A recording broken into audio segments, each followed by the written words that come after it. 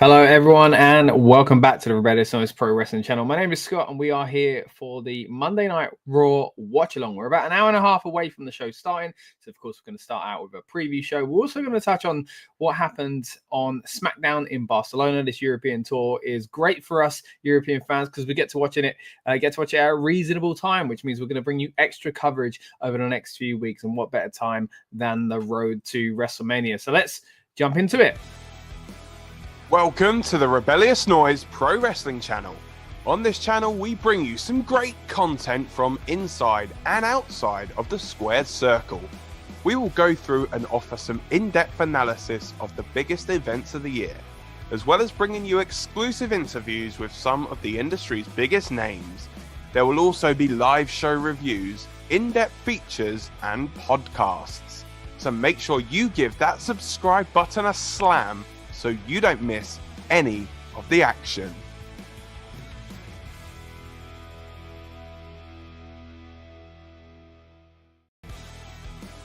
Welcome to the Rebellious Noise Pro Wrestling channel. On this channel, we bring you some great content from inside and outside of the squared circle. We will go through and offer some in-depth analysis of the biggest events of the year, as well as bringing you exclusive interviews with some of the industry's biggest names. There will also be live show reviews, in-depth features, and podcasts. So make sure you give that subscribe button a slam so you don't miss any of the action.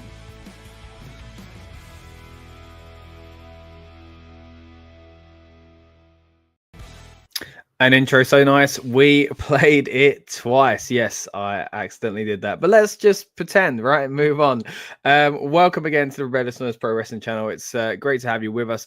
Great to have those back. I'm sure that joined us on the SmackDown shows the other day as well. Again, we're going to be talking a little bit more about SmackDown as we make our way through this stream here. But of course, the big story tonight is that John Cena returns to Monday Night Raw. A great card to break down. And then again, we're going to be using this as a watch-along experience in just under an hour and a half time. This time it's live, not just here in the UK and the rest of Europe, but also Monday Night Raw will be live in the USA as well. Of course, now with Netflix it's a little bit different, so that means they can just essentially stream it when it happens. You can still watch it whenever you like, essentially, but when it comes to SmackDown being on the USA, that's why we had that delay. So it'd be interesting to see how things work between Raw and SmackDown going forward, and whether or not Americans try to avoid spoilers. I saw a lot of people tuned in at the right time, or the earlier time I should say, via VPNs and stuff like that. Anyway, a few comments here already. Casper's in the house. Great to have you with us, Casper. Good evening, Scott. Hope you're well at Rebellious Noise Pro Wrestling. Just seeing we're here to talk John Cena on Raw tonight. Special start time in the UK, Netflix at 7 p.m. You're right. It's a good time to watch wrestling over here because we don't have to wait up till 1 a.m., which is our usual start time for Monday Night Raw. So yeah, happy to be able to bring you the extra content surrounding this event as well. More comments here from Casper. Says, hope John Cena comes out bald look, new music, and a blue suit like Nick Aldis does it for me. That's a good idea. I like that. I see a lot of people talking about John Cena potentially going bald. Look, we're hours away, or just under, an hour and a half, as I say, to seeing what actually happens. As long as he opens the show, at least. Could be a bit longer, I guess. With regards to John Cena and his heel turn and how it actually plays out on TV, I've got a lot of things to break down about that. A lot of opinion. Of course, we did our instant reaction to the heel turn anyway, but we've had a bit of time to step away from it. So let's see what more we can kind of discuss before the show starts itself. If you are watching on demand, again, just skip ahead an hour and 25 if you want to just get to the watch along portion. But hey, if you're live with me, thanks for joining me here as well. Appreciate all of you, whether you're commenting or lurking in the background. Casper also says, do you think The Rock will be on Raw tonight? Oh, good shout. I haven't even thought about that. I'll be honest, I don't think he's going to show up to any of these European shows. I think if there was any likely, maybe... No, this is maybe just biased. Maybe the London ones. I don't know. But yeah, it would be special if he showed up at any of the European shows. But yeah, I mean, I guess the situation with John Cena, he's tied in with the Rock scenario, right? So in storyline, it would make sense for him to show up. But I think they're going to spread out as much as they can. You know, they didn't have Cena on last week's Raw or SmackDown. We haven't seen him speak or anything like that. So tonight, I think it's all going to be about John Cena alone. Except, well, we've also got Cody Rhodes in there as well, right? So it's being advertised that they are in the building, you know, under the same roof. So Cody pretty much called him out on SmackDown. Again, we'll get to our SmackDown thoughts in just a bit. But that seems to be what we're going to get tonight, that we are going to get John Cena and Cody together in some way, I would imagine, because that's basically what they're promoting there.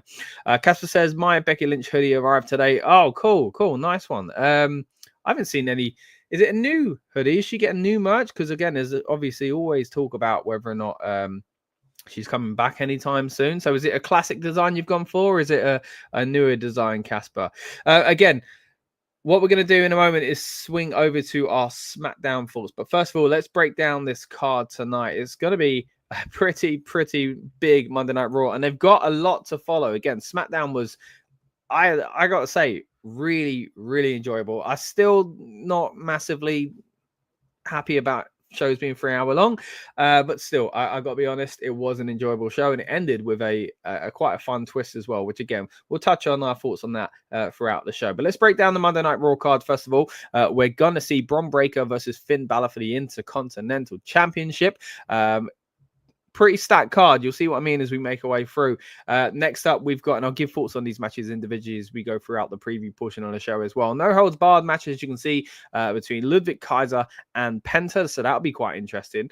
We've also got Jey Uso going up against Austin Theory with Grayson Waller in his corner. It'd be interesting to see what happens between those two. We've had a bit of friction with those lately, but surely this is probably another example of Gunther just to come and beat up Jay, but we'll see where we go with that one. Dakota Kai is going to take on Ivy Nile in a rematch. Of course, we've had a lot of back and forth essentially coming surrounding the title, Women's Intercontinental Championship between these guys. And yeah, interesting to see tonight they aren't involved in the title picture, but there's a bit of a grudge feud going on between the two. And as I say, Cody Rhodes and John Cena, not necessarily in a match. I think that we are boldly just going to get that at WrestleMania. But yeah, we are truly on the road to WrestleMania. So there'll be an interesting bit of developing, I'm sure, tonight as well.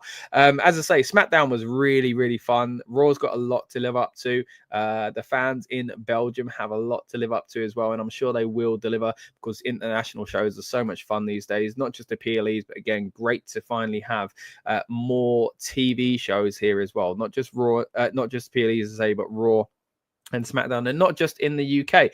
Look, I'm a Brit. I'm biased. I love having those shows here as well. But I've always enjoyed when you saw back in '97 Raw from South Africa. Back when Santino arrived on the scene, you had Raw in Italy as well, of course, which we're going to get an Italian show at the end of this week when the SmackDown comes from Bologna. Of course, the other day it was from Barcelona. We were privileged enough to have Lucas on the scene, giving us reports as well. And again, we'll throw it over to our review show for that in just a bit. And then later on, we're going to break down this card in more detail as we get closer to the time for the watch along and the actual show itself, and I'm going to give my full predictions on what I think is actually going to go on throughout the show, and also with it, the matches that we've seen announced on the card as well. But judging by SmackDown, we'll probably get a few things thrown in there that aren't expected as well, so that'd be quite fun. Casper says, not too old. Becky designed the man hoodie, ordered it from T Republic store. Okay, cool. Yeah, always a classic design. Of course, the man, it's almost up there with the maybe I shouldn't say that, but the Austin 316, I guess it's a similar style, right? I know some people will be really annoyed about comparing anything to Austin 316. That was a big selling t-shirt, don't get me wrong. But the man in the modern era, that logo is one of the biggest ones, isn't it? Of modern wrestling, at least. Right. As I say, fun card, guys. Want to know what you guys think is going to happen tonight? Of course, the big story is surely John Cena. What's interesting about this as well is, of course, that they've released a line of John Cena farewell tour merch, and for ages now we've seen the Brussels edition of that. This is some examples of what's in that line. You've got the Belgian flag within that as well. It looks a little bit like the Belgian football team's logo there on the Never Give Up socks, but yeah, I'm sure that's by design. Yeah, interesting, because now they, of course, are going to promote that, but not in the same way they did before, which really does suggest to me that they didn't ever expect him to be turning heel. I think it was a kind of last minute thing. But hey, we got a lot of time tonight to talk about the John Cena heel turn. And again, hopefully we're going to see some progress with that. Casper said in the comments earlier on, it'd be great to see, you know, a change in kind of presentation, and he's always said, look, I would have changed it up if I turned heel back in a day. Singlets, got rid of the jorts, acted differently. He certainly acted differently at Elimination Chamber, so I think we're going to get more of that. The way he talks is going to change. Some people are thinking it might go back to his rapping days and stuff like that as well. I did see a story earlier on, not sure how true it was, that apparently today is 20 years since his theme song was debuted. My Time Is Now, or The Time Is Now, whatever they call it. So yeah, it'd be crazy if 20 years to the day they change theme song, because again, a big part of his presentation is his music, and people have said for years now about a John Cena heel turn and whether or not he'd have new music, and now it's happened. It looks like maybe that's what we're going to get tonight. So we'll be breaking down everything that happens throughout the show. Of course, we're giving you instant kind of thoughts and kind of play-by-play analysis, essentially. And then after the show, we're going to hit you with an instant reaction review. So that's all going to be within the stream itself. If you're watching live, if anyone's watching on demand, you'll also be able to catch it on the Rebellious Noise Pro Wrestling channel in general as well. But again, let me know what you think is going to happen tonight on Monday Night Raw. Really excited to see not just the show, but what you guys think of the show as we make our way through it, and also what you think is going to happen as we preview the show from this end, at least, as well. Casper says, do you think an explanation for the heel turn, break a wish foundation? Imagine if you wore a t-shirt that said break a wish. It'd be kind of touchy, because of how amazing what they do at Make-A-Wish is. And that's, one of the challenges with turning John Cena heel as well. It really is. It's not as simple as turning anyone else heel, is it? It's why it's so shocking, I think. But hey, if you haven't seen it already and you want to look at my original kind of thoughts on the John Cena heel turn, then you can go back and watch our instant reaction video to Elimination Chamber, where we break down the show overall. But of course, a lot of that stream was talking about John Cena's heel turn. Now, I just want to say to all those out there celebrating, happy St. Patrick's Day as well, of course. It's a great day to go out and be merry. I was actually supposed to do that, and then all these European shows came up, and I thought, maybe I should cancel the St. Patrick's Day plans. And hey, I'm here instead. But don't get me wrong, I'm happy to be here. But yeah, it would be nice to be out there having a few Guinnesses. Maybe we'll make something work throughout tonight's stream to bring a little bit of a St. Patrick's Day flair into it as well. I've got my green shirt on over of course already, so we'll see how things go. But yeah, happy St. Patrick's Day to those out there celebrating. And again, continuing with that European flavor, we've got a Monday Night Raw taking place in Brussels, Belgium tonight. Of course, SmackDown came to us from Barcelona. And as I say, the fans in Brussels have got a lot to do, because Barcelona crowd was absolutely on fire. Casper says a Naomi heel turn behind Jay Cargill attack. Yeah, talking about being on fire, that storyline's really started to pick up. Yeah, be interested to see what happens come Bologna, if we see any progression as far as Naomi getting involved. Of course, Jade Cargill has now challenged Liv Morgan to a match. I believe it is next week in, later this week, I should say now, in Bologna, Italy, of course, for Friday Night SmackDown. But as I say, speaking of Friday Night SmackDown, what we're going to do now is throw it over to our review of SmackDown. So we'll dive into these topics a little bit further. Of course, some of the things we speak about here will also kind of lead into Monday Night Raw, I'm sure, where there's some sort of crossover. And of course, what we're going to see later on this week, which again, we're going to try and cover all of these European TV shows as much as we can. Like I mentioned earlier on, Lucas was out there in Barcelona. So as we go through this stream, you'll also see Lucas's reaction from Barcelona itself. You see his actual thoughts of what it was like to be there in the venue for that red hot SmackDown. And before we get to hopefully a red hot Monday Night Raw, I'm going to throw it over to our replay of our SmackDown review. And we're going to be back right after this. So make sure you keep getting your comments in, guys. We're going to try and reply to you in the background as much as possible. And then the best comments we'll get to in an in-depth discussion, of course, throughout the last half an hour as well of the build into Monday Night Raw. But you're watching a watch-along experience. Again, we're here with the preview show, first of all, a little bit like our build-up shows that we do for PLEs. But for now, let's throw it over to some SmackDown. All right, guys, welcome to the Rebellious Noise Pro Wrestling channel and the instant reaction to a quite kind of monumental, really, and newsworthy SmackDown event. I mean, I knew it would be a good one. I thought it'd be a fun one, and it was, well, both of those things. Now, I will say, and I said it on the watch-along section tonight as well, it was tiring towards the end. It was a show that I felt started to drag a little. And again, if you were with us on the watch along, you'll know that we've got a reporter out there in Spain as well, in the form of Lucas from this very channel, letting us know what the vibe is like in the arena. Now, he seems to have had a fantastic night. Hopefully we'll hear from him throughout this stream as well. But he did say that the audience started to dip a little bit towards the end, get a little bit worn out. But thankfully, we got a huge ending to the show, because we have brand new tag team champions in the form of the Street Profits. And I've got to say, I'm very, very pleased about that, purely because I feel like the Street Profits have been kind of, you know, floundering for a bit. They haven't really settled. They've had these ups and downs. They've been babyface, they've been heel. Even tonight, seeing them come out as babyfaces was confusing. Maybe that's what we're getting going forward. Also, you might have seen in Lucas's original preview content from earlier this week as well, that Pretty Deadly looked like they might be winning the titles in London. Maybe that's not going to happen after all, because are you really going to have 2 title changes before WrestleMania? I mean, is this going to be featured on WrestleMania? We saw Los Garza say they're going to come after, or I should say Santos Escobar, in representation of them, it would seem, saying they're going to come after the Street Profits if they win the titles. Surely DIY want to get back involved in the mix. You've got the Motor City Machine Guns. So again, it's looking like we've got 5 teams leading towards potentially a match at WrestleMania. And in which case, did they need to change the titles here? And if they did, are they going to do it again in London? But maybe that's what they're going to do. They're going to make these European shows kind of just feel must-see, if that makes sense. So, yeah, looking forward to it.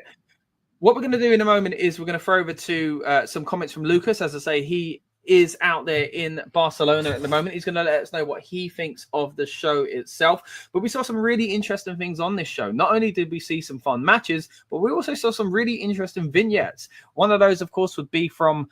well, we don't know who it's from. It looks like it's going to be Rey Fenix. I'm not quite sure if that is the case. Here's another shot of what it looked like. And then also later on, another spooky vignette, even spookier this time, with some smoke. And then the number 4 just appearing on screen. That's it, guys. It was just the number 4. And now people speculating that this is someone completely different and that this is going to be a surprise return for Aleister Black. Now, it will be interesting to see if either of those predictions are correct. Or if they somehow are for the same person, but they both had a very different presentation style.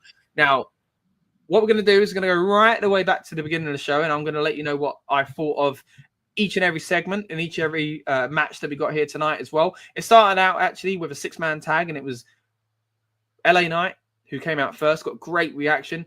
He was teamed up with Braun Strowman, and who was the other one? Jimmy Uso. And they were going up against the New Bloodline. It was a great little segment to start the show. I think it did get the fans off on a good foot. Everybody was getting good reactions, some hard-hitting moves from Jacob Fatu, as you can imagine. A lot of work going on around the outside of the ring, which we actually saw a lot of throughout the show. We saw...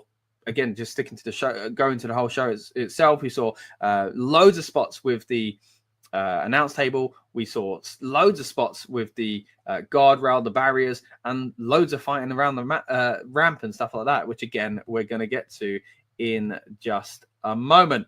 Right, before we do that, I'm going to throw over to a clip of Lucas. Again, as I've been saying, he has been there reporting for us live in Barcelona tonight. So let's have a little listen to his initial reactions now that he's left the venue as well.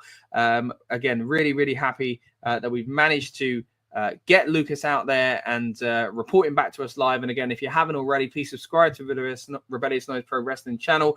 We're also going to have a little kind of vlog type feature, if you will, on our TikTok and coming to our YouTube in the coming days as well. So if you want to know more of the kind of SmackDown experience in Barcelona and what that was like for Lucas, then stay tuned and subscribe to us here, I should say, on the Rebellious Noise Pro Wrestling channel, and again at RM Pro Wrestling on social media. But let's throw it over first of all to Lucas, and again those instant reactions to what he saw live at the Olympic Arena. So that was a SmackDown, guys. As I wait for the train back to my Airbnb, we just saw Street Profits become the brand new tag team champions. They bested DIY and what was actually quite a good match. I left halfway through, but I had the remainder of it up on Netflix and I was walking to the train station. Yeah, I think that's the right decision to make. I think obviously there are a lot of puns made about the reception that DIY have received over the past few months, and it always seems that there's not going to be you know, because of how they do pay-per-views now, they're never going to get tag title changes on pay-per-view, it seems. But I think the Street Profits are the right team, the right time. It was very weird them being presented again as baby faces after how they returned. It very much felt like they weren't baby faces, but I guess they made the switch or necessitated the switch because DIY just weren't working in that position. But yeah, really good time, and I'll have more feedback on when I'm on the stream. All right. So once again, great to see Lucas's kind of instant reaction really to what's going on out there in Barcelona. As you see, he had to kind of make a little bit of a dive out there quickly to make his way to the tram station. You know what it's like, guys. If you go to a show, it can get chaos as you start making your way out there. So good for him. He was able to just jump on Netflix and see the ending of the match at least.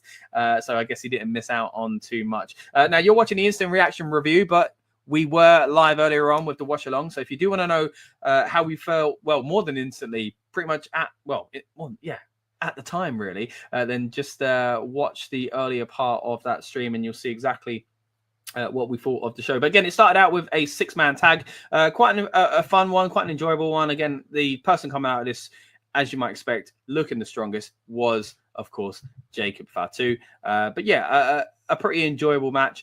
He basically took out Braun Strowman and eventually would challenge him to a match next week as well. Now, after that, we got a cool little segment with Jay Cargill sitting and talking in the stands with Kathy Kelly, I believe it was. And then out of nowhere came Liv and Raquel arriving for the show, which was a bit odd now that I think about it, because they weren't on the show. What? Wait a minute. Yeah, they weren't even on the show, but they're just sitting and catering. Surely, I mean, it was filmed earlier in the day. Sure, it's filmed earlier, and they maybe were doing like press or something, and they were in town, but they just went somewhere else, and they're off to wherever WWE are at tomorrow. I don't know, but yeah, it wasn't that. I think about it, they weren't even on the show, but a fun little segment. Again, something quite different. It was nice to see the presentation of it, just kind of freshen things up, and yeah, basically, Liv taking a mick out of Jade, but Jade basically saying, look, if it weren't for me not being in the picture, you wouldn't be a tag champ, and title or not, I'll be coming after you. So it looks like we're going to get a match between Liv Morgan and Jade Cargill next week. And Morgan had a funny line where she said, just make sure you don't fall onto any cars until then, which is quite a good line. Of course, the main point of the promo initially was to kind of build on this situation with Naomi and potentially Bianca Belair as well. Next up, we got a match between B-Fab and Charlotte Flair. Now, this is one that I actually quite enjoyed, actually. I think B-Fab, we looked into her singles match history on the Watch Along because, again, I couldn't really recall if any times I've actually seen her wrestle one-on-one. But I think she did really well. Considering her experience, I think she did, as I say, very well.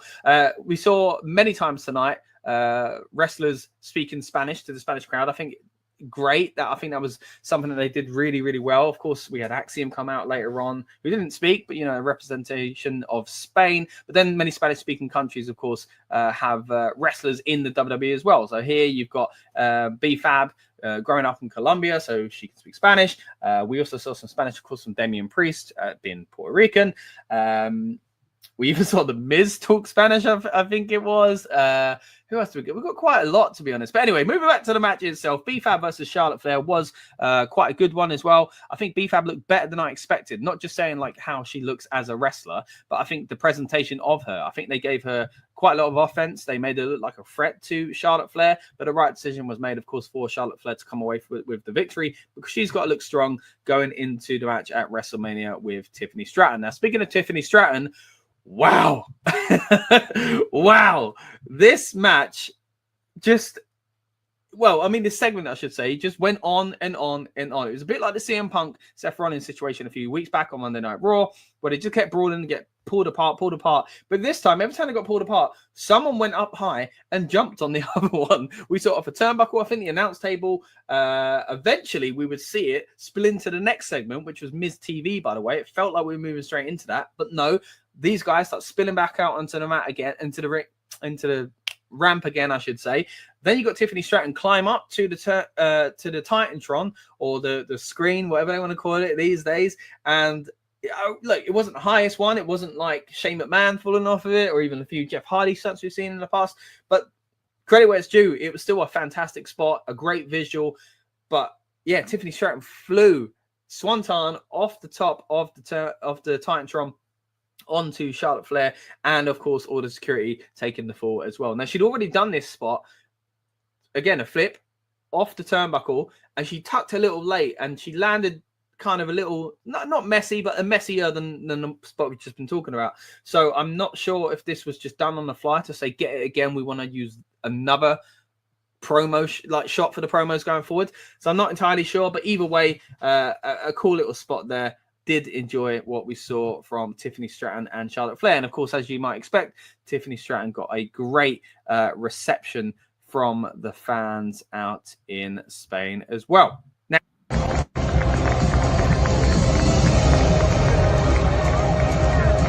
along of Charlotte Flair's entrance, you can see that the fans were really happy to see the Queen. A few woos there, and then in a moment, lovely little firework display as well.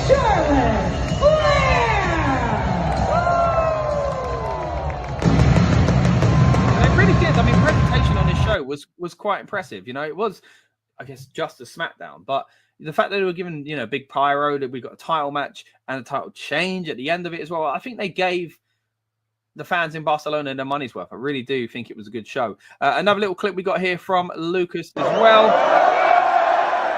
Here's again of that melee we saw on the outside of Tiffany Stratton and Charlotte Flair going at it.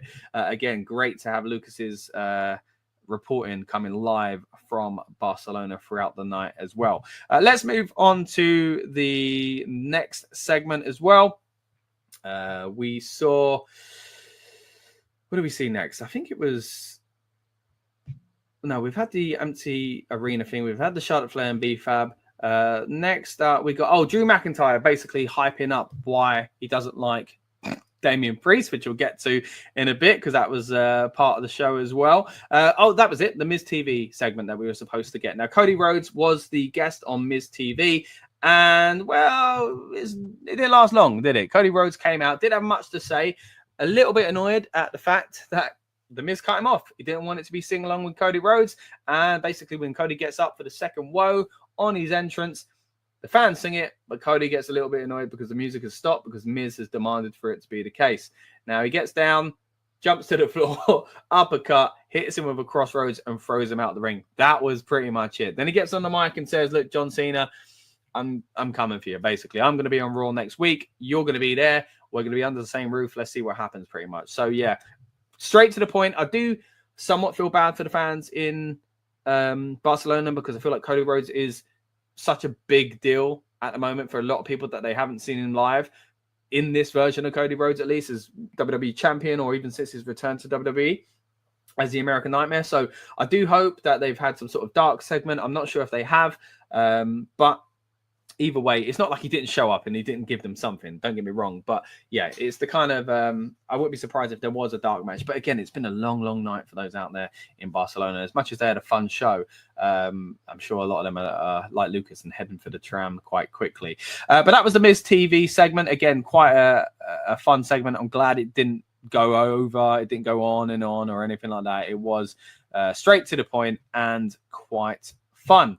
Now, talking of fun, the speculation going forward is going to be wild, right? When it comes to what we saw here, it looks like to me a promo for Rey Fenix. Here's a closer shot as well, and you can see there the outline of what looks to me like a luchador, but specifically, again, it does look like Rey Fenix must. You know, I've got to say. Now we get another one of these later on, but I want to know, what do you guys think? Is Rey Fenix showing up in WWE anytime soon? If not, who else is it, right? And it's interesting that we're getting this just before WrestleMania There's a lot going on in WWE, man. There's a lot to be excited about. Next up, we got Damian Priest and Shinsuke Nakamura backstage having a little bit of a disagreement, essentially. That ended up becoming a match. And yeah, pretty fun match overall. Again, the presentation in Nakamura, incredible. His entrance is so cool. Just reminded me how disappointed I am that they gave him the US title just for nothing, it seems.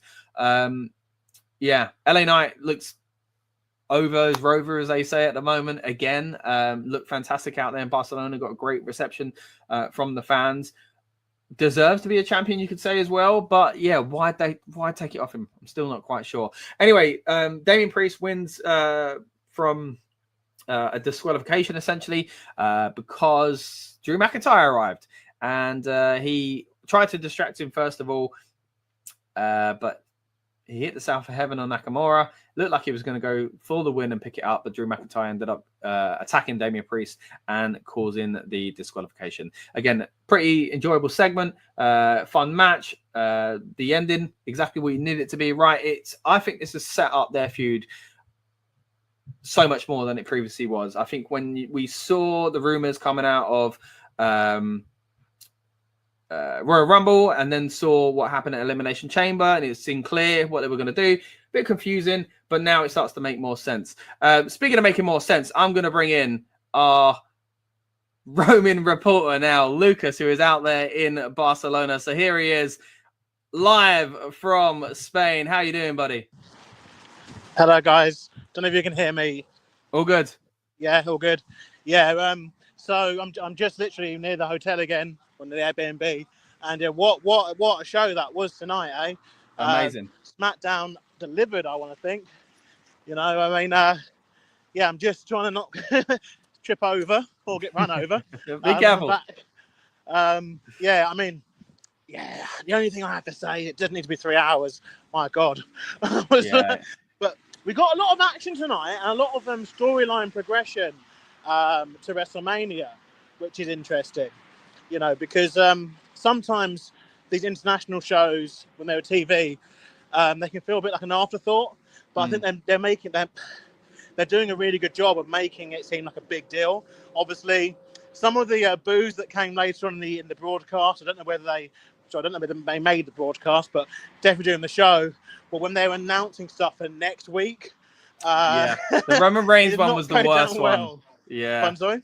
The Roman Reigns one was the worst for that. Yeah, they did not like that at all. Or the Braun and Jacob Fatu announcement, it got booed quite heavily, which, you know, I get that. Obviously, you know, that's just one of those things, isn't it? But you know, just feel like some people tonight, a lot of people tonight actually did expect Roman Reigns to be there. The kind of section I was in, a lot of Roman Reigns fans. There was a big CM Punk outpouring. You know, and so I think it's something they may need to look to address, you know, going forward, because, you know, going into TV without some of your big stars, you know, people might feel a bit shortchanged. But I think for the show, you know, the show that we got, though, was very, very good. Yeah, I completely agree. I think, like you say, the 3 hour thing is what I've been kind of saying myself as well. I think just from watching it at home felt kind of tiring. So I can imagine in the arena it felt even more so. But yeah, overall, I think a great show. I mean, you got a title change. We've got teases. I don't know how much you saw about those teases. I mean, did you see much of that? People were speculating the first one, Rey Fenix, the second one, Aleister Black. Have you got thoughts on those? Yes, it's 4, isn't it? The number 4 is in Dark and Mystery. I mean, I thought that the what do you call it? The first teaser was for Axiom, because it had the whole what do you call it? Like the lucha theme. So just that he was going to appear on the night, a little hint towards that, maybe. But yeah, it had all that. But I wasn't too sure. Then obviously after that, they then did the what do you call it? The actual trailer, so to speak, for Axiom. Followed by obviously Axiom having a debut. Oh, God, what a debut! Yeah, what a unbelievable. Debut. Yeah. The whole arena was basically shaking during that match and during the Randy Orton match. I've said this previously on this channel. I think you know, Randy Orton is becoming, you know, he's getting that kind of just legacy pop now, isn't he? Everyone's just so happy to have him back and having part of the company. Yeah. And yeah, I he got imagine you had some goosebumps when his song was being sung, and I'm sure you were singing at the top of your lungs as well. Yeah. There's a lot of singing tonight, and it's always quite interesting when you come internationally. I'm just going to move away from the residential properties, because obviously I don't want to be on. Unless they hear us and subscribe, we don't want to disturb them too much. Indeed. So the rain has just about stopped here. Thankfully, it was a miserable evening, as you probably saw from some of the clips I sent you earlier. It was absolutely a miserable evening, especially to get in. And you know what's interesting about these European ones is that you kind of get to see how kind of relaxed it is in these places, compared to obviously England in particular, and definitely America. You know, it was very relaxed getting in, maybe too relaxed. I might like, especially given the weather. It just felt a bit like a free for all.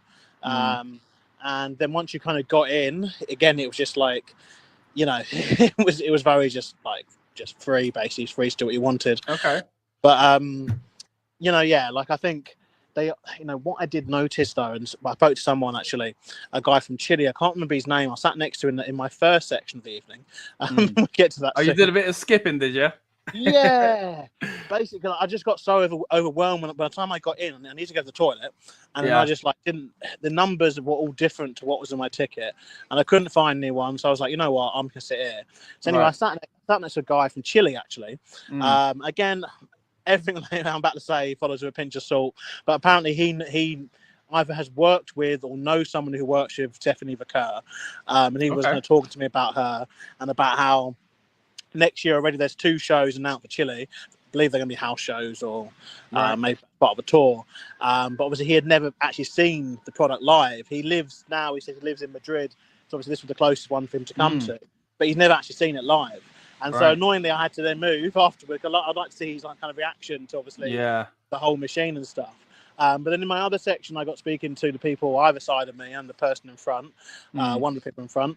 And it just felt like people were so happy, kind of that there was the product coming, to the thing. But something that I did find out is that they had a ticket sale last week, and I checked this myself because yes, on the day tickets were actually available for half the price. Oh wow. Yeah, because it's a ticket. I took a screenshot earlier, but the ticket in the section that I was looking at previously was €100. And on the day, if I wanted to buy it then and there, they wanted €50 for it. So it did seem that there'd been like a late surge in sales because of those ticket prices being reduced. It did look full though, because when you first showed us pictures and stuff when you got there, it was slowly filling up, and you said it was a smaller venue and a smaller setup. I got to be honest, the way they presented it on TV, it looked bigger than what you showed us. So it was really interesting to get both kind of views of that. But what did you feel like once it did fill up? Did it feel like it was a sold out house for the most part? Yeah, I mean, there was, behind the hard cam, there was empties. I don't know what they're claiming on. Again, we don't know. I obviously sitting there live. I don't know the announcements. They didn't announce it, as far as I remember. So yeah, because it wasn't a sellout. But it's still like a very, very big house, and I think obviously having the the fan being very loud and receptive is good. But I think they may have learned that. Yeah, I think in this part of the world, having tickets at and above, the 300, 400, 500 euro marks isn't really going to cut it, and hence the severe price reductions that we're seeing. And there's proof of it. It's not. It's not. I know in the comments, some people, there's a lot of these posts go, you're just an AEW fanboy or this, that, and the other. But it's like it's proof. Like I checked myself when I moved to my second section. I chose a seat that was for sale, so I knew that no one would actually come and sit there because technically no one actually bought the seat. So I had moved to that. I mean, but I would say it felt like a loud, full crowd. And I think that they don't need to worry about particularly selling out kind of all these kind of things. I think it's just a case of getting the interest and being able to go back next year. And we got to remember where we come from. We've come from, first house shows where, they didn't really matter, then to TV, which got, you know, in a nice possible way, increasingly lazier and lazier as the years went on, as it stuck to a format of, you know, before Mania, or also after WrestleMania, or was it before or after Survivor Series? And then we used to get after Mania and around November. So it must have been early. It must have been just before Survivor Series. I think before Survivor Series, at the end of November Survivor Series. So yeah, and you know, one Raw went down south, one Raw and SmackDown went obviously up north, and that's how they kind of is. But you know, to get to the state now where obviously they're about to promote, obviously, well, in terms of Europe, they're about to promote obviously Clash in Paris. A lot of Clash can be anywhere now to them. No, forget the castle. No castle anymore. But yeah, no, it does seem like they're stacking these shows on this tour. Like, you know, next week obviously they announced a lot for next week. You know, obviously Roman Reigns returning in Italy. He got booed tonight, but I don't think he'll get booed next week when he's live. Of course not, and of course, you've got Jade Cargill's first in-ring action since he attacked by Naomi. Next week, you've got Zelina Vega actually back in action. She'll be facing, I think, Piper Niven. And of course, the big Hoss fight, no bread, no water, just me. To quote a Booker T. And you've got Jacob Fatu and Braun Strowman going at it. Which one would assume is going to like end in some sort of brawl, and they're going to go on and face again at Mania. Because this has Mania written all over it, surely. Well, I mean, there were so many people in that opening segment with the 6 out of the 6 that was like, what are they doing at Mania? Like, I just can't picture it. I mean, that's the one that's the most nailed on at the moment. But yeah, quite hard to tell. Look, we'll cover that more as we go on, you know, leading up to WrestleMania itself. But I just want to get your thoughts a little bit more on kind of the in-house experience, right? So what would you say off the top of your head were the most kind of exciting moments and pops, you know, whether it be someone's entrance or a reaction to a line said in a promo, or, you know, where did you see the fans really kind of get off their feet and kind of make some noise? I think, although there was a bit of a lull at one point, I think the crowd was actually really good the whole show. But I think the main ones that would stick out was Axiom, and I'm just saying Axiom is in the entire package that was entered in front of them. I think the entrance, you know, the Gunther. I'd actually argue Gunther's promo kind of. I liked how, to be fair, with promos tonight. Obviously, I messaged you while I was there saying it's always weird when these promo segments in front of fans whose first language isn't English. But I think they did a good way around it tonight. Obviously, LA Knight came out and did his catchphrase 10 times in a row. So that was quite an easy one. And then they set up a 6-man tag. Obviously, Miz TV was barely 2 minutes long because, you know, Cody just got straight to it. And then again, with this, it was a case of Gunther just said, you know, he just basically got the heat, you know, on Barcelona by preferring to Madrid, which obviously is a rival city of theirs. And then went straight into, I'm going to face A-Kid, face Axiom. But I think everything about Axiom and how he presented tonight was the crowd absolutely loved. They loved. And it was a fantastic, like truly a fantastic match. It's quite easy sometimes with these things when there's hometown heroes involved to go like, oh, it's just because it's our hometown. No, the match was fantastic. Like it was a truly fantastic match. And obviously, if it's looking likely that Axiom and Nathan Fraser, for Axiom, I think they've now actually finally filed for a trademark for that. If it is likely that they are going to be called up, you know, to SmackDown. Well, I guess to the main roster, and it seems maybe SmackDown after Mania. I think, they'd be a great addition. But that was basically one of them. I also think Randy Orton, like I said, I think he's just entered that legacy era, if you pardon all the puns of that, where people just will not boo the guy. Like, they just will not boo the guy. They love him. And people are so respectful towards him, you know, when he's obviously making his entrance stuff. And then the other one that surprised me, and I think they should be quite glad about it, is I think B-Fab. I think B-Fab got quite a good reception. I think, you know, obviously, I think there was only one women's match the whole show, wasn't there, I think? It spilled into the Tiffany Stratton segment, which was crazy, which I want to get your thoughts on in a moment as well. But you're right. I think B-Fab was presented really well. And for someone that I was looking into her I was trying to see how many singles matches she's had, and it really isn't much, and hardly any. And so I think I was surprised how well presented she was, but still protected Charlotte. I think it was really well done. Yeah, I think this is what we needed. I think we needed to see Charlotte obviously have a match. And obviously it was good that she was able to do it with someone who hasn't really had much ring time. And maybe this is a part of Charlotte which you know, I guess, you know, there's lots of stuff about Charlotte, you know, all the politics and stuff that she's into potentially. But I think if this is something that she wants to do, and she wants to obviously give this time to women who don't get time, let's be real, like there was nothing for BFAB, like let's be real. Yeah, it gave her something to do, yeah. Given the chance to go, you know, with Charlotte Flair. Obviously, the brawl that followed. Now, I'm hoping, obviously, WrestleMania season, and two things crop up quite a lot during WrestleMania season. Number one is the pull-apart brawls. Number two is the talk show segments. It seems that talk show went away for a little bit, and we kind of almost had one today. I don't know. Like, do you count Miss TV as one today? It was really kind of didn't restart, did it? But I think that they've got to be careful not to overdo this trope. I thought while there was the good dive that Tiffany did off the top rope, and then obviously the bigger dive she did when they came back, which is very weird for them to do that on SmackDown. I wasn't sure if the first one, because she tucked her head late on the swanton off the top rope. It looked good, but I wouldn't be surprised if they were like, you know what, we could do something bigger, go back and do this, because it came after the break as well.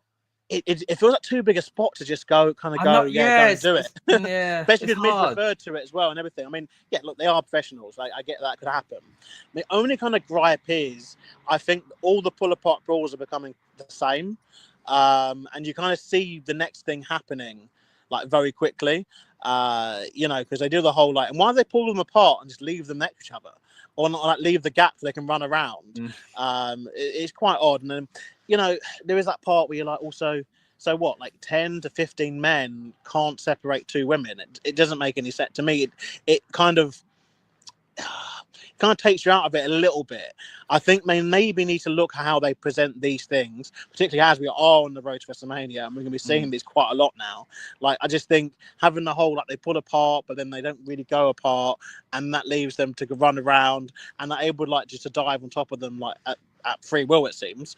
I think they maybe got to have a think about how they do these segments. But I thought, weirdly, actually thought the second part of the segment was better. And maybe that's what they should have done. They should have had the pull apart and actually have it be. I think that's what it is. I think the pull apart brawl now, it almost seems like it never actually gets pulled apart. Yeah, so I think it was great when Punk and Rollins did, but because that was only a few weeks ago, it was like, oh, this is a bit strange to do it again. It was different. I think the spot was fantastic, and I think it makes their feud look good. But yeah, it can feel a bit repetitive at times and a bit silly as well.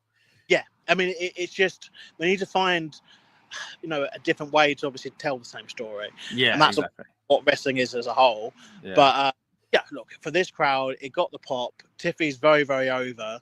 You know, she was very, very over. Charlotte, even though she was getting booed throughout the match, she got cheered on her entrance, and she gets that kind of, there is still that kind of like, we're happy she's here kind of pop that she gets. Yeah. Be interesting seeing how they develop that kind of going into WrestleMania, where you'd have to imagine Charlotte Flair is going to be the villain, and obviously Tiffany Stratton is the babyface, which obviously is a big change from where we were last year. And Tiffany has had this kind of like wave, you know, all the time, it seems. Even since leaving NXT, she left NXT, even though as a villain, but as a beloved villain, and then she debuted no more as a villain. But then she kind of, I guess, because how she wrestled as well, isn't it? But it'd be interesting seeing. But what I liked about this though is it's the first kind of realness to this feud. Does that make sense? Like, you know, it's all right. Charlotte Flair winning the Rumble, then pointing at the sign, and then, you know, kind of coming out after Tiffany had a match and doing one move. But this is like the first I've seen. This is actually the match now. Like, get excited for it. This is actually the match. And, you know, obviously as we continue on this road to WrestleMania, we have to be thinking about, you know, we pretty much do know night 2's main event, but what is night 1's? Like, is it going to be one of the women's matches? Is it going to be Jey Uso and Gunther? You know, or is it going to be something else? And obviously that something else did come into fruition today, a potential kind of story that might get that night 1 spot in the main event. As obviously Paul Heyman returned, and obviously announced Roman Reigns, and there's that kind of ongoing feud, you know, Roman Reigns, CM Punk and Seth Rollins, which, you know, that could be a main event at WrestleMania. You know, we say one of the nights, we're talking about night 1 now, let's be deadly honest. I cannot fathom a universe that exists where John Cena and Cody Rhodes is not the main event of night 2 of WrestleMania. The only way I can't fathom that happening is if there's a night 3. Again, I think there'd be a night 3, and that'll be the main event. But And one day that could be the case, but yeah, for now it's two. I think that the triple threat could potentially open one of the nights as well. But again, sees what else is going on with the card as well. But look, it's going to be a really interesting road to WrestleMania, especially because there are so many pit stops through Europe. It's going to be great to be able to do a lot more of these streams as we do to kind of watch SmackDown and Raw at a reasonable time. But it's been really good to have you out there in Barcelona and keeping us up to date with what's been going on as well. Gonna let you go, mate. But before you do, just let me know if there's any kind of big things we missed or any other points you want to make about the kind of in-venue experience you had there for SmackDown tonight. No, it was good. It was good. Nice venue. And look forward to the next one. And I'll be on the stream most likely on Monday as Raw rolls into Brussels and we talk about all things John Cena, Cody Rhodes, and everything else that's going on. But yeah, thanks for having me on, Scott, and I'll see you soon. Perfect, mate. Thanks for the updates. Take care. Get home safe. See you, man. All right, bye. All right. So once again, great to see Lucas out there live, letting us know what's going on in Barcelona for WWE SmackDown. What a show it was. Now let's throw it over to some of these comments here. We've got the OG and the only Mark UK. Great to have you back in the house, mate. You say, can someone tell Charlotte to actually help younger talent go over instead of standing to the side and falling over herself as the security went down? Yeah, I did notice that as well. And I think it stood out more because they're all in like black shirts, right? And she's in this really bright colored thing. I noticed it more in the Swanton from the top rope. She was like in the corner, barely involved. Now, when you get these big spots and it's like 6 people in a match and the 6 jumps on the rest of the 5, it kind of works. Or there's that many people and then all these, security around them. But when it was one person in a bright color, I think it really stood out with her blonde hair looking very different as well.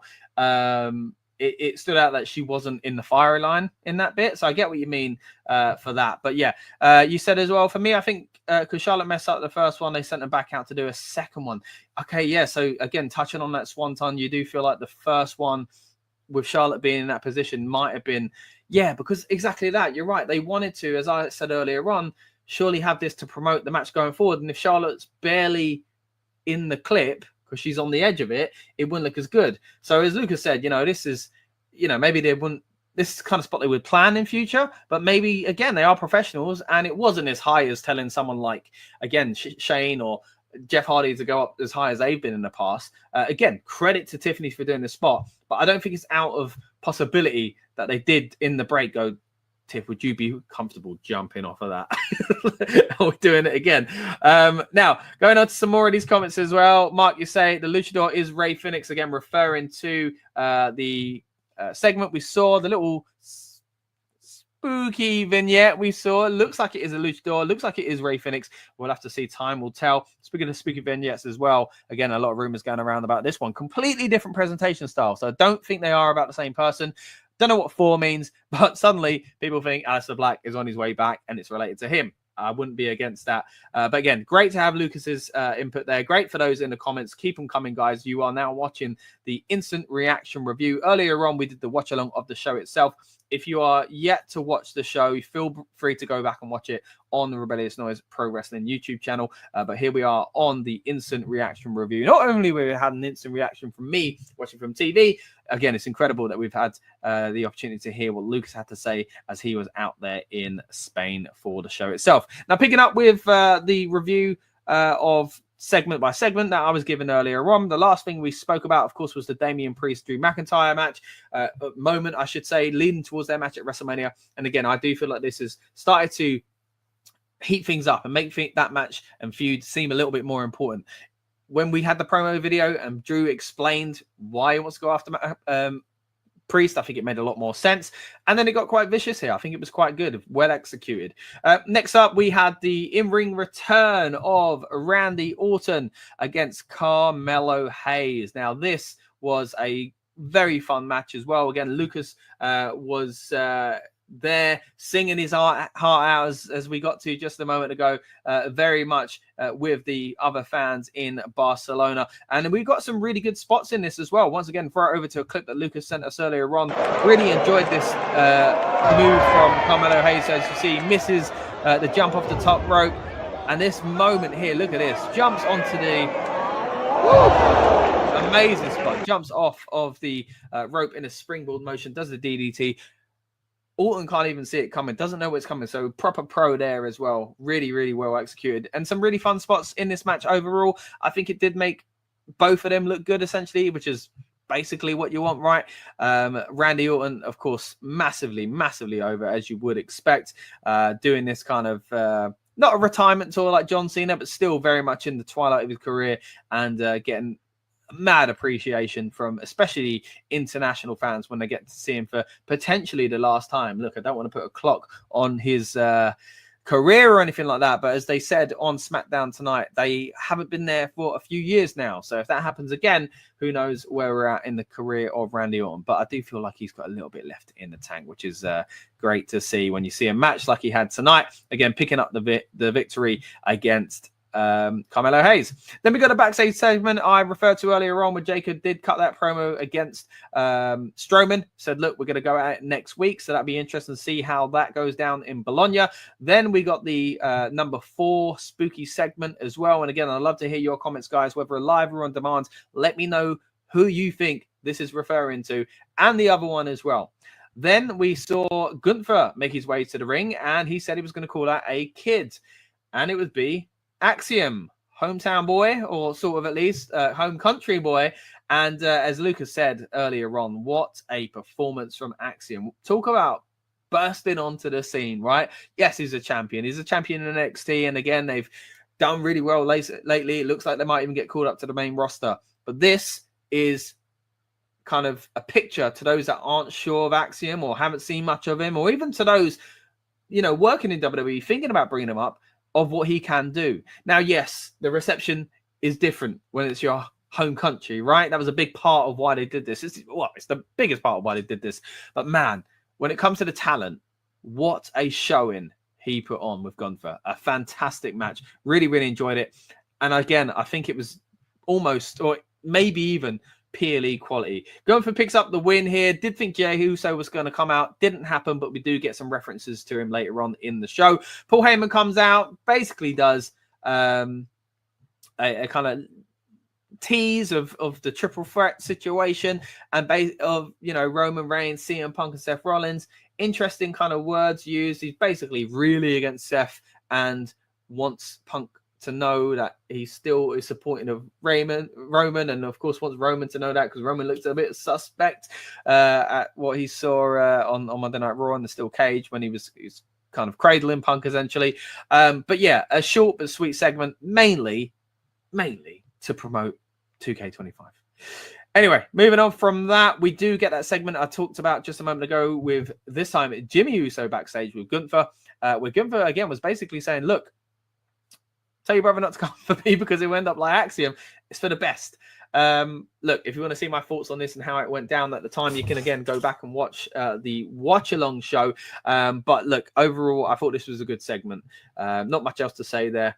Again, it's WrestleMania season. It's about building these feuds and kind of getting in the kind of the hype season really for WrestleMania, and I think they did it well.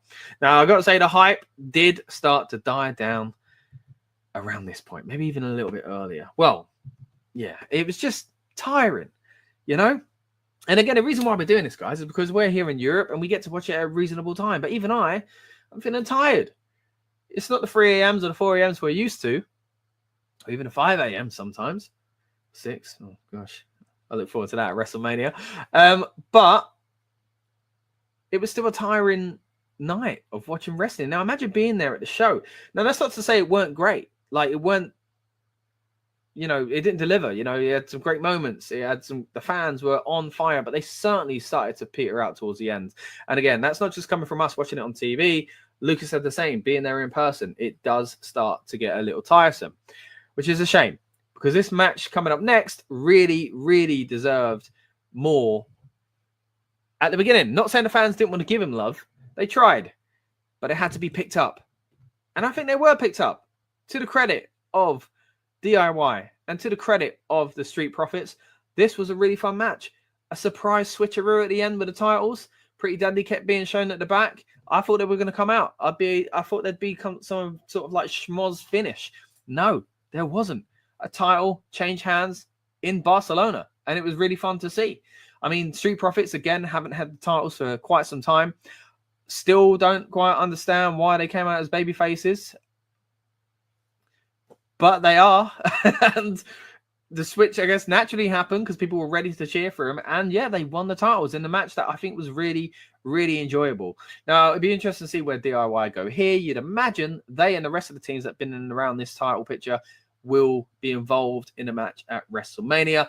Maybe a 5-way tag match if things are kind of shaping up the way they seem on WWE TV. The only way I think that might not be the case is if they took someone out of it. And I think because of the way they've treated Pretty Deadly in the past, pushing them, pulling them, pushing and pulling them, I thought it might be them.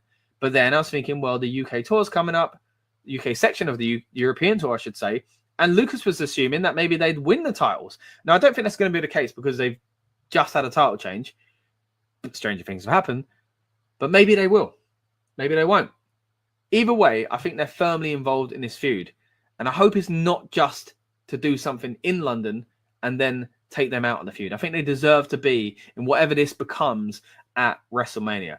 Now, if you haven't already, guys, we've got an interview with the boys from Pretty Deadly, yes, boy, on this very channel. We talked about the story behind their call-up and the shock behind it for them, and also the British wrestling scene. So if you're interested in hearing what the boys have to say about that, then I do recommend checking it out on this very channel. That was, of course, when it was here for SmackDown and Money in the Bank a while back here in London, and we're hoping to bring you as much content surrounding the London shows this time around as well. But as we alluded to just a moment ago with Lucas, we're also going to be covering pretty much all of the European shows as much as we can, airing live SmackDown and Raw, just to kind of break down this exciting road to WrestleMania.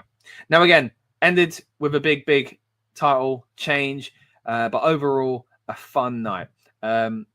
Really hope you've enjoyed watching it with me. I've enjoyed breaking it down on the Instant Reaction podcast, but also on the watch along stream earlier on. Great again to have Lucas in the house, not just this house, but that house over there in Spain, to let us know what the vibe, the experience, and the atmosphere was like for the fans in Barcelona. And really good to have those that have watched with us both live and on demand. Appreciate your comments as always. If you haven't already, please subscribe. I've been Scott. This has been the Rebellious Noise Pro Wrestling channel. You saw Lucas out there in Barcelona. Thank you so much for watching. We'll see you on the next one. Welcome to the Rebellious Noise Pro Wrestling channel. On this channel, we bring you some great content from inside and outside of the squared circle. We will go through and offer some in-depth analysis of the biggest events of the year, as well as bringing you exclusive interviews with some of the industry's biggest names.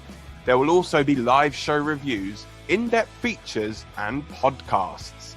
So make sure you give that subscribe button a slam so you don't miss any of the action.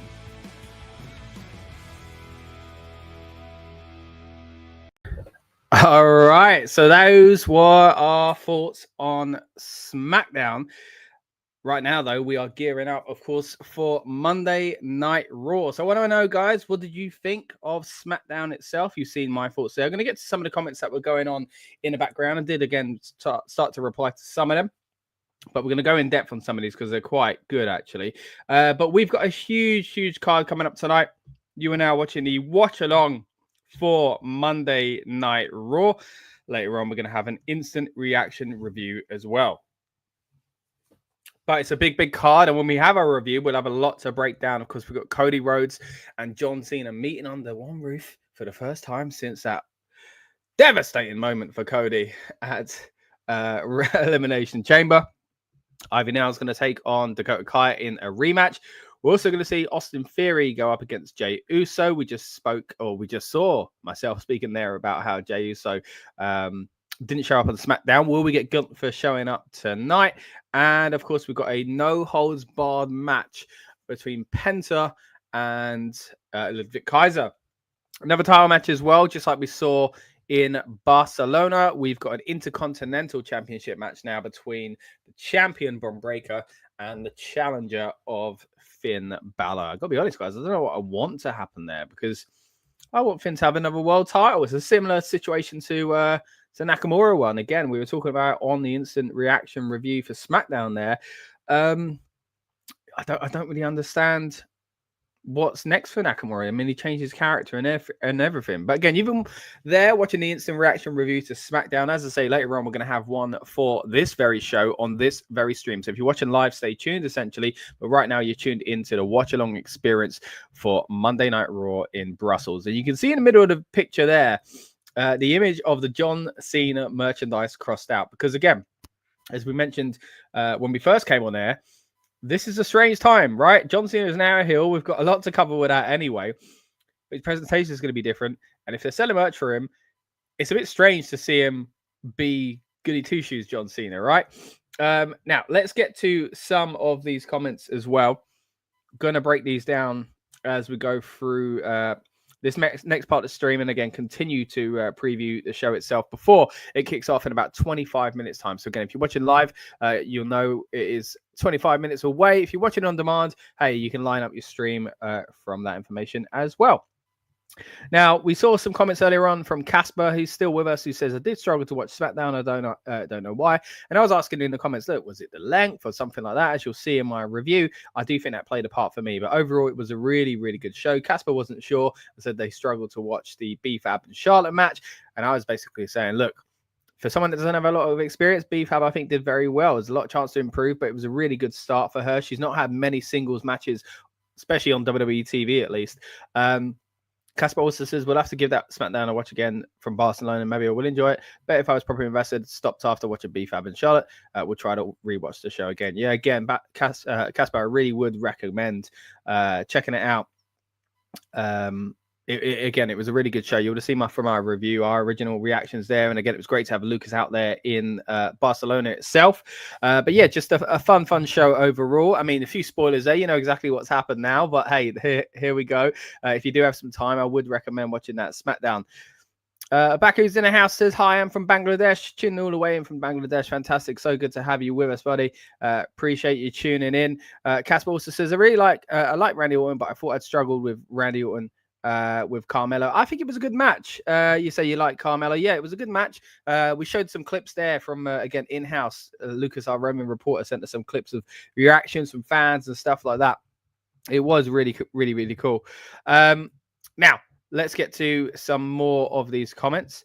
Another here from Casper as well. It says, her Jey Uso said he don't care if he's the main event at WrestleMania. He's just happy to got the WrestleMania match essentially against Gunther. Yeah, it would be weird if the world title didn't main event night one, but as we mentioned on that review, there are so many kind of possible routes they could take. So it'll be interesting to see as we get closer to it, what looks like it's more likely to be the main event. At this moment in time, I do think they could make it a main event match. It could close night one, and if it does, I think Jey Uso's got to win. Casper says he's got the match against Gunther Jey Uso to win the title at WrestleMania. Yeah, I think the same. Cody Burris is in the house over on Twitch as well. Again, we are streaming both on the Rebellious Noise Twitch and here on the Rebellious Noise Pro Wrestling YouTube channel. So appreciate you joining in, Cody. Always great to see your name popping up. Casper says, feel a bit bad for Jimmy Uso. His brother having the title shot at WrestleMania, and he's wearing a bit thin. Did enjoy the part LA Knight as United States champion. I do like LA Knight. Yeah, I think the fans of Barcelona really enjoyed seeing LA Knight as well. Yeah, I think Jimmy's doing a good job at reinventing himself and kind of piggybacking off of the Yeet thing. I think he's got to. But as you say, it's a bit of a challenge for him, isn't it? Casper says, Roman is my tribal chief. Having the OTC at the head of the table of WWE, I'm fine with that. Roman is my guy, my tribal chief. Also says, big fan of Dakota Kai. Of course, we're going to see her in tonight's Monday Night Raw as well. Again, great to see Baku in the house. Christopher Leclerc's back and says, I'm a big fan of Dakota Kai. She needs to win a singles title. So, yeah, I think so as well. Do I know the football Hamza Chowdhury? Yeah, what? Okay, let me know what you think about tonight, though, mate. What do you think about Monday Night Raw? What do you think is going to happen? Again, we'll run through the cards in kind of quick succession here, and I'll talk a little bit about my actual predictions as well. So let's go with the Intercontinental title. Let's start out strong. What do we think is going to happen here, guys? I've got to say, because we got a title change on SmackDown, I don't think we're going to get one here. Imagine that. Barcelona get a title change and Brussels, but I don't see it. I don't see them taking Finn in this direction, which is also a shame because Finn's kind of dropped off the radar a little bit as well. The Judgment Day have gone from being the most exciting thing to still quite cool, but it's not how it was, is it? So, and it was never going to be, you know, they were changing things up for a reason. No holds barred, as we say, Ludwig Kaiser going up against Penta. This will be interesting. We saw a lot of kind of hardcore action on SmackDown. Again, in that review you saw, I said there were a lot of kind of barriers breaking, a lot of action on the ring announcer, the announce table. That's what I'm trying to say. And then you also saw that incredible spot from Tiffany jumping on Charlotte and all the security guards as well. So, yeah, interesting. It feels like the old days where you get all these kind of hardcore spots on a Monday Night Raw and SmackDown. Jey Uso, again, didn't show up on SmackDown. I did expect it. Didn't happen, though. Gunther, I think if he does take him out, I said earlier on when we came on air, if he comes here just to take Jey out, it will start to get a bit boring. Because I do think they're giving it a new kind of lease of life and a bit of spice. Because, again, I've said time and time again on this channel in recent weeks that what's frustrating about this is that we've seen this match already. So if he doesn't win the title, it feels like it's all for nothing. Hopefully that's not the case, but I like the fact that they've twisted the narrative. They turned it into Gunther is just like, look, you don't want me to do what I'm going to do to your brother, as we saw on SmackDown, and just kind of being angry at Jey for taking the match. You know, it's a different kind of flavor to the story, essentially. Again, Dakota Kai versus Ivy. Now, I can't really call this one, if I'm honest. I'm going to say, I think Ivy's looking strong in her group at the moment. So maybe this is where we see Chad Gable or whatever he's going by now as the Lucha as well. Speaking of Lucha, will we see another kind of preview for whoever this person is? A lot of speculation at the moment, as we said on the SmackDown review, that it is possibly Phoenix, but we'll have to see about that. Speaking of which, I didn't actually give my predictions for some of those matches there. So let's go back to his Lucha brother in hand. Penta. I'm going to say Penta's going to win this match. I think he's on a hot streak. I think they've still got to make Ludwig Kaiser look strong as well. But yeah, I wouldn't be surprised if Penta was the one that came out on top here. When it comes to predictions for this match, you know what? I think they will use Gunther. So I'm going to go with Austin Theory winning this one here because of Jey, or maybe even just a DQ. But essentially, Jey's going to get beat up. I think that's going to happen. Or at least maybe be attempted and this time come out on top. What's going to happen between John Cena and Cody Rhodes? So I think are they even going to be in the same ring together? I know that's what they're promoting, that they're under the same roof, but like, are we just going to get two different segments? I don't think they're going to be arguing with each other. I think one might be in the ring for longer. Like, I think John Cena might be there and Cody just show up for a bit to kind of attack him or something like that, you know? But yeah, interesting to see. Messi or Ronaldo, the age-old debate. Look, you know what? We've got a football channel as well, buddy. Rebellious Noise Pro Wrestling here, the main Rebellious Noise channel, Rebellious Noise Taste for Food, Rebellious Noise Screen One for movies and TV. We've got Rebellious Noise Tunes for music and the old Rebellious Noise channel for that. And what else am I missing? But Rebellious Noise FC or RNFC, the Rebellious Noise football channel. We've got more football talk over there. But off the top of my head, maybe. No, I can't say. I can't commit, guys. Corey Graves is going to fill in for Pat McAfee. I didn't know that. Is Pat not around tonight? Okay, interesting to see. Maybe is that down to the European Tour? I'm sure Corey's got a few things to say about that. It seems like he's not too happy these days on social media. Whether that's a work or not, we don't quite know just yet. Casper says, I'm still want the bald look for John Cena tonight. Blue suit like Nick Aldis. What do you think we'll get explanation-wise? And John Cena and Break a Wish. Yeah, again, touching on what we spoke about earlier on when we first came on air, Casper, I think you're right. I think there will be a change in presentation. Bald makes sense, right? A lot of people have been kind of saying maybe just shave. What I never got about Cena is that maybe it's for his movies and that, but he was pretty much bald back in the day anyway. Like, so just do that again. Like, so maybe we'll see that tonight. I think there is going to be a huge presentation. Like maybe he's going to have I saw like a jokey promo picture going around earlier with a full beard and like long slick back hair. The long slick back hair is not going to happen, right? But a full beard, I think he might at least have a bit of a beard. So yeah, we'll see. We'll be interested. Imagine that John Cena showing up with a beard. These are the weird things we talk about as wrestling fans, guys. We're like, oh, imagine John Cena with a beard. It's so weird, but yeah, I get what you mean, the suit and stuff like that. But that kind of plays into how he is off air as well.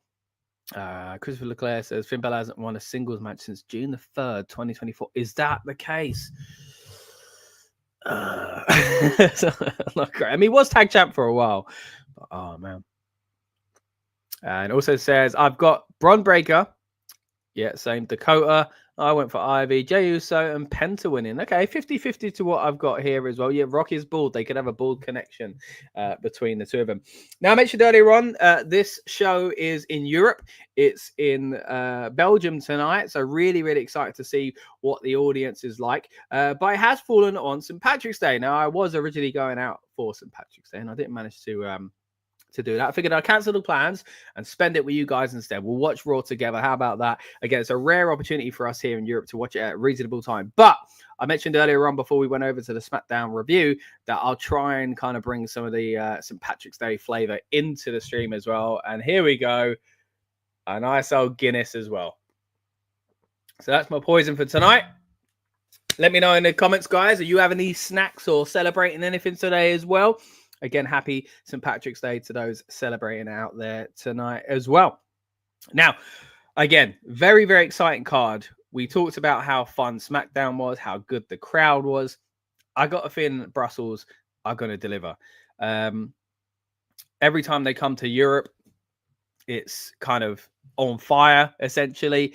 And then Canada as well. Don't get me wrong, there are some great US crowds as well. But these European shows, as you've seen, especially when they've got like football chants and stuff like that. So it'll be interesting to see. There will be some similarities with what we saw in Barcelona, but of course there will be a unique Belgian flavor to what we see tonight as well. Oh, Belgian flavor. Talking a bit like a Belgian bun. I had one of them yesterday. It was lovely. Did I have Belgian buns in Belgium? Who knows?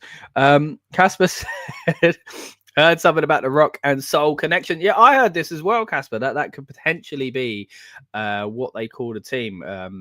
Kind of hinting into the whole storyline with Soul. Sounds a bit like Rock and Sock connection with Mankind. And of course, a nice little nod to the Soul Man, Rocky Johnson as well. Now, we are here on the watch along experience for Monday Night Raw.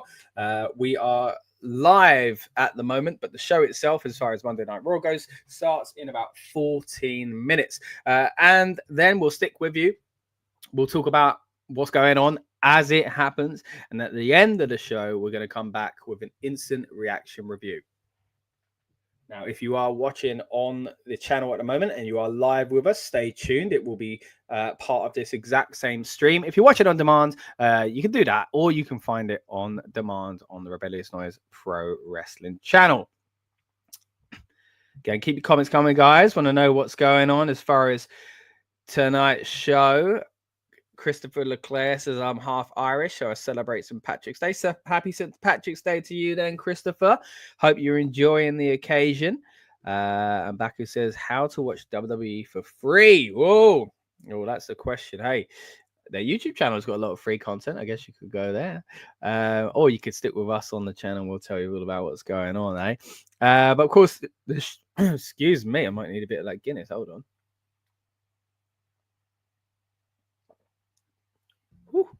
The show itself, as I say, starts in about 13 minutes. And what we're going to do now is let you know why you should subscribe to the Rebellious Noise Pro Wrestling channel. It's not just watch along experiences like this. We also cover classic PLEs, such as Survivor Series 2002s in the archives. So if you want to watch that anytime soon, you'll know my thoughts on it as we go along as well. Also got the great opportunity to interview WWE superstars, one of which definitely being featured on tonight's show. Of course, that is Ludwig Kaiser. But you can see we've also chatted to Gunther at the same time, and also had great opportunities to talk to people like Liv Morgan in the past. And we've got a great interview on this channel with Tommaso Ciampa. Of course, recently lost his WWE World Tag Team Championships, sadly, with Johnny Gargano, although it was a great moment when the Street Profits won. Baku says, where am I from? I am from London, England. So yeah, thanks for tuning in. Appreciate you're out there in Bangladesh. Yeah. Oh, Ramadan. Yeah. Hope if you're celebrating Ramadan, I hope it's going smoothly for you, and you have a great Eid as well. Casper says, I don't drink now. I'm a recovering alcoholic, so I won't be having a beer. Fair play to you, Casper.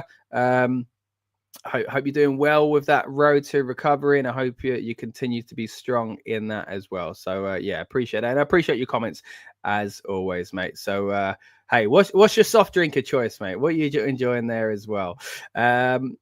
back who says, what time is it in England? It is 6:49 p.m. So again, we're 11 minutes away at the moment from WWE starting on Netflix. So I'm just going to get the stream loaded up over here. It's the last thing we want, right? It's the show starts and I'm not even ready to watch it and can't even describe what we're seeing. So again, if you're watching the show live, I'm here to kind of be your watch along companion, essentially. We're going to break down what we see as it happens. I want to know your thoughts. I want to hear your comments and you know, your opinions, essentially, and what's what's happening on Monday Night Raw.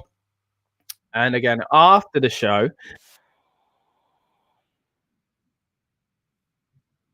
break down everything we saw in a little bit further detail as well. It won't be just kind of as it happens and my reaction to it. We'll also be here to, again, hit you with an instant reaction review on this very channel as well. So yeah, make sure you stay tuned for that. You don't have to go anywhere. If you're watching live on this stream, it will be part of this stream later on. But again, if you're watching on demand, you can find it on the Rebellious Noise Pro Wrestling channel. All right, so we are 9 minutes away from Monday Night Raw starting. Guys, get your predictions in if you haven't already. Casper says Coca-Cola or Dr. Pepper for me, or an energy drink. You know what? Energy drinks for me, I only ever drink when I'm really, really, really, really, really tired to see if it like gives me a boost. And I'm always so tired that I've tried it that I don't think it makes a difference. And some people gives them heart palpitations, doesn't it? You know, so they can be a bit. Ooh, Coca-Cola. I'm a big fan of Dr. Pepper. Don't drink as much as I used to, mate. But when I was a teenager, big time onto the Dr. Pepper and Coca-Cola. I got to be honest, I'm a Pepsi man myself, but I do appreciate a Diet Coke and the iconic branding of Coca-Cola as well. Now, we are just over 8 minutes away from Monday Night Raw starting. Thank you to everyone that's tuned in from the very start of this stream. We've been live for about an hour and 21 minutes now. Again, started earlier on with a preview and then let you know our thoughts on SmackDown. If you missed that, the SmackDown Instant Reaction is still on this very channel as well. So you can check that out if you didn't get a chance to see that. And yeah, we are moments away. Enough of SmackDown. We're moments away from Monday Night Raw, guys. A big talking point tonight is John Cena and that merchandise, right? Is he going to wear it? Probably not. I don't know if he would have worn it anyway. I mean, I think he would have as a babyface, but maybe he would have worn his regular farewell tour one. I don't think he'll be wearing any merch. If he does, it'll be completely new. It'll be like heel merch, which I'm not sure if he'll do heel merch. They might just capitalize on this. You know, in Belgium, for example, and you might still get it in the other places he kind of goes on tour to as well. But yeah, we're fully in it, guys.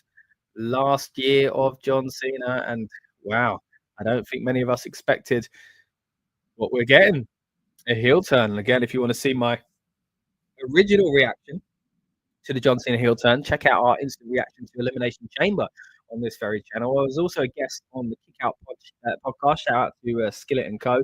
Great to be on board with that a little while back. So if you haven't seen my guest appearance on that show, then check those guys out as well. They're doing great work over there. Will we see another vignette tonight with the mysterious number 4? What does it mean, guys? A lot of people speculating, of course, that it could be Aleister Black. It seems a completely different style to the other vignette we got teased with, which feels a little bit more like a Rey Fenix intro to WWE. Will we see progression in either of those, or maybe not?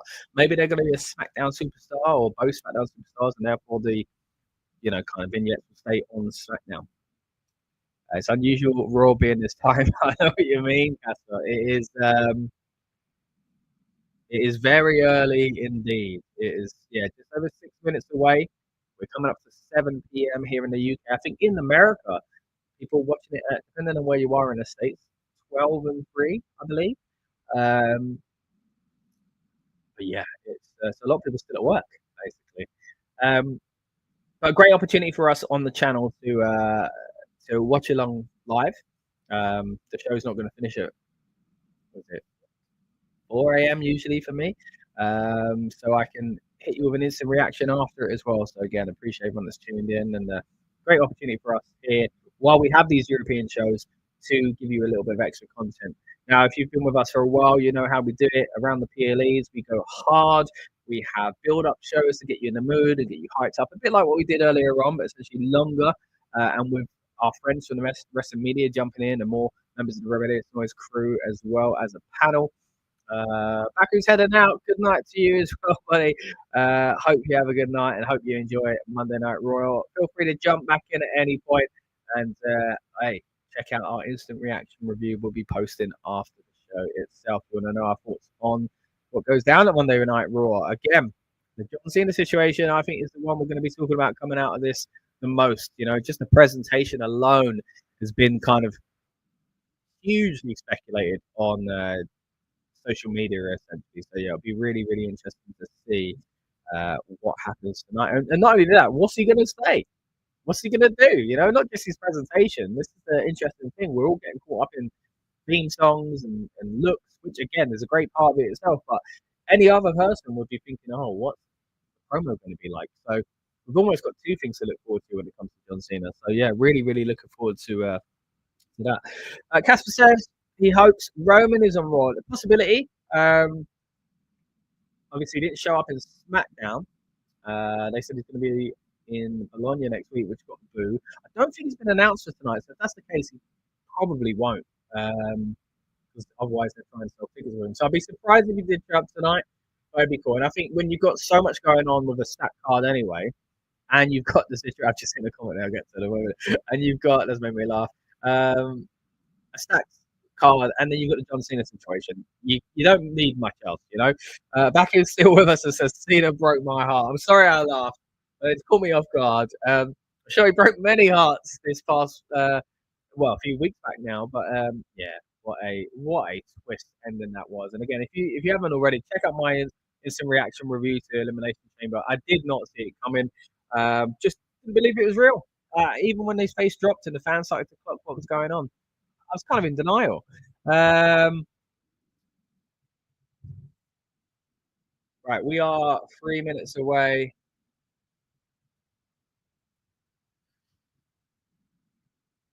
And hopefully it's going to be a really fun show.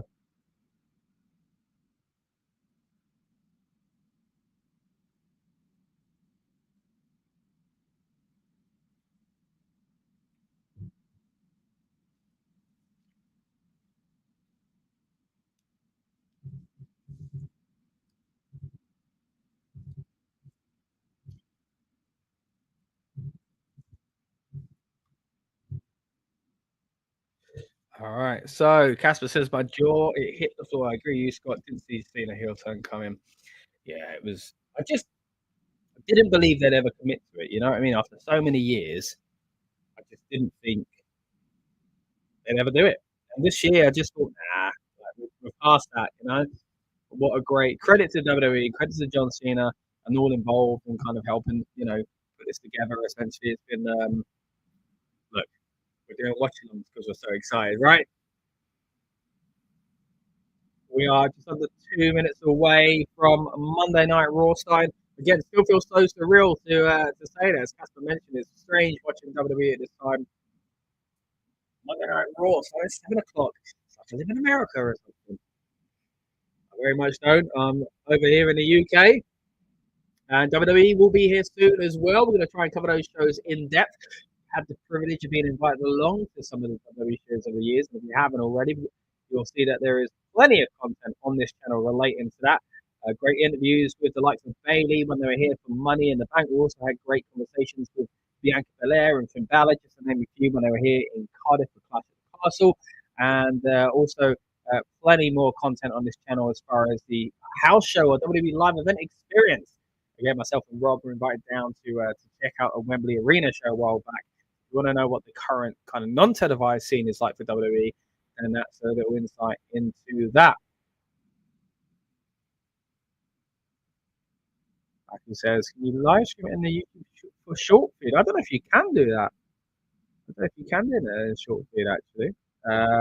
John Cena needs to come out first, a bit like how you do on TikTok, right? You can do it on TikTok and Instagram.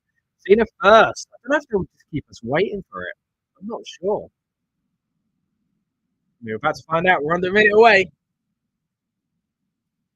Again, appreciate everyone that's joining us live and those that are joining us on demand. Where can I put this mic? Let's make it a little bit more neat for us. So.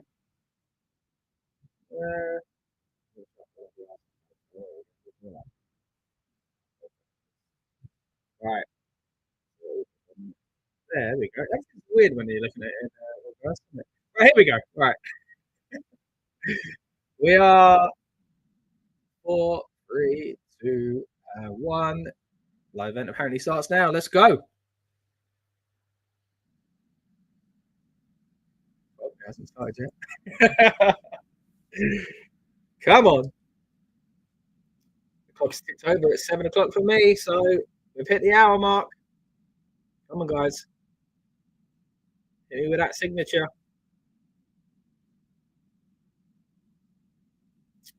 Oh, here we go. It's gone black. Here we go. Netflix logo. Still so weird seeing that before watching wrestling, ain't it?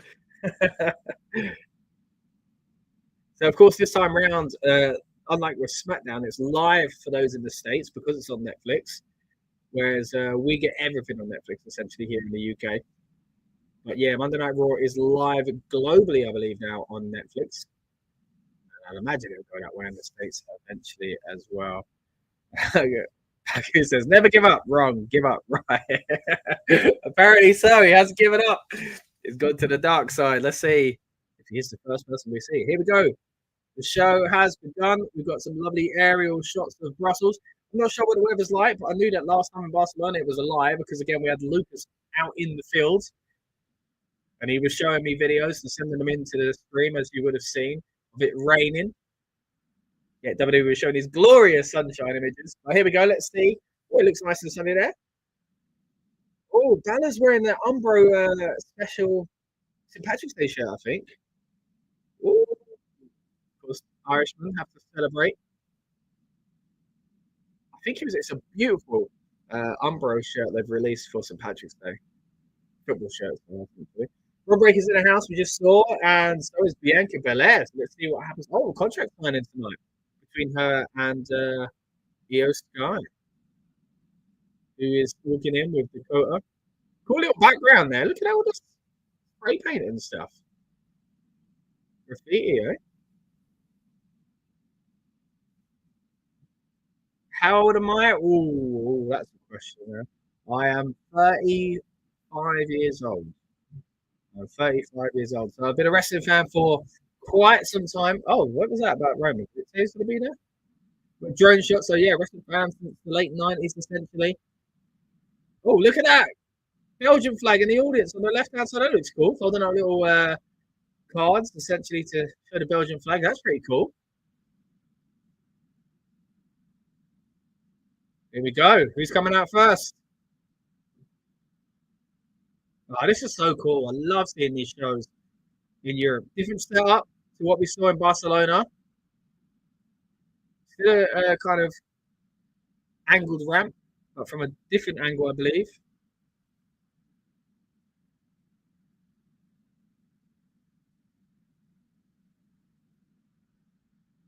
Oh, the fans are on fire. You can hear them singing in the background already. All right, so the Cena and Road's under the same roof, so that makes me assume it's going to be later on. Oh, Cole says we owe Cena the benefit of the doubt. Explain it. Here we go. A little look back at the chamber.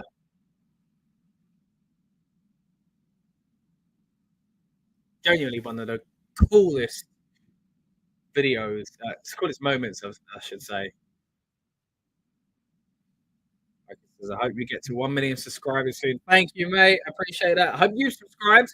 We're a little bit of a way away from 1 million now, but hey, you can dream big, right? I'm sure with the help of our great current subscribers, we'll get there someday if we keep plugging away. We're on the road to 1,000 at the moment, so let's get there first. And again, if you're watching and you haven't subscribed, we'd appreciate if you did to help us along that journey, and we'll keep bringing you great content as well, not just watch alongs like this, as I say, interviewing WWE superstars, asking the questions that you want asked, right?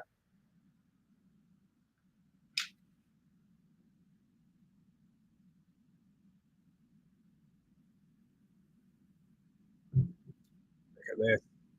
He gave up, says Cody. As Becky mentioned as well.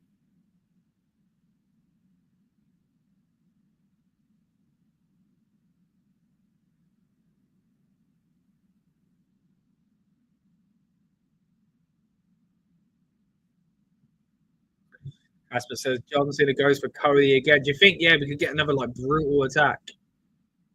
I don't think Cody should like get the better of him extremely, but maybe like attack him and Cena runs away, which is kind of thing he'd never do before, right? So they could play into that as well. They could say, look, he gave up, he ran away from the fight, and very, very different to seeing this presentation that we usually get. So we'll see.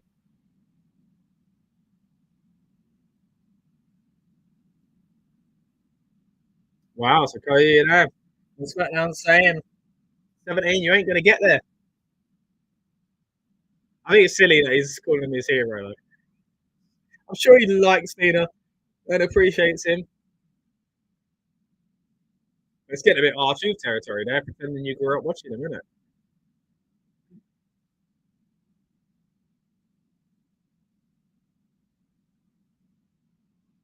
There we go. What's first?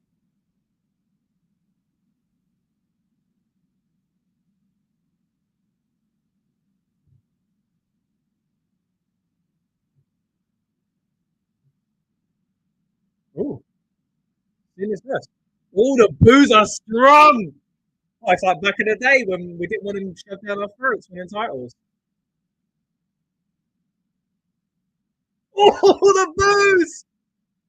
No, the John Cena sucks is strong, and he's wearing the merch. He's wearing the Brussels Farewell Tour merch, and it's stronger that John Cena sucks, man. He's trying to do the same stuff, but he can't.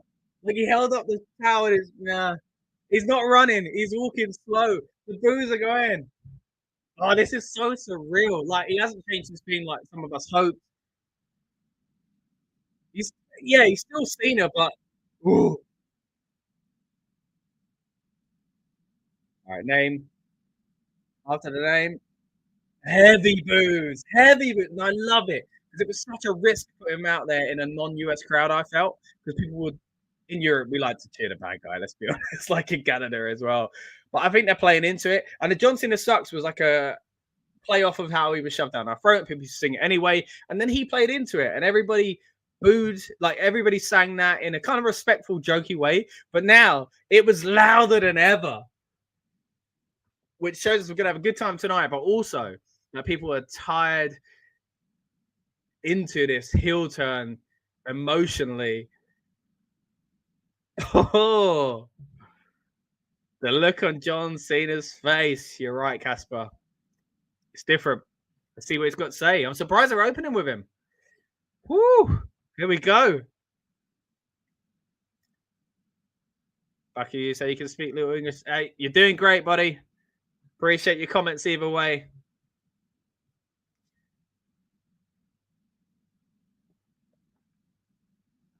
All right, what's he going to say?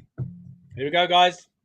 The first heel John Cena promo in over 20 years.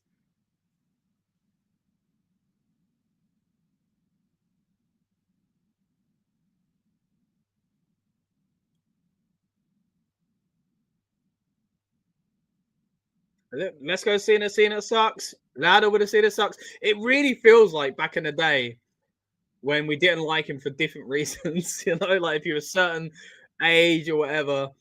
I wasn't in the chain gang. I weren't part of the C Nation. I can tell you that.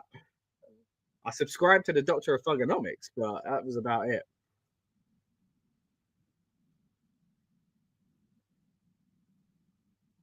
His face. But yeah, not changed up the look though. It doesn't seem like he's bald. He didn't come out in a suit. He hasn't got a new theme song. That could all happen before WrestleMania. He could be like, look, I tried to carry on, and you made me realize I can't be who I was, or something like that. His heart is broken. As I say, a lot of people's hearts broken, mate. I love it. All right, we're 9 minutes in, and we are still yet to hear him speak because we are still hearing the chants of "Let's go, Cena. Cena sucks." Even ironically, I'm such a fan of Cena for doing this, but I want to boo him because, play up to the character. Oh, did he just throw the mic down or something? Because they're booing. He's going to walk off. He's still got the jorts and everything. Everything's the same. Becky's not a fan of heel Cena. Look, let's see how it plays out. Let's see. You might come to like some things about him. You sold out chants from the fans in Brussels. Throws the mic again. He's going to walk out again, though. And he's probably thinking, I'm wearing a special shirt for you guys. How many people? I wonder how many people wearing that shirt.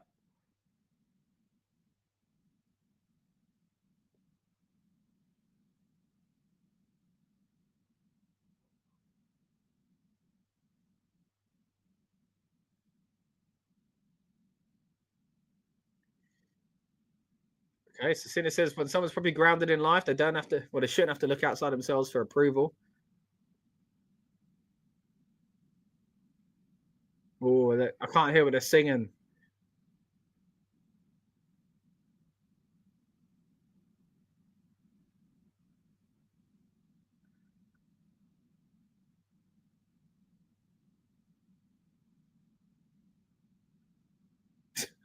Cena says you're making it so easy for me.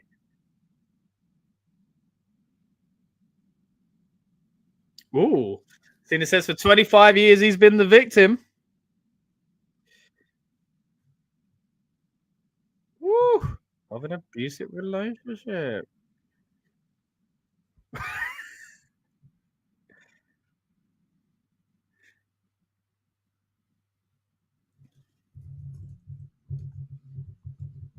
You sold out chances. Cena says you've lost your time to talk.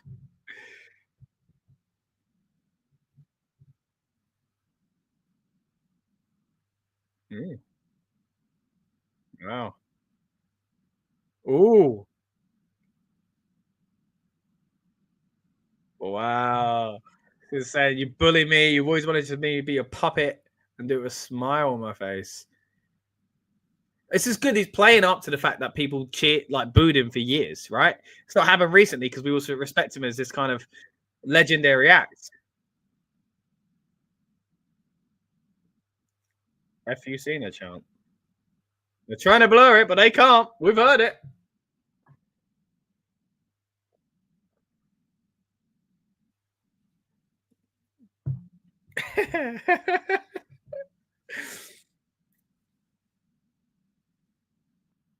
Ooh, he says, I'm not a baby face.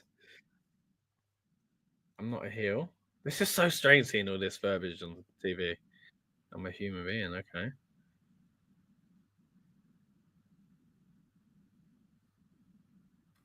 Wow. You've all been awful to me, he says.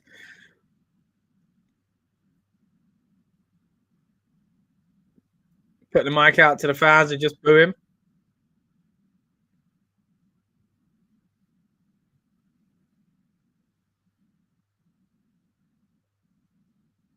It's funny, it's like this aggression's been inside him, this ruthless aggression almost. It's been inside him for so long and he's letting it out. He's saying, look, when I first came to WWE 25 years ago, you let me know that you really hated me, sort of thing.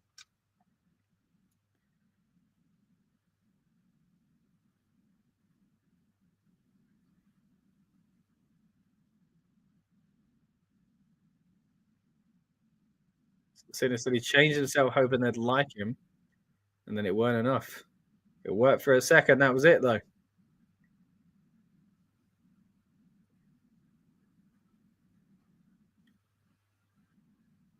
Yeah. Yeah, he did keep winning, Cena. It was too much. You won too much.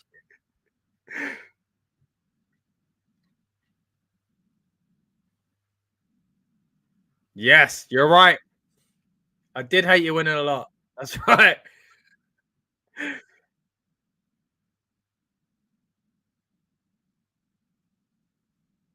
Oh, his voice is cracking and everything. Said I tried to give everything I could for the next 10 years, give it away, and it weren't enough. Casper's loving heel Cena, so am I. It's just so strange, isn't it? It's like just fresh, and that's what I love about it.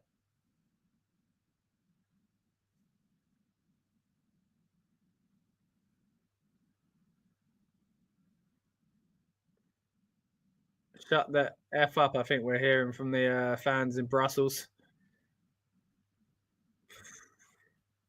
It is like a weird mixture of like, because of what he's done and the way we used to be. If you're a cool wrestling fan, you didn't like Cena. Bagger's not enjoying it.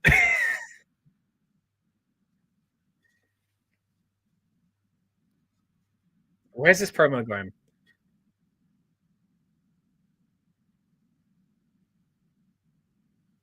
Okay, talking about his retirement tour.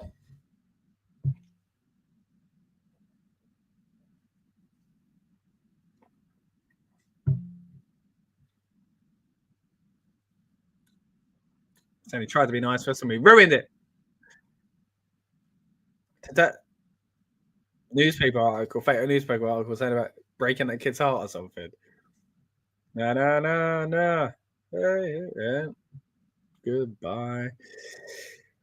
Oh man, how weird is it? Like people have gone from being like, man, this is last year, we've got to cherish this, which we are. We're playing our part as the audience that don't like the bad guy.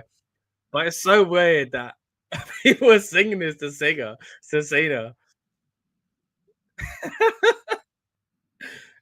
Nah, he's the heel that thinks he's right, where his point's being proved, he says. Okay, so it's never enough, and we should all be ashamed of ourselves. Oh.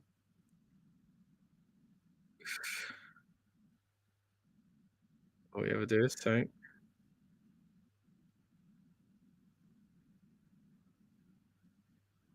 Where's this going? Is Cody Rhodes going to come out?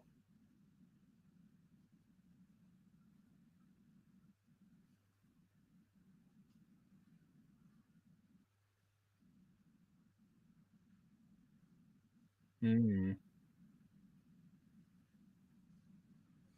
Cena's basically saying, look, the fans just want to know what they're going to get out of him. And nobody asked how he felt. Whoa. He said his story changed. He makes announcements. He says, I'm coming to your town. He says, what do we get out of that? That should be a chant. Is that going to be a chant? What do we get? Oh, Cena says we get nothing now. We've been naughty.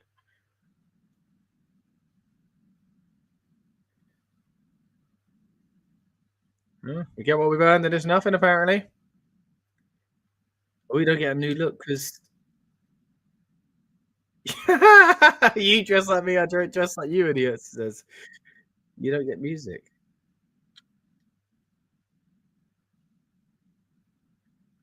Wow, since you don't get a new song, because that's my voice, your time is up and mine is finally now.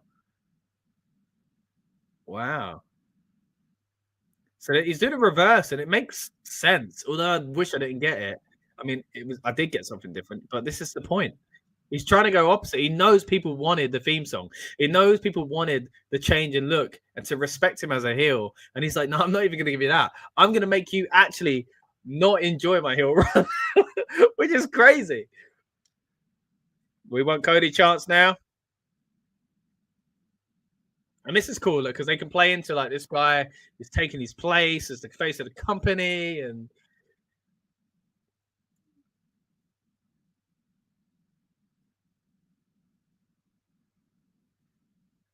yeah, as he says, yeah, you're chanting for him. Your brand new shiny toy.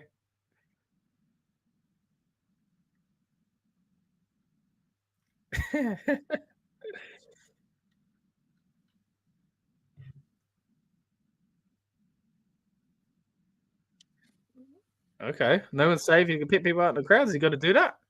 Is he going to do that? Oh, he is.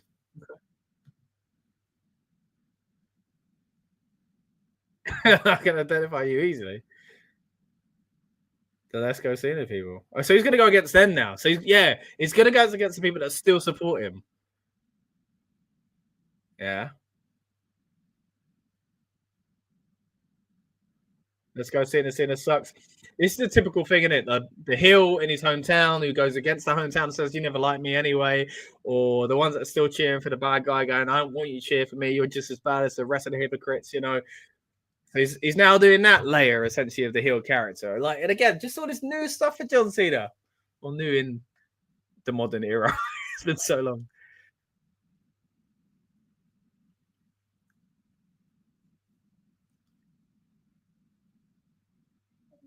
Okay, yeah. So he's saying that the Cena sucks, are awful, but the Let's Go Cena is just as bad. What have you ever done for Cena, eh? They've lined your pockets, John.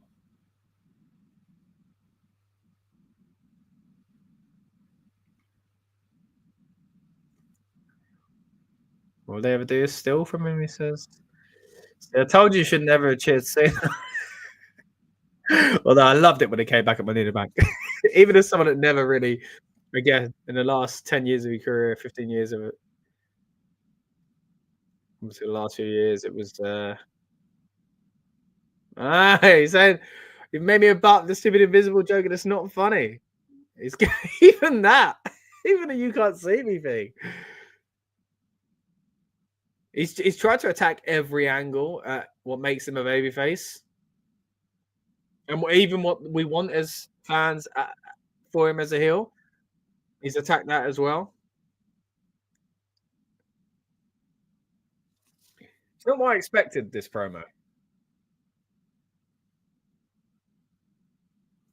Okay, so you don't wear the Cena merch for support, it's to make you feel good.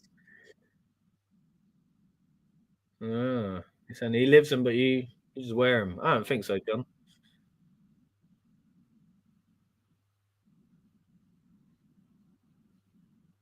He's used his own character. He's not twisted the character. He's using his own. He's kept the slogans. Yeah, never give up. This guy in the front looks miserable. Just as a Cena fan.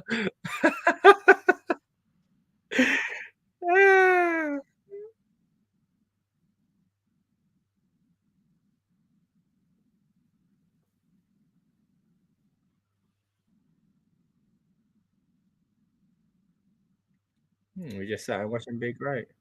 We also watched it get shoved down our throats, John. I started to like it a few years ago, but no. Don't get sucked in.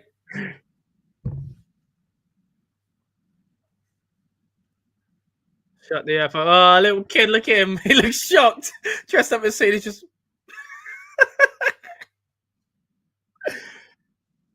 See, this thing is, a lot of kids wouldn't have actually experienced his career. So if they did this 15 years ago, there would have been kids crying everywhere. Well, he's dumped us all. It's over, guys. Cena's dumped. I've never been dumped by John Cena before. Oh, it kind of hurts.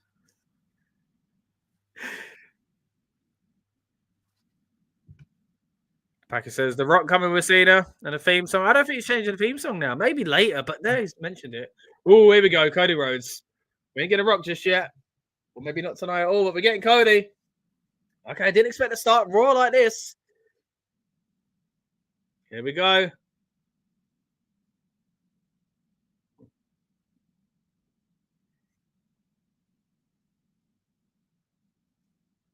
Here he is. As they all sing his theme, he's in a good mood. I want to see Cena's face. He was facing away from the camera. I want to see his face reacting to them singing.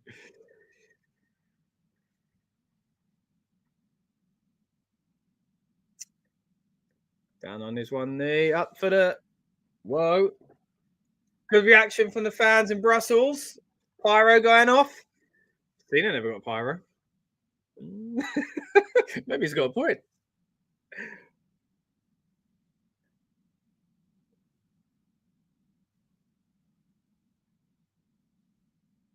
It's so mad. It's so mad. Like even the whole Cody story alone and AEW and coming back and reinventing himself and Stardust. Like imagine showing us this 15 years ago, whatever it would have been, dashing Cody Rhodes and babyface John Cena and said this is where wrestling would be in 15 years' time. In some ways, you'd believe it, natural progression of what Cody could have become and should have become, and Cena finally being a heel, but the twists and turns we took to get here and the way WWE's landscape is at the moment is very different.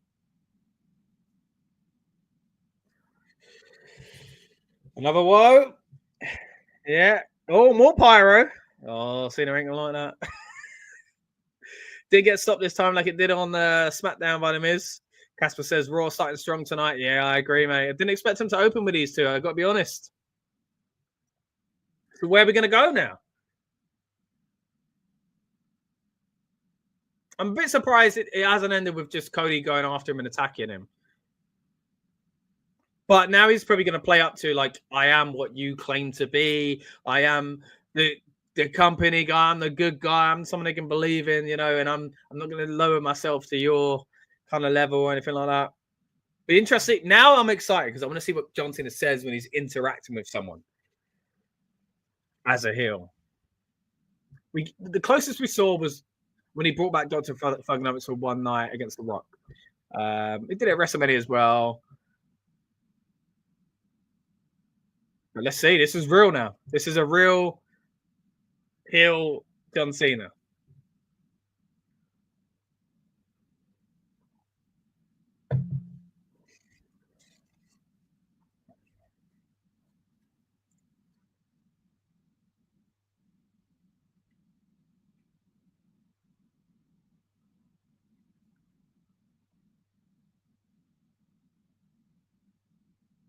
Got to remember, this is all leading to a match as well. WrestleMania, surely the main event. We've got a long way to go, guys. Cody Rhodes chant. There we go, Cody. Cody Rhodes. The old daddy call.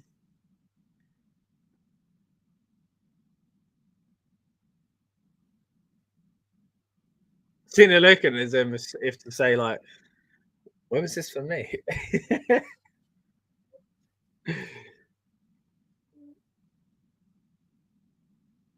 Because this is the thing, Cena never got this sort of response. Like the cheers he got was like in the PG era by kids and a lot of women and men that dress like John Cena.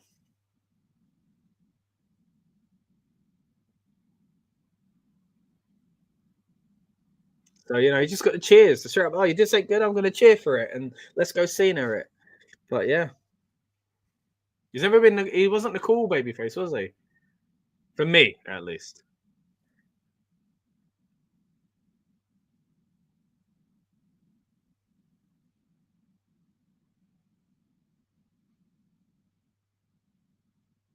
I wonder if Cody would just respond to the audience first.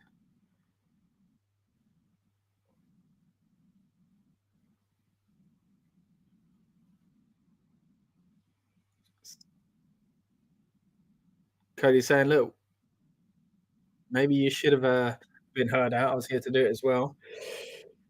And that the audience haven't just given their worst, they've given their best as well for 25 years. That's it, Cody. Stick up for us.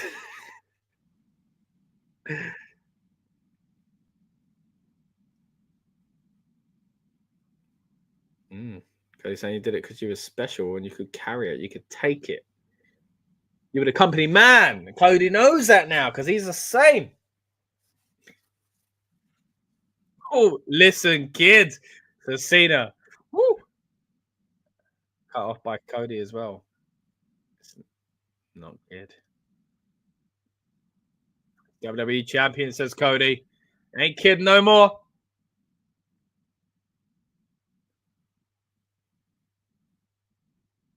Cody. I'm not going to say I'm disappointed in this, but I did expect something different. I don't know. We'll see where we go. So who the hell are you? Says Cody. Cena looks at him confused. Where's the guy on the shirt? Yeah, that's not the same guy.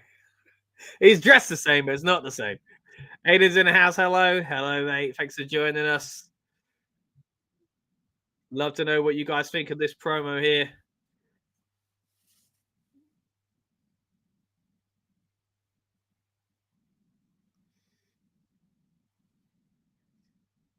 Oh, Cody saying this version, you better not show at WrestleMania.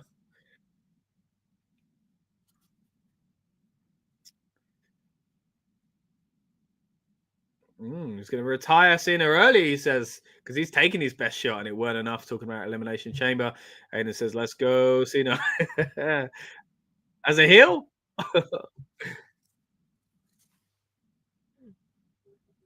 Ooh. It said, go find John Cena because I want to wrestle him at WrestleMania 41, not this whiny boo.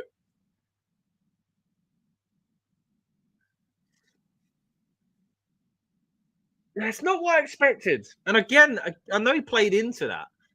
Cody's out of the ring now. We ain't getting much else. But he hyped it like it was going to be like Cody losing his mind and attacking him. But they're going to be in the same room. Whoa! But it ended up just being, as Cody says, though, it's not what he expected. He walks away to a chorus of his name, slapping hands on the aisle as Cena just looks miserable in the ring like someone's spilled his yogurt.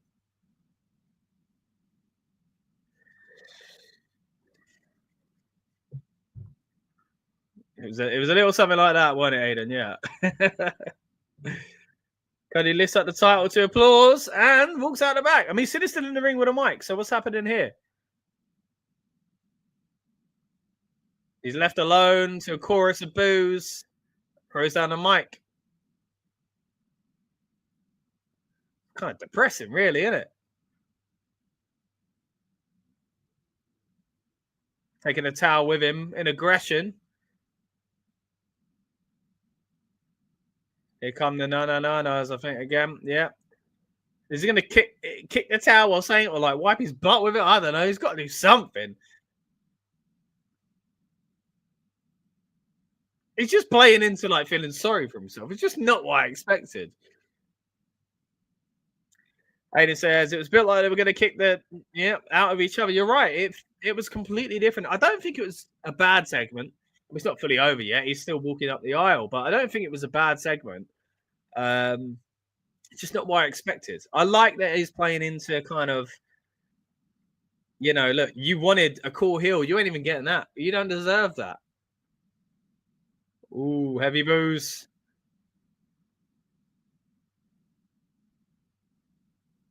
And he stops on a ramp.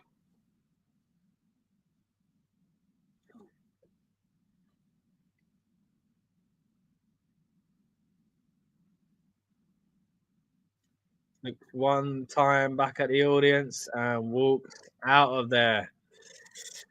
And the fans in Brussels are in full voice tonight. What a start to the show. Oh. Cole's going to apologize for going to be emotional comments. What's he going to say? Oh, okay.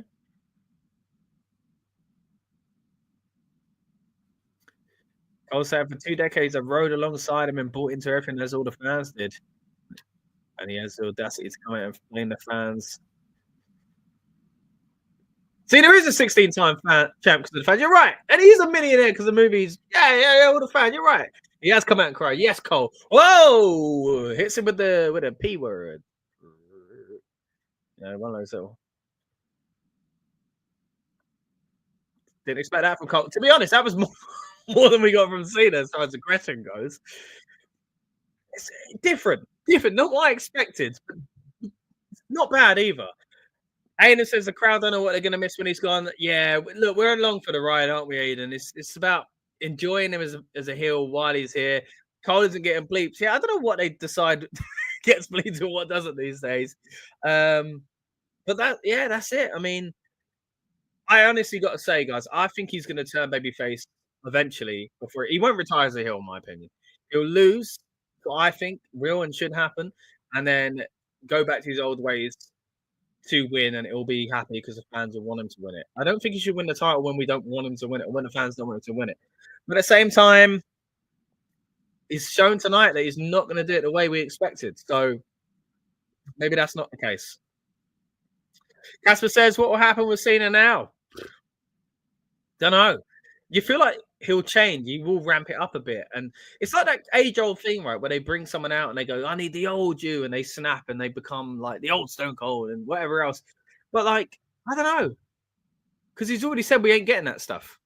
Baku says Cena will be 100-time world champion. He's got a lot to do in the next few months. But then again, judging by the way they used to book him, it could happen. Aiden says, I'm not booing him when I go to London. You're still going to cheer him, Aiden. Okay.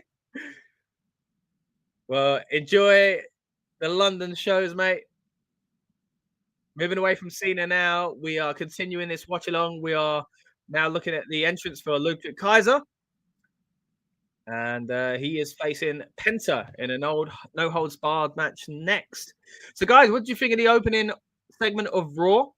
And what are you looking forward to throughout the show tonight? And yeah, what do you think's gonna happen?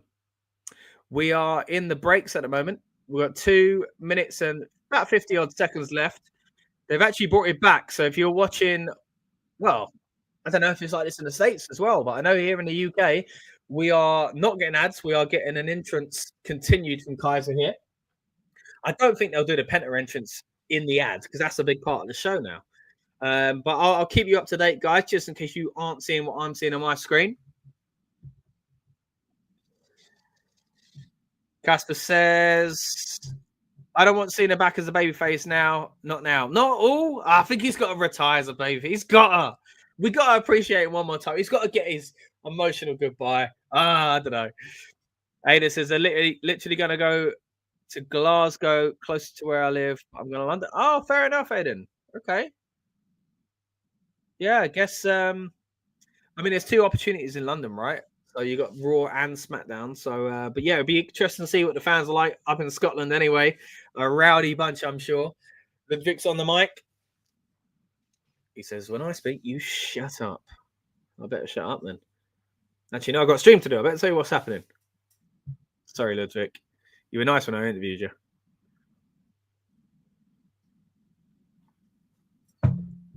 No holds barred. It's going to be a good opener. It's going to take care of Penta for good.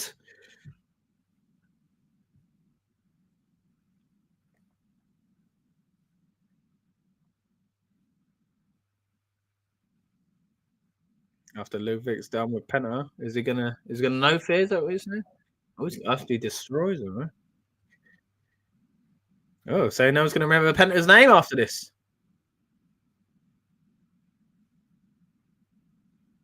Just gonna remember that Ludwig's the fastest rising star in the WWE. I got a lot of time for Ludwig. I got to say, he's a great talent. Again, very nice to us as well. We had a good conversation about fashion, which you might not expect. Myself and his mate Gunther as well. If you haven't seen that already, check it out on this channel. Big fan of their work, even if they're naughty boys on camera.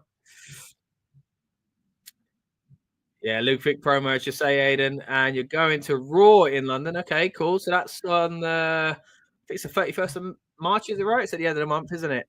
And you're from Aberdeen. Oh, you're right. You're much closer to to Glasgow, mate.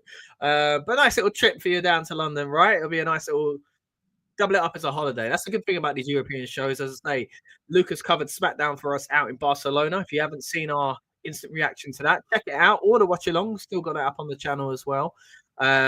Great to be able to kind of double up on these European shows, right? People get to go on holidays in Europe and stuff like that. Casper says, what if Cena don't retire and carries on for a bit? Yeah, look, a few of us mentioned that a little while back on the channel, and I'm not sure. I'm not sure. I mean, a hill could lie, you know? That's the thing. I'm seeing a promo here for WWE World, and the fact that Austin's going to be there. He lives in Vegas, apparently. And, yeah, a lot of talk about him showing up at WrestleMania. So if he's officially doing stuff with WWE over that weekend, then yeah.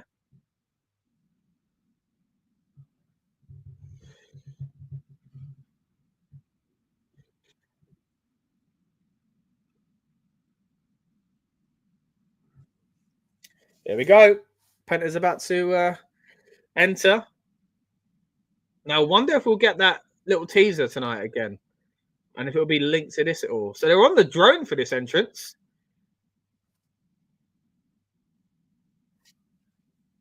There we go. Sarah Meadow. Which again reminds me I need to do my Duolingo. I kept saying it the other day on the Barcelona stream. Spanish show and everything. And I'm learning Spanish, by the way, guys. And I still forgot to do it when I came off. I had to do it really late. Lucky I had a streak freeze. And now this is just reminding me as well. Got to remember when I come off there, do your Spanish, Scott.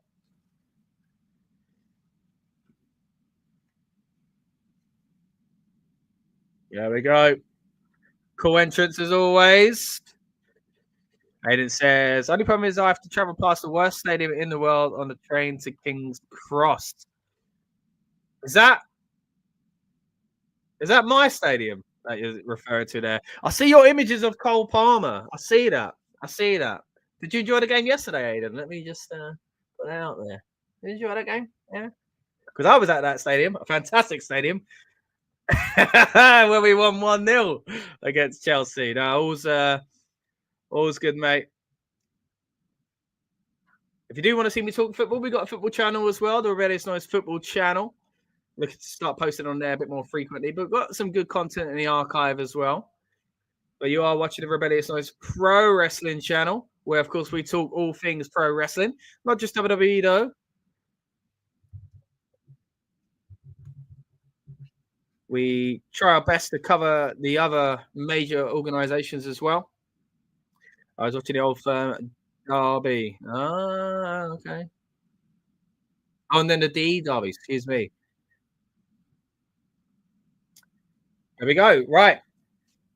No holds barred. How long is this match going to go? I've just got a message from Lucas, who is hoping to join us later on, by the way. And he's basically said, look, 38 minutes in, no action in the ring. It's true. We finally got it, though, and I think we're going to get quite a lot of action here.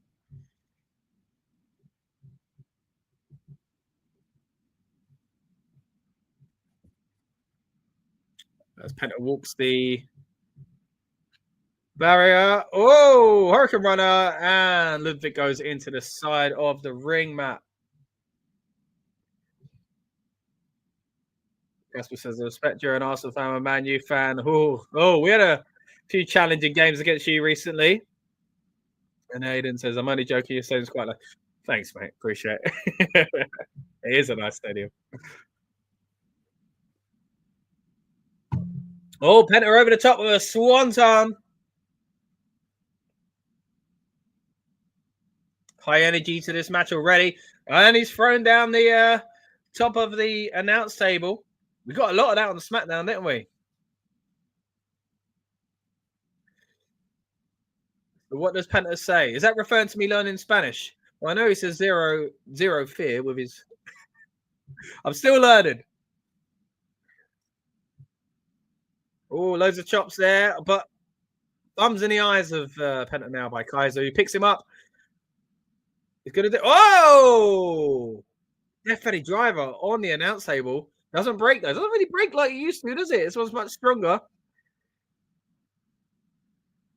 And wow, okay, we are heading into the break. Are we going to get a continuation of this match? We are indeed. So again, if you're watching a feed that doesn't have this, I'll continue to update you. We are just over 2 minutes away from getting back to the main feed, but there are no ads on what I'm seeing. So I'll let you know what's going on. Got a lovely aerial shot now from the drone again. Kaiser gets off of the announce table and heads over to Penta, and the fans continue to cheer for the man himself. The exciting luchador is now thrown into the pole.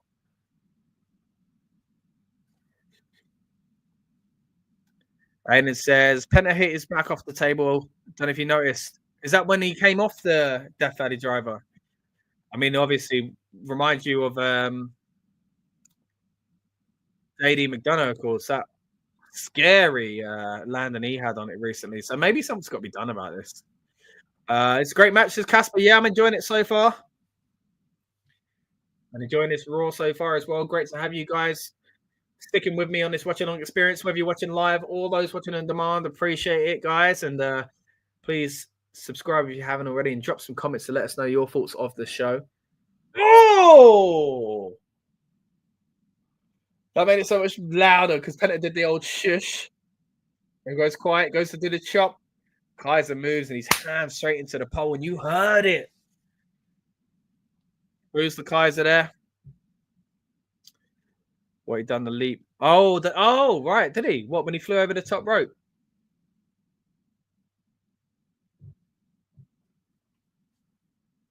Kaiser's fully in control now.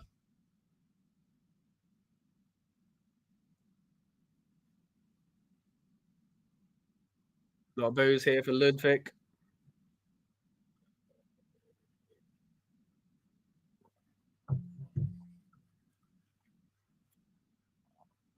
I love that they mention Kaiser's former career, you know, he's Axel Dieter and being a world champion, Westside Extreme.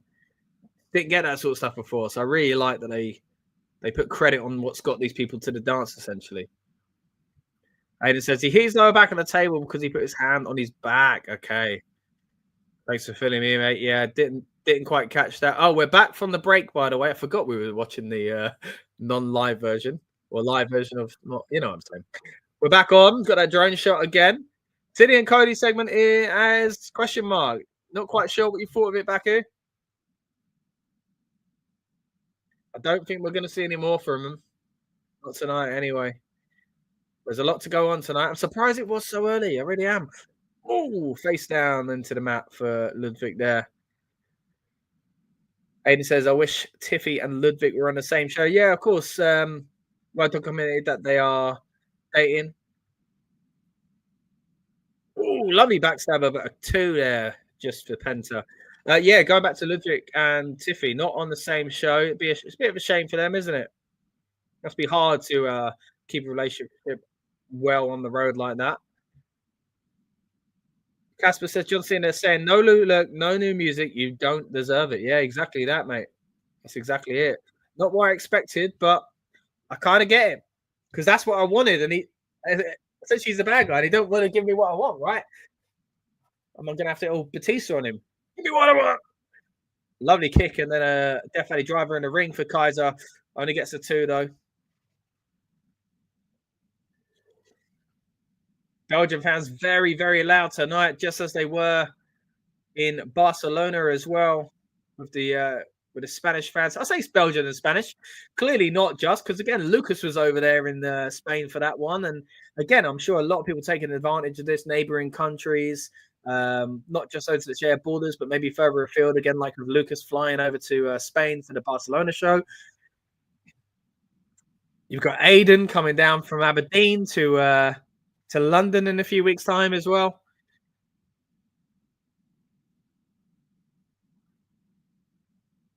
So we'll get a lot of people traveling, but a substantial amount, I'm sure, going to be, locals. Back body drop, though. Kaiser goes for his classic run around the ring, but it didn't work out. Back body drop onto the announce table, which, again, does not break. This time he kind of rolled off it. Penta was ready.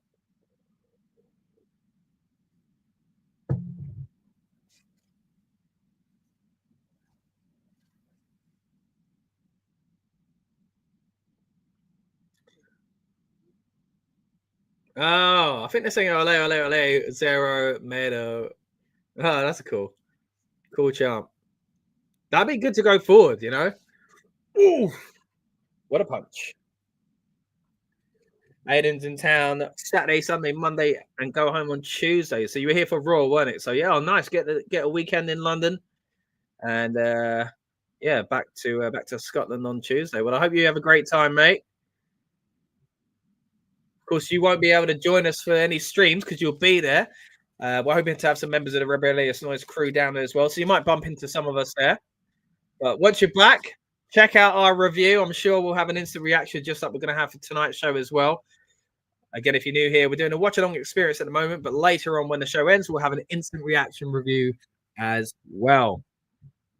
Ludwig's back in control. Blow to the back of the neck. 2 count only. And Aiden's been down to London a few times. We have a Discord. We don't have a Discord, actually. We don't use it. We'll have to get something going, actually. But yeah, Rebellious Noise Pro Wrestling is where you'll find us, of course, here on YouTube. Rebellious Noise on Twitch, at RN Pro Wrestling on a lot of our social media accounts as well. So we're on Blue Sky, TikTok, Instagram, as you see just below there, at RN Pro Wrestling. It's where you find a lot of our bonus content. So when Lucas was out in Barcelona, for example, we had a few extra videos on there. We do a lot of our kind of predictions for PLEs on there as well. And then the main kind of streams and podcasts and features you'll find on this very channel here on YouTube as well. Keep your comments coming, guys. Want to know what you think of the show overall. What you're looking forward to tonight. It's a big card. But at the moment, we are starting strong with a no-holds-barred match. Say that you're afraid, says Ludwig, as he squeezes the chair into his face, essentially, against the ropes. Penta's sort of hulking up. Ludwig can't stand it in his face. Oh, Kaiser still in control. Penta sent it around though. Oh yes! The old arm breaker.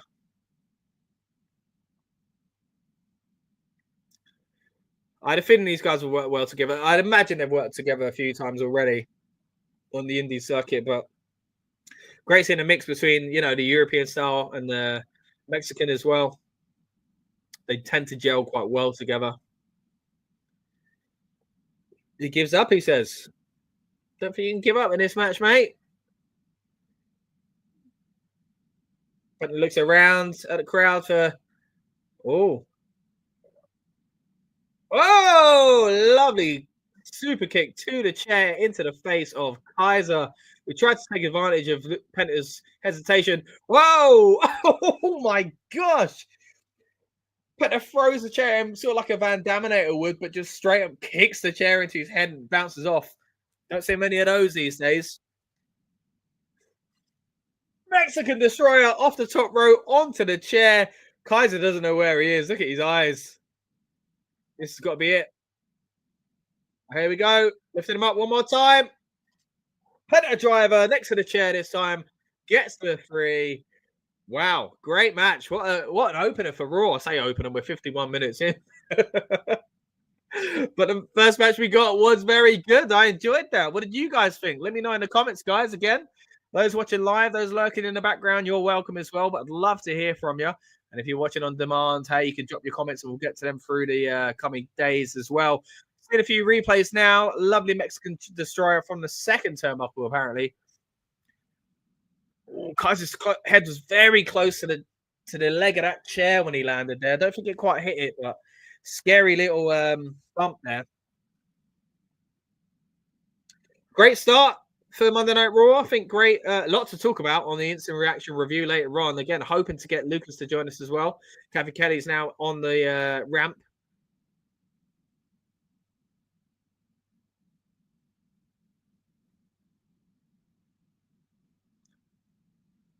Okay, so basically saying, look, you got Kaiser behind you. So what are you doing now on the road to WrestleMania? What's next for Penta? He says, thank you, Brussels. Play to the crowd. Good one, Penta.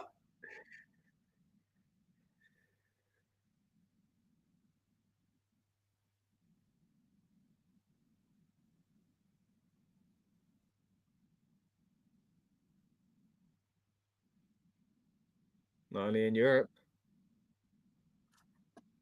Every continent in the world. Penta's there.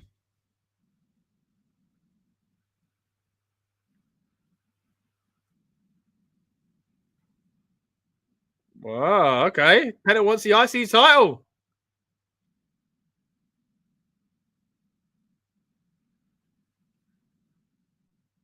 You don't care what he has to do.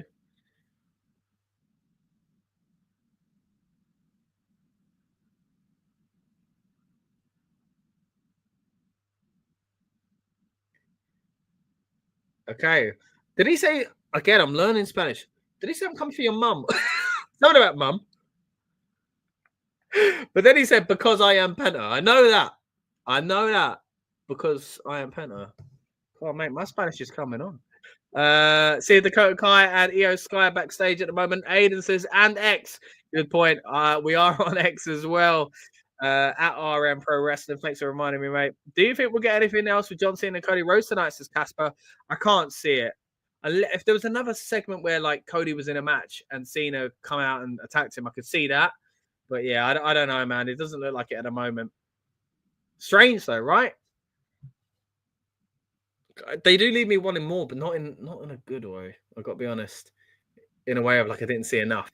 All right, so we're on the ads now, but we are getting some exclusive content. Again, so if you're not seeing this, I'll explain it. American made a backstage hyping up Ivy Nile, but here we have the LWO.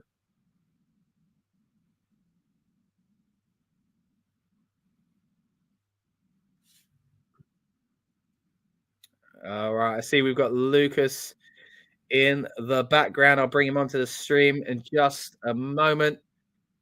Let's see. Hello, mate. How you doing? Yeah, well, thank you. So I'll be joining you for a little bit until the next match begins. I think obviously a lot to obviously deep dive, and thought I'd save your voice a little bit.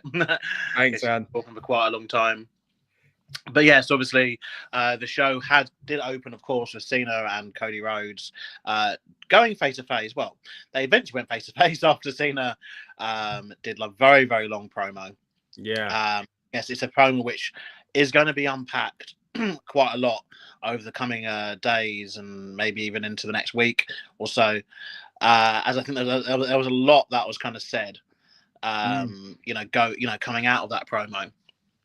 As Cena made it very clear that he didn't want to change his image or his his theme song, and he alluded to obviously some kind of inner business terms, like so using the term babyface and heel on TV again. There's so much to unpack, and we were texting during this, and I kind of said I didn't like it. You said you were mixed. I'm more towards a mix. I think because of the caliber of John Cena, it's kind of impossible for it to kind of be, in my opinion, bad. Yeah. But it just, for me, it feels off. It feels, and maybe it's intentionally off. Like maybe we're going to see more. I expected more, but again, maybe that plays into it. I think the whole kind of look. I know even as a heel, you want certain things. I ain't giving you that. It's a bold move, but it's a risky move. Yes. I mean, I'm kind of in two minds as to whether I get a feeling that maybe he doesn't actually want the turn. He doesn't actually want the turn to happen. Outside of this, and that maybe he's kind of said, "Look, we'll do the turn, but I'm not changing anything." So you have to make do with basically what you've got. And so the writers have said, "Well, this is what we have to do." Yeah. The other thing maybe is that they might end up turning him back. I don't know. It just still feels. I guess because it just feels off, like to me. And there's no mention obviously of The Rock or Travis Scott, or if there was a deal that was made. Like, there's lots of questions that we've got still. Yeah, still didn't refer to what happened at all at Chamber. Yeah, which feels a bit odd when it's been so long. We are watching live as well. We've got the Judgment Day and some sort of I don't know. Graffiti. I think Carlito was doing a bit of graffiti there. Yeah, add into the wall. Has he drawn an apple or something? So Finn Balor, of course, on the main event tonight, isn't it? The main event is for the IC title. They've said. Yeah. And that kind of follows a long tradition now they've had the past few weeks. They've had obviously the tag titles main event on Friday. Yeah, with the new champion Street Profits. We had the women's tag titles main event a few weeks ago on Raw, didn't we? And that was actually new champs to the Judgment Day, wasn't it? On that occasion. And I believe we had, I don't know if we had the United States Championship main event at some point. But yeah, we had a lot of he just won it, didn't he, LA Knight? So was it the main event though? But yeah, I mean, it was. Yeah. Yeah, I think it was. I think it was. So I think they've had all the kind of, I guess, de facto TV belts, not supposed to wear like nowadays, kind of main event, which I think is quite a good thing. And obviously culminating tonight where it says Bron Breakker is taking on Finn Balor. There's still a lot of dissension within the Judgment Day, isn't there, though? Yeah, I don't know where they're going with it. I mean, I don't know. They were so on fire a while ago. I mean, again, it was going to change. It wasn't going to stay the same, but I like the fact that Finn said Penta wants my Intercontinental title before he's even won it, by the way. That's pretty cool. Yeah, you got it first. A few comments here to say hello to you, mate. Aiden says hello, and so does Casper. Aiden's also a big fan of Kai's theme song. Yeah, it's a good theme song, actually. Good theme song. So we've got Carlito. I thought the whole gist was that Carlito was meant to be ditching the Judgment Day at some point, and it just hasn't happened. I guess because there's nothing else for him. Yeah. But talking of another state, one faction that kind of is in a weird stage, we've got two in the ring at the moment. We've got obviously Dakota Kai of Damage Control, which very much seems like it's kind of over now. With obviously Asuka and injured. Io Sky obviously going to WrestleMania. That's an opportunity. There we go. Chad Gable's running out. Chad Gable is here. He's obviously talking now to the Creed brothers. I must admit, Ivy Nile is a very underrated talent, Like, I think that there's a lot of women on the roster that, kind of sit in the same position where they just need more time to connect with the audience. and I hope maybe this is what they're doing with her. Obviously, she had people, Dakota Kai and Ivy Nile had a match a few weeks ago, didn't they, on Raw, with Dakota Kai being successful. Yeah. He went on to face Lyra Valkyria for the women's IC title. She came up short, and then Ivy Nile would attack Dakota Kai and I think Lyra Valkyria, and then basically make her claim for the women's IC title, and she sadly lost that match. So now we're back to this, which is a bit weird because obviously this is kind of settling their kind of beef, so to speak. Yeah, kind of back and forth. But yeah, like you say, a lot of featuring for Ivy now. She has been prominently featured lately. Interesting why they're doing it. Surely one of these will, maybe more likely Ivy, end up with one of those, the IC title, I should say, on Raw at least. Aiden says that Ivy doesn't look happy that Chad is there. Did look a little bit, awkward between the two of them, didn't it? And also talking of awkward between friends, Finn Balor called Dominica Snake, says Casper. So they're definitely leaning into that kind of descent within the Judgment Day ranks again. So yeah, interesting to see where they go with that one. I mean, when I'm just going based off of, so when AJ Styles returned to Raw a few weeks ago, you obviously had he had a confrontation with Bron Breakker backstage, and around this time of year, even more so than the rest of the year, it very much is there's little things that WWE do to kind of show you this is what the match is going to be, and that very much felt like that was it. They were kind of saying, we're not going to do it right now, but everyone knows WrestleMania is coming up. Yeah. So we're going to do it at WrestleMania. But then obviously AJ Styles has now been preoccupied with Logan Paul. Oh, what was that move there? Thought she was going to get there. Oh, that's not a good maneuver there. I've been on almost one. The match still continues. I guess I'm going to go to break in a second. Oh, here come the LWO. Dragon Lee and Rey Mysterio, who have had problems with American Made, but have also had problems recently with the New Day. So I guess they're going back to this feud now. Yeah. There's a lot of these feuds going into Mania, right? We've been talking about on SmackDown, but we could see something here with these guys and New Day, as you say, heading into Mania as well. I'm not too sure, because I think New Day won the match, and I think it seems weird them going back to this, but Triple H's booking is sometimes like this, where he kind of goes back to things after letting them call for a little bit. But anyway, Dakota Kai with a running boot. And looks like it might be over here already, Oh, lovely. GTK. Yeah, I think that's going to be it. There we go. That's all she wrote. Okay, maybe Ivy's not getting highlighted the way we expected, mate. Yeah, I'm not. I don't know then. What was that all about? Yeah, it seemed like a very random loss for her to eat. And I'm not taking anything away from Dakota Kai, but I don't know what direction they have for her, other than just to keep the Damage Control brand looking strong. I guess the problem you've got when you've obviously got one of the members you're doing really well, and the other member obviously, they're going straight into the contract signing with Io Sky on next Bianca Belair. So this is an interesting one. I mean, obviously, one would expect Rhea Ripley to be getting involved in this. It has to be. We shall obviously keep you posted, guys. But just seeing now the show, because something I said to you, obviously, in the message, to say it was about 40 minutes, wasn't it? Between us having. Are they going straight? Us having any action after the first segment? Yeah, they're going literally straight into this. Yeah, no break or anything. Io Sky is making her entrance. I don't even believe that Ivy Nile's out of the ring yet. But yeah, just scoop her up. Oh, now we got a break. Is it a break where they show footage though? Yeah, we're going to carry on seeing the entrance at least. Yeah, for American viewers, when you're watching kind of outside of Europe, I believe, we do get basically the fuller shows live anyway, at least.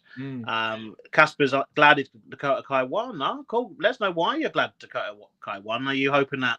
Oh, and Aiden's annoyed that Rhea lost the championship, I'm guessing. A lot of people... That's better, it works.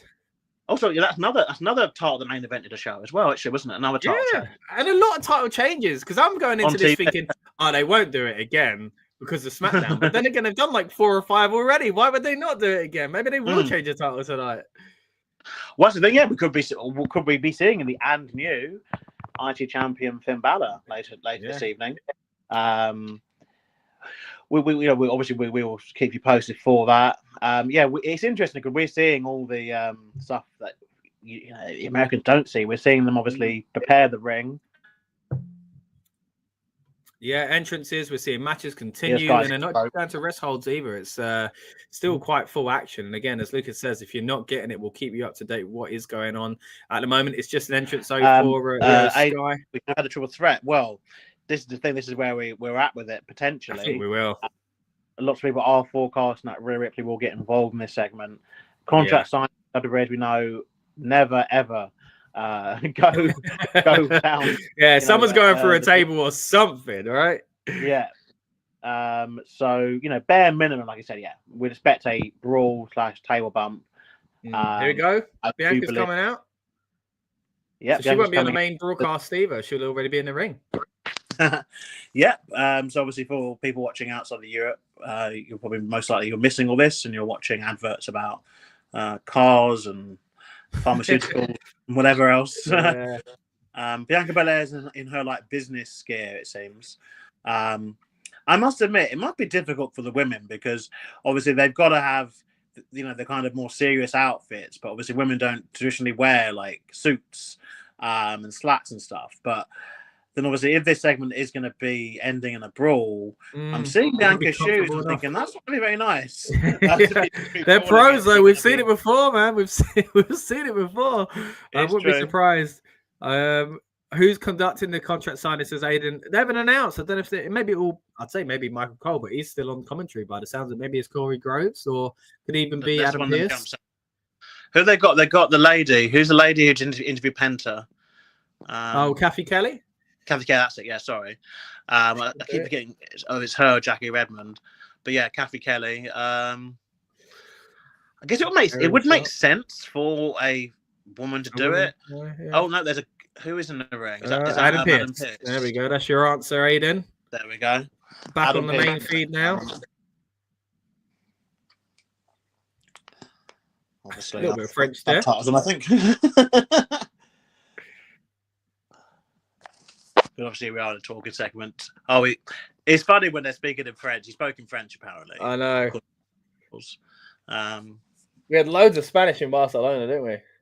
Yeah, everyone did some sort of Duolingo course, it seemed.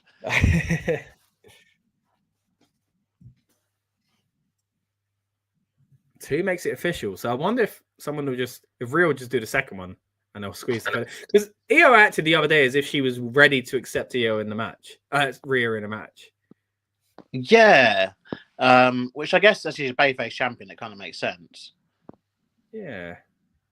She don't want to be disrespected. Aiden says the champion always goes for the table. It's going to be Io. Okay. Anyone else? Didn't mention Rhea. Anyone else is going through 2 tables? Yeah, who's going? Adam Pearce is going through the table. You are indeed, Io. Yeah, I've got it on very low volume, just so I can just somewhat keep up with what's going on. Did you see that great sign there?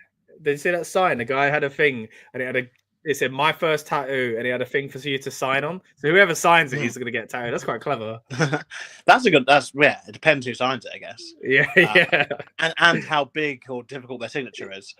It should be a heel. A heel should write something horrible. Yeah. Of course, the Io has signed. Oh, a Rio Riptide says Aiden to Io. That could happen. I mean, the crowds are very receptive of Io. They are, yeah. Which is obviously it's very rare, for someone who, had been a champion before, already and had a quite successful run. Sometimes the fans can get bored of people, but it seems very much that Io has joined that kind of club of people who people go, yeah, we want to see you in the belt again. Accept it, yeah.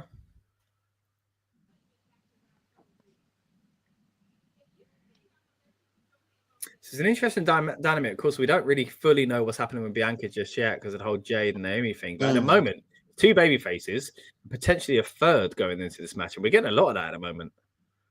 Yeah, I think it's just the needs of obviously getting the people on. I think this is what, especially as we get closer to WrestleMania, we are going to have to start seeing.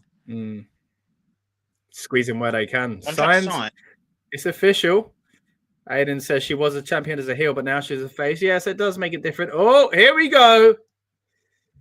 Oh, I think you are a little bit ahead of me, but yeah, I've now got Rhea Ripley coming out as well. Usually they come out, the person comes out, mid-signing or something, don't they? If they're going to be a change. She didn't stop it. She's basically saying, squeeze me in. Yeah. Let's go, Mammy, says Aiden. As Casper says, I expect a little bit of heelish Cena tonight as well. Something did feel off. Yeah, I don't think we're going to get much else. So we've got some refs.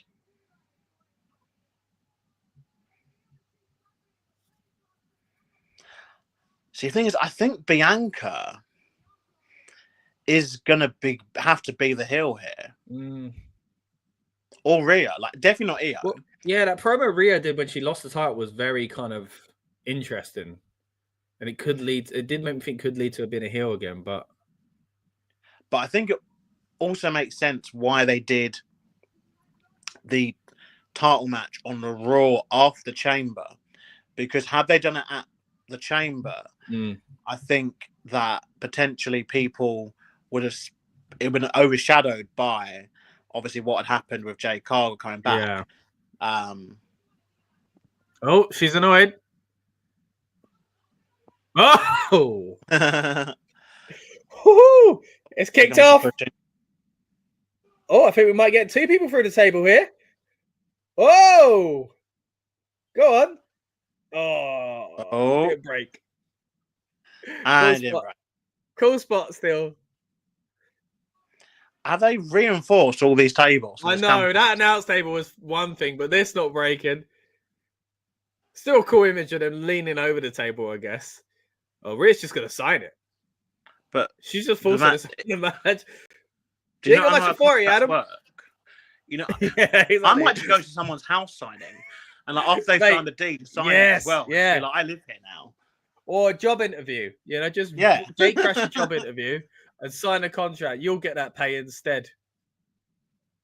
Okay, but they are saying that it's not official. Okay.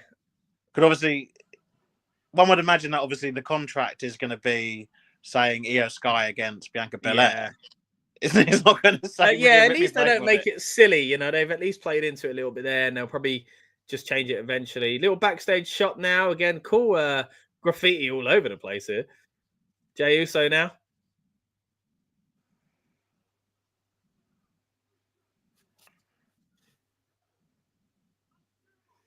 Yeah, so Jey Uso's coming out. Because he's facing, he's got a match night, isn't he? Against Austin Theory. Yeah, that's it. Yeah, sorry, I'm about to say Grayson Waller, but Austin Theory. Yeah, I wonder if we are going to get either something between them two or Gunther appear. Would imagine Gunther would appear. Oh, there he is. That was quick. Ooh. Say his name and he appears, mate. It's Joe Henry over here almost.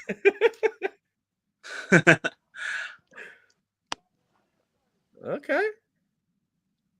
Right, so he's definitely there. So I think he will get involved now. Yeah, same. Yeah, especially now that he's had that push.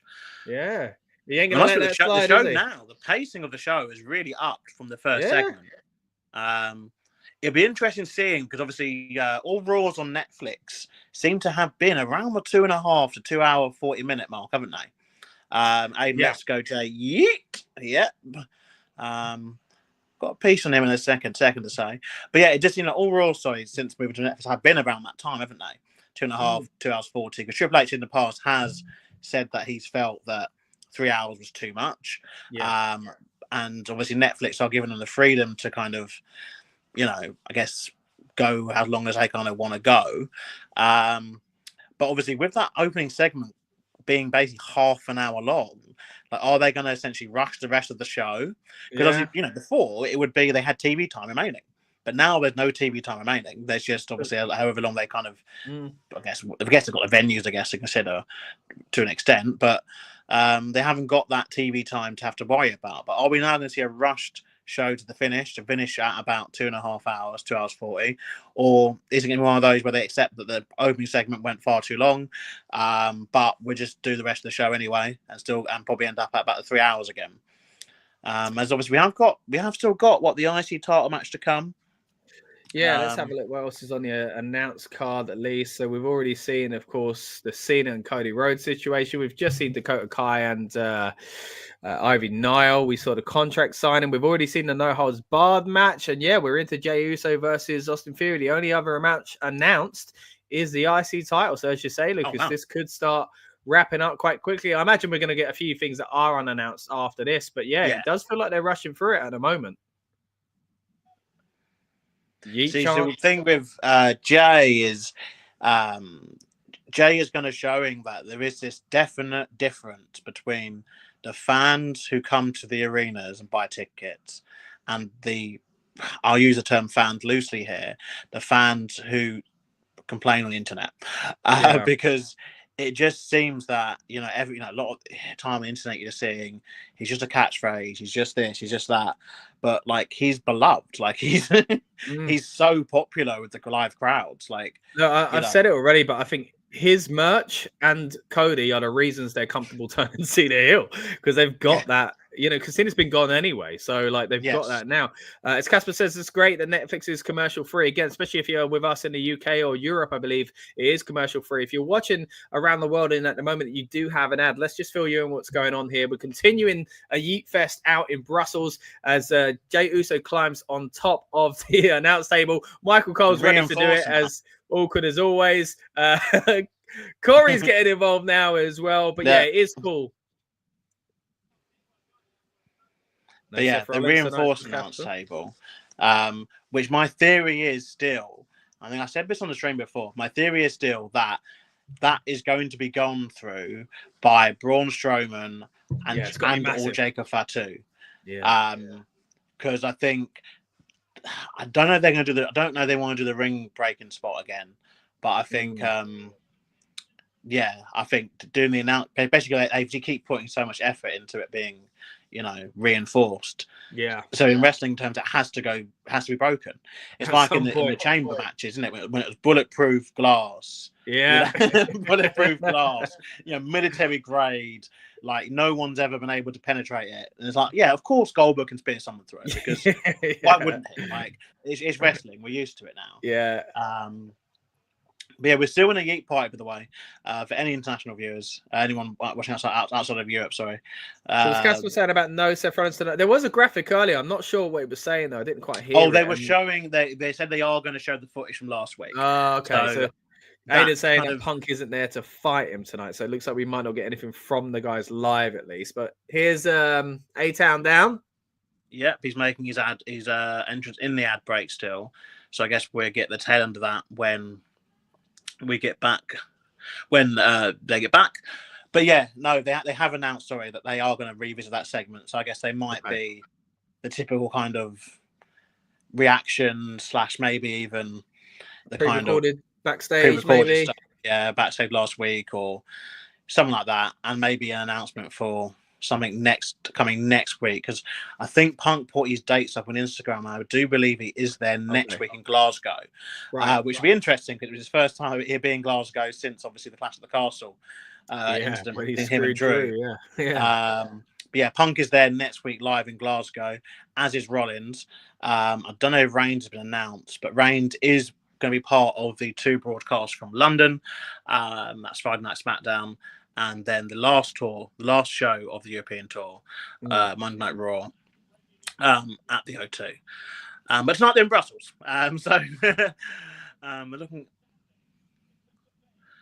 That's not. Yeah, I'm gonna say, where's this?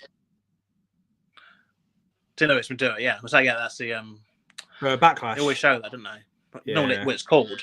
Americans will know. Some sort of arch. Yeah, St. Louis arch. We'll go with that one. Yeah, we'll go with that. Famous, yeah. Apparently. But yeah, we've got Jey Uso now against Austin Theory. I'm going to dip out for a little bit and come back. All right, buddy. Great to have you. But yeah, I'll see you soon. See you in a bit, mate. All right. So once again, great to have Lucas. He'll be joining us hopefully throughout the night. And again, if you haven't already, check out our review of SmackDown last week where Lucas was live in Barcelona for us. Back in the UK for us tonight, though, but we'll still giving you as much content as possible. And it's St. Patrick's Day. I'm almost out of Guinness there. I might need to get a new one. Oh, wait. Jey Uso's won. What? I mean, he's got to look strong because he's not looked strong lately. But Theory ain't looking strong at all, is he? Now, Waller's been super kicked. Yeet is going to jump over the rope. Surely we will get more from Gunther now if the match is that quick. Oh! He didn't quite make it. He fell, and it was awkward. I think he's going to do it again, and I wouldn't be surprised if this gets edited out. Oh, no, maybe not, because Gunther's going after him with a belt around his waist. And he landed awkward there, Jay. Got a feel for him.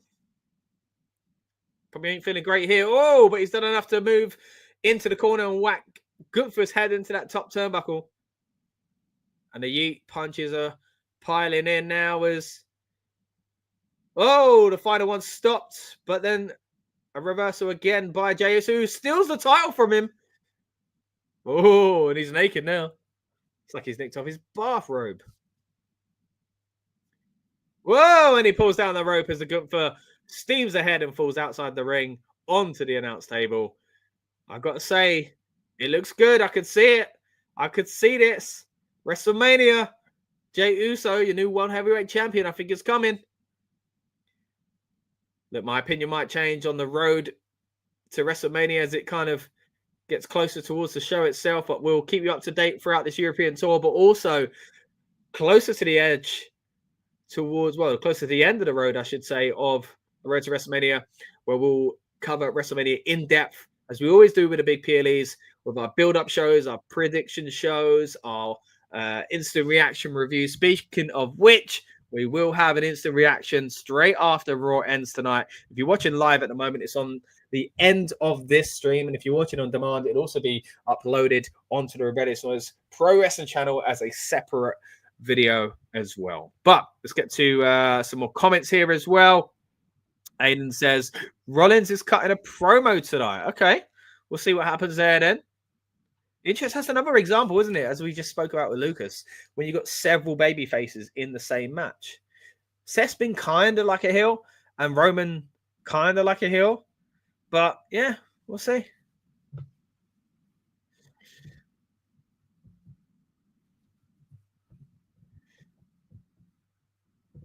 Now we're getting a promo video for Bron Breakker.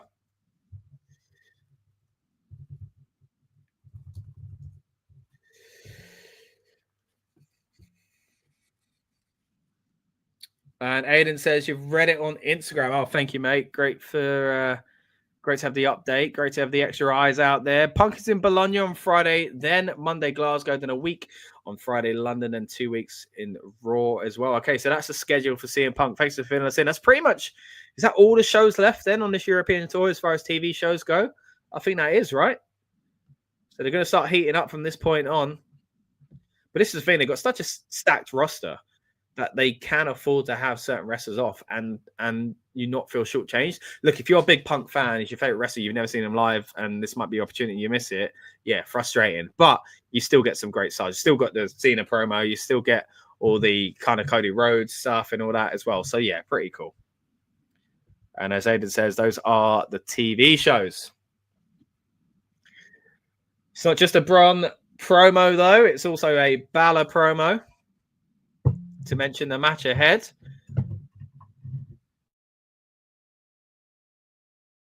Now, will we see another title change again? I'm so shocked, as we just spoke about with Lucas, how many titles have changed on these shows lately. You know, the tag titles changing on the SmackDown recently. Oh, still to come in the main event. So it's not next. Something else is happening now. So maybe this is the Seth Rollins bit that Aiden was telling us about. Let's have a look. Great shots of Brussels there. Again, hopefully this is the kind of thing that gets people interested in visiting Brussels as well. I've never been myself, so, you know. We're back on the ad breaks now. We are just over 2 minutes away from the show restarting. Oh, now we've got a promo from Grayson Waller. Oh, he's dissing Brussels. And so is Austin Theory. That's your hero, he says. The man who cheats and runs away.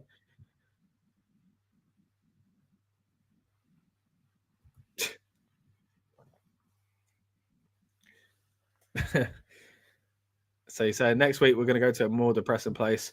All the women look like Shrek, he says, in Glasgow. Okay. So we're setting up something for next week's Raw. He's asking Jay to find a tag partner. And then he'll find out, well, A-Town Down Under, the best tag team in the world. Surely, Jimmy Uso? I mean, that'd be cool on the road to WrestleMania. See the Usos back together. Maybe not, though. Maybe we'll see Jay teaming with someone else related to maybe a few linked to these guys. But at the moment, yeah, pretty cool. Looking forward to seeing what that could be. So that's what we're getting at the moment. Again, if you're watching around the world and you're still seeing ads at the moment, just filling you in what's going on. We've just finished a little promo segment from A-Town Down Under. We've now got American Made making their way back out.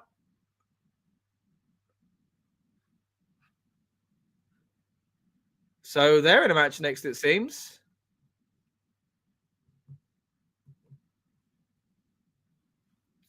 So we're about 45 seconds away from the show returning, but we're seeing the Creed brothers essentially make their way to the ring at the moment.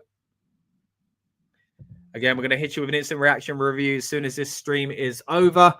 And if you haven't already, feel free to check out our SmackDown review from earlier on. Well, at the end of last week, I should say, when you get some time on this very channel. We go through the Street Profits winning their titles. That great spot we saw from Tiffany Stratton, the debut of Axiom on the main roster, and 2 mysterious vignettes. Will we see more of that tonight? It's not long to go, judging by the card. But then again, we're only an hour and 26 minutes into this show. There is a full possibility that we have double that. Well, that again to go, and it'd be double essentially, and head up to close to 3 hours. And it says, Lucky, going to Glasgow. Oh, you mean not going to Glasgow because you're coming to London, weren't you? So otherwise, what, you're going to be Jey Uso's tag partner? Is that what we're saying, Aiden? Casper says, had to duck out for a few times during the Raw brothers, just come back in from work. No worries, mate. Still glad to have you with us. If they want a tag match in London, I'll tag with you. Okay, I get you. Yeah, not going to Glasgow. Cool. Well, yeah, they're lucky, Aiden. I know. Otherwise, it'd be you and Jey Uso against the team of A-Town Down Under. Who will take him up on the offer, though, guys? Who do you reckon? I think Jimmy makes the most sense, right? It's his brother, it's his tag team partner. It would be cool to see.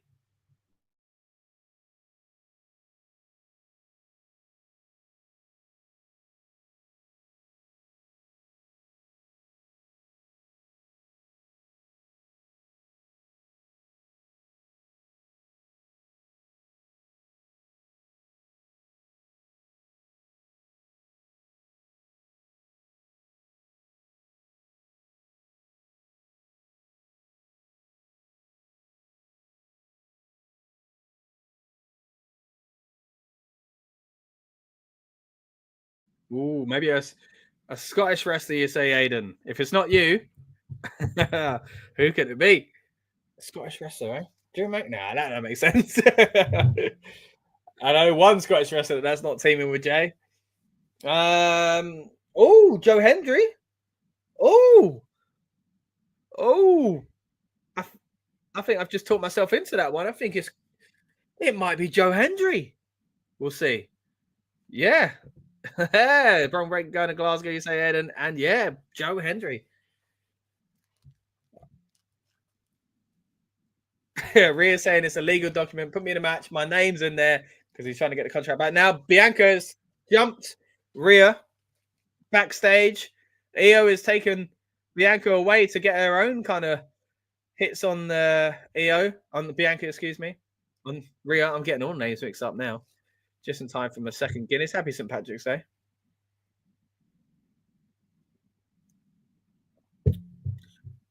As Michael Cole says, Rhea gets the last laugh. I mean, she's obviously going to be in this match.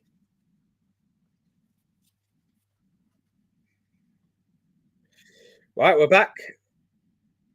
And who the Creed brothers going to face? We need a triple threat, says Aiden. Yeah, I think so. I think we're going to get it. I mean, surprised we didn't just get Bianca and Rhea. That is the marquee match. I mean, I think Io's great. I think she deserves to be in a big match. But, yeah. Oh, there we go. Rey Mysterio, of course. Yeah, we saw him backstage with the LWO. good for the fans in Brussels to get to see a legend like this. Yeah, you're right, Aiden. Women's title match is screaming triple threat, and I think I'd be massively surprised if we didn't get it. LWO in the house.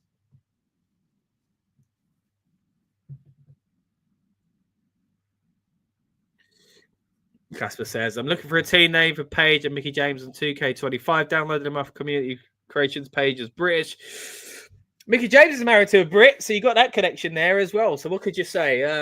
What would a good team name for Paige and Mickie James be? I mean, mixing the names together isn't a great one, is it? Mickey Page. What could you do? Magnus was in British Invasion, wasn't he? You could still what could you play on that British Invasion link because she's married to Magnus, aka Nick Aldis. British. Ooh. Creed. Wow. Dragon Lee's been taken out quickly. Aiden hopes we get him in London. I guess you mean Rey Mysterio there. Casper Hardcore Country. Yeah, Hardcore Country. Oh, yeah, that's a good thing. We go for that. Hardcore Women, maybe. I don't know.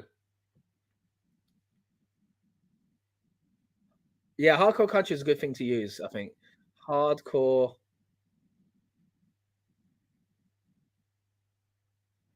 I don't know. What can you say? Women sounds a bit hardcore. Is that who Nick Aldis? Yeah, Nick Aldis is married to Mickie James. Yeah, quite some time now. I want to think of. If anyone else got suggestions in the comments, guys, let us know. What should Casper name his team of Paige and Mickie James in 2K25? We've just moved away from the main TV show. It's now in the ad break. But again, if you're watching internationally and are unable to see what's going on at the moment, let's let you know. Let's fill you in. The Creed brothers are in control of Dragon Lee at the side of the ring now. It's on their side. Hammer fist to the face of Dragon Lee, who tries to kick away. But Brutus is in control for sure. About to tag in his brother.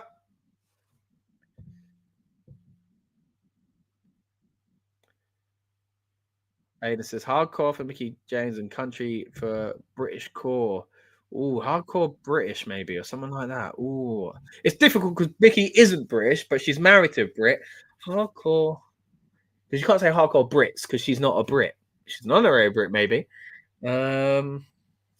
British core, yeah, I like that. But again, anyway.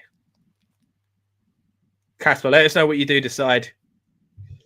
We're about a minute and 50 seconds away from the mainstream coming back, but the Team of America made are really in control now. They've just thrown Dragon Lee into the turnbuckle. He's fallen on the ground. This is what I like. We're still seeing like action in the match. I mean, I gave an example, a terrible example there. It's just a whip to the corner. A lovely German suplex there. There's a great example. Belly to belly. Oh my gosh, I still get it wrong when I'm trying to even big it up. We've got a little graphic down the bottom saying that Cena's going to be in Glasgow next Monday and Monday Night Raw in London. So, Aiden, you're going to get to see Cena live, it seems. That'll be good. Again, I was in that same venue when Cena returned at Money in the Bank. And as much as I was one of those people that said Cena sucks for many years, I always appreciated his work and his ethic for the company. And, yeah, it was great to see him back and in that period of his career, but now I'm fully on board this heel turn. It was an interesting opener, wasn't it? If you joined us late, we didn't really know what to make of that, did we? So we'll break that down in further detail, I'm sure, on the instant reaction later on. But we're about 35 seconds away from the main feed coming back on Netflix. The Creed brothers are certainly in control. Rey Mysterio is on the outside trying to get the crowns to pop a little bit of energy back into his tag partner by clapping. Dragon Lee's now been put in the top rope by Butch, who climbs up to the second himself. Now onto the top himself. No, climbs over, but his legs are caught and he's falling back into a tree of woe. while his tag partner gets knocked off the side. Oh, okay, it's gone black, so I think we're going to miss this spot, ironically, unless they tend to wait. No, he's done it. We missed it. The screen has come back and they're laying on the floor, but what you would have missed, he was setting up for imagine a stomp into his chest as he was into the Trio of Woe position. And now he's made the tag. Of course, we're back on the air with Netflix. Rey Mysterio is in the ring and in control. Julius misses. A few spins around the body of Julius into a Hurricane Runner by Rey Mysterio. Aiden's decided. He's decided. British crew, I'll go with that because Casper said, oh, Casper decided. There we go. Thanks. Candice LeRae and Nia Jax take two. I mean, that's a real team. They haven't really called them anything, have they? This crowd is electric. Yeah, they're on fire, aren't they? Are you going to be able to do the same, Aiden, when you're in London? Whoa! That was cool. Butch through Mysterio and then caught by Julius, but reverse into a planted DDT by Rey Mysterio. Dragon Lee, Hurricane Runner beautifully as he flies to the outside of the ring on top of the ring apron, and Hurricane Runners Butch onto the ground. Rey Mysterio is continuing to hype up the crowd as he jumps to the top rope. Julius runs to the top rope himself, though. Oh, headbutted off by Rey Mysterio. Rey sets up for a dive. Oh, into a Hurricane Runner. Lands. Oh, beautifully in position for the 619. Bounces off of it, straight back onto the rope. Rey Mysterio swings around, hits him with a 619. West Coast pop. Well, not that, but the drop anyway. That's it. It's over. Beautiful match. Really energetic. Quite enjoyable match, that. Fun. And as you said, and they were an electric crowd, and especially in that match. They could be the grumpy. Oh, who's that? Oh, that's oh, I wonder who that is. A goofy luchador, as Michael Cole calls him. Now, of course, what is his? Oh, what a German suplex! He landed right on his neck. It seems. Rey Mysterio trying to fight for Dragon Lee's honor now because Dragon Lee is out of it. The American Luchador hits him with a beautiful release German suplex. Rey flips and lands on Dragon Lee.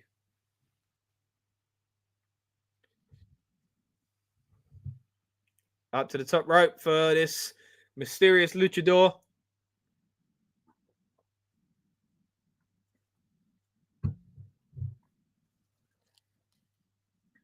Oh, diving headbutt. Ooh. Now the security are in just to chase him off. Because in the story, they don't know who this is, right? Even though Michael Cole's alluding to it. He's ran away. He's literally said his name there. But that's a bit slow for security to get involved with someone that's not an active competitor, right? That was a bit weird.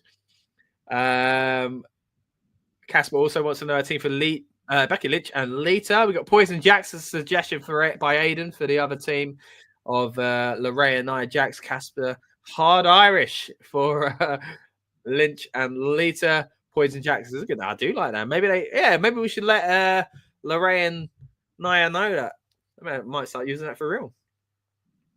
All right, now we're getting a shot of MSG looking at the steel cage match from last week between Seth Rollins and CM Punk. What did you guys think of that, by the way, guys? Did you enjoy the return of Roman Reigns? I thought it was pretty cool. Interesting to see the moment at the end with Paul Heyman comforting CM Punk and then Reigns coming in and saying none of that, basically. Aiden wants to be a WWE booker. See if you can grab someone's attention in London, mate.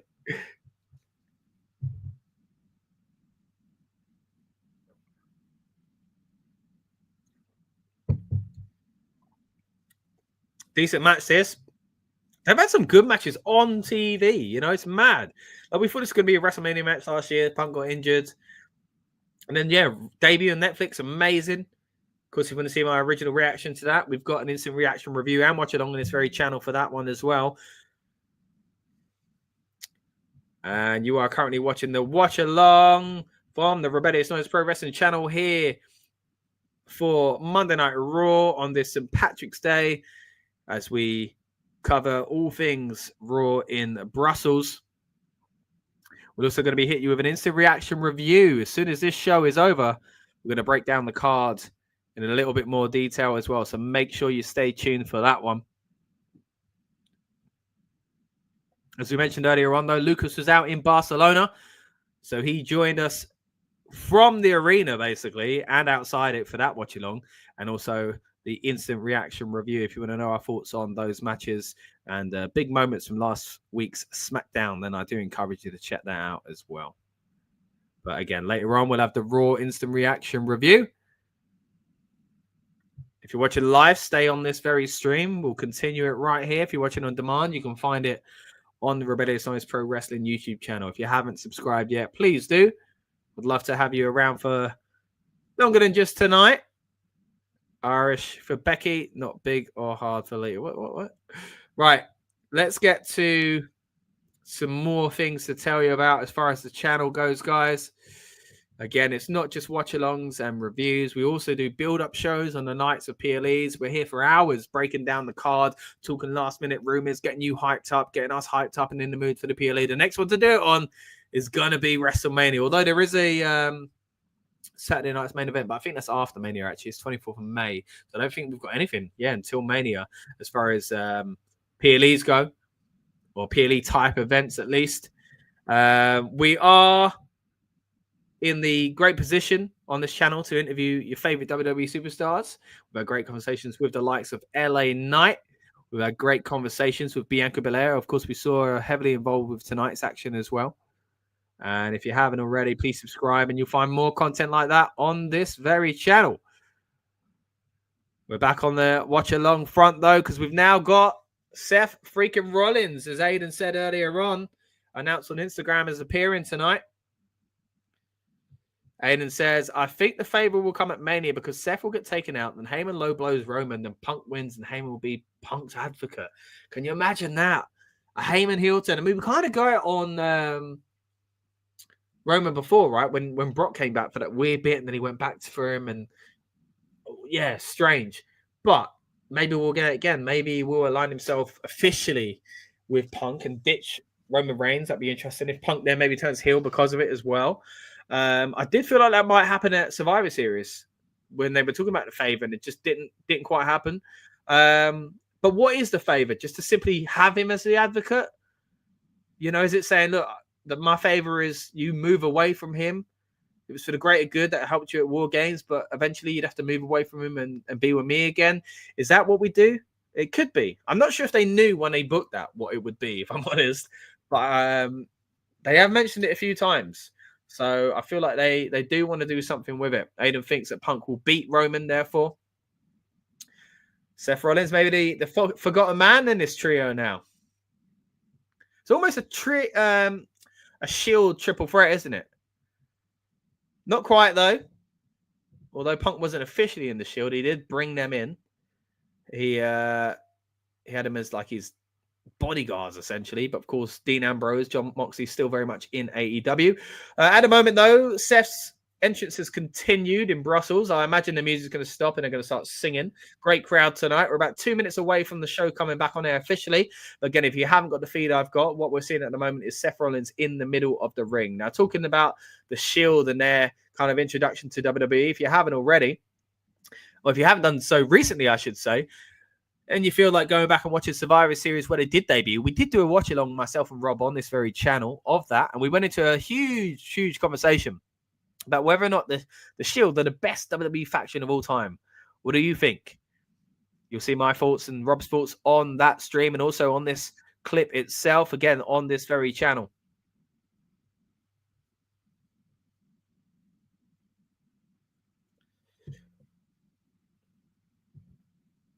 Now we've got a minute and a half until the feed comes back. Again, thank you to everyone that's joined us live tonight. Thank you to everyone that came and joined us when it was the Barcelona show. We're going to be back on Friday night for Bologna as well. Looking forward to that. We are just over a minute away. Seth Rollins is making his way around the ring and high-fiving fans and getting a few selfies, essentially. Casper says, I miss the NWO and the Nexus. Me too, mate. I love the NWO. There you go. I love the NWO Wolfpack version as well. The Nexus, they were great. When they first showed up, they're amazing. A big part of why I'm frustrated about Cena, you know, in that period, because even when he joined the Nexus, they couldn't even have him wear the armband and the t-shirt, you know, like because of the merch situation. So I think the Nexus massively look, people will say, look, Cena helped him. They had a program with Cena, which is huge. But come on, Wade Barrett should have had a world title, and the Nexus should have run right for longer, in my opinion. Aiden says, I'm putting this out there, not wishing injury for Seth, but he might get injured mid-match with the knee he keeps injuring. Yeah, Seth's had a few issues in the past few years. Hopefully not. Hopefully he's going to be fit and healthy. Roman's there next Friday as well, says Aiden. Yeah, Bologna is going to be big. 3 seconds away from the feed coming back on. Seth Rollins is in the ring. I'm too young for the NWO, says Aiden. I kind of remember the Nexus. Yeah, they were both great groups. The NWO far, far better. Don't get me wrong. Far, far more important in the landscape of wrestling history. But the Nexus were great. Their debut was amazing. It's one of my favorite moments in, I guess, the modern era. I do want to someday maybe sit down with the other guys on the channel and dive deep into the Nexus, because I really did enjoy it. Heel Cena's in the house. Great name, great picture. Says, I'm wishing hard times on Cody Rhodes. I love that. Thanks for the comment, mate. Yeah, hard times. What a great callback to one of the best promos ever. Dusty Rhodes, hard times. Aiden's only 18 and started watching in 2010, 2011. Okay, I get what you mean, mate. So roughly that period where the Nexus were kind of in it and slowly fading out, essentially. You had the core as well. Remember the core? Wow. I thought that was going to be something like the Wolfpack version of the NWO almost, and the core and Nexus. Becky does not done, says Seth Rollins revealed on a podcast. Yeah, I saw Seth had been speaking about it, but I didn't see the quotes. Is this Cena's alt account? It could be. Cena, is that you?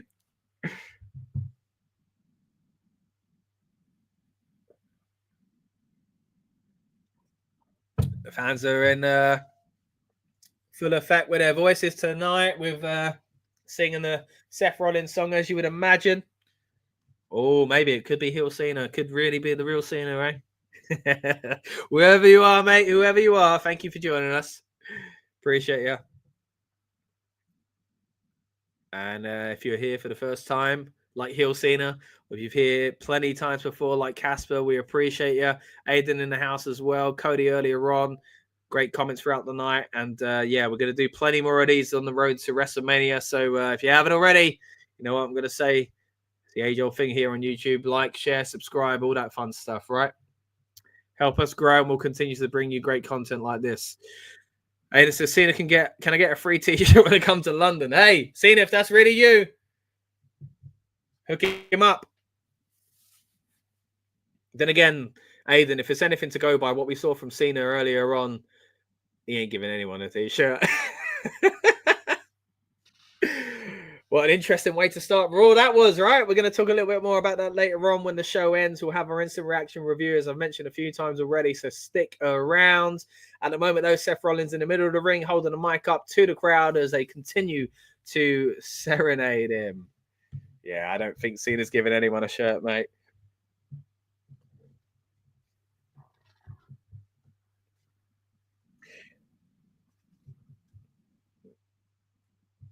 All good, Aiden, all good.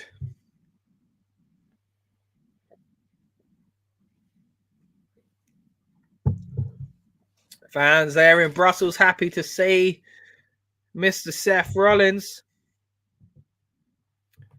Probably going to get a CM Punk shirt. CM Punk's had some great shirts over the years, hasn't he? He's not the only fancy, stylish man in the WWE, though. Of course, the man we see on the screen at the moment, Seth freaking Rollins, is quite the fashion icon himself. So much so that I did a video on this very channel myself trying out some of Seth Rollins' suits. So, guys, if you want to see me dressing up like Seth Rollins, that's here as well. We don't just interview the likes of Drew McIntyre and Kevin Owens. We don't just do watch-alongs of One Night Stand and SummerSlam 2002. Sometimes we dress up like wrestlers for your entertainment as well. Seth Rollins still being serenaded by his fans. This is the O2 card or cash. Oh, you know what? The last few times I've been, I've just paid on card. I haven't even tried to pay with cash. So I'm not 100% sure, mate. But definitely got card. But yeah, I don't know if they do still use cash. Casper says you'll see she's going more on the kids. Break a wish. Yeah. You want to get that hashtag or something, don't you, Casper? Break a Wish Foundation now. Maybe we should make a t-shirt or something. If WWE don't do it, we should do it. Here's the thing about Rollins. Look, they love him, but after a little while, they want to chant for Punk. We'll get to him, says Seth. Going to talk about Roman first.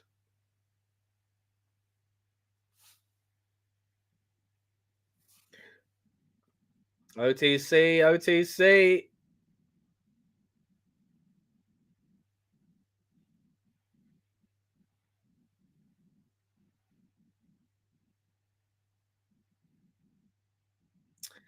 Seth ain't mad at Roman because he would have done the same thing. Okay.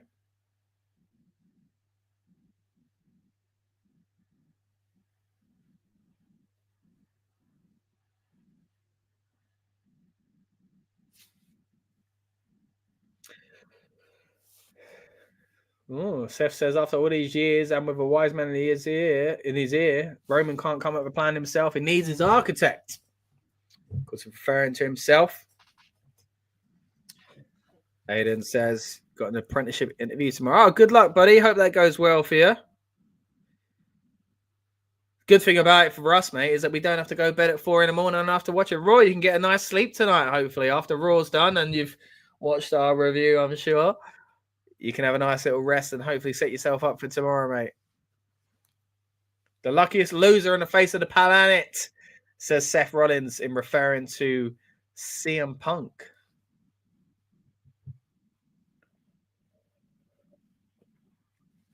He said he would have stopped his head through the mat if he had a few more seconds to end his WrestleMania dream and put his career on ice. But of course, he couldn't do that. It was on the edge of the ring and the door opens and Roman pulled him out. I'll be here throughout. Thank you, Aiden. Look after yourself, though, mate. Make sure you're prepared for tomorrow. Hope it goes well, like I say. I appreciate everyone that's joined us throughout tonight's stream. And again, those on demand as well. Thank you so much for tuning in. OTC chance again for Seth.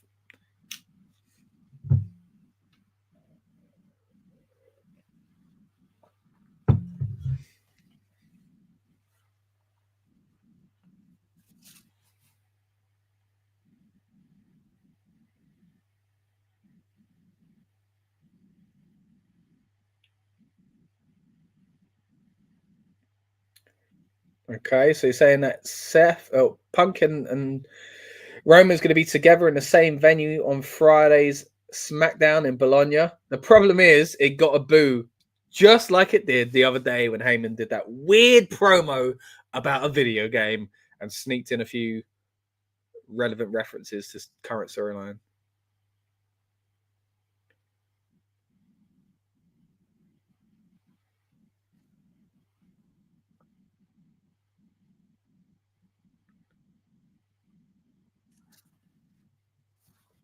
Aiden's going to be posting on Instagram from Raw as well. Brilliant. Yeah, drop your Instagram handle, Aiden, if anyone wants to go and follow Aiden and see what's going on live there in the building. That'd be cool to see. So if you want to get your stuff out there, Aiden, I'm happy for you to do that.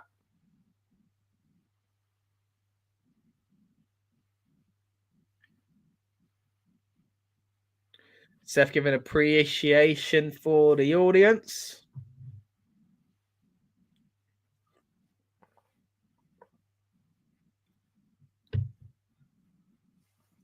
Aiden's handle there for anyone that wants to check out the inside scoop almost to what's going on Raw on the 31st here in London. So again, if anyone wants to see what it's going to be like on the night, there you go. Aiden's going to be posting photos and what he buys. Cool. Make sure you tune in again, Aiden, as soon as you get the chance after that show. I'd love to hear your thoughts on the show overall as well. Triple threat, Roman Reigns, Punk at WrestleMania, says Casper. Yeah, definitely getting that, it seems. So Seth just kind of prolonged the feud there, didn't he? He didn't really get much from that. We're going to see more on SmackDown. I don't know if that means Seth's going to be there himself.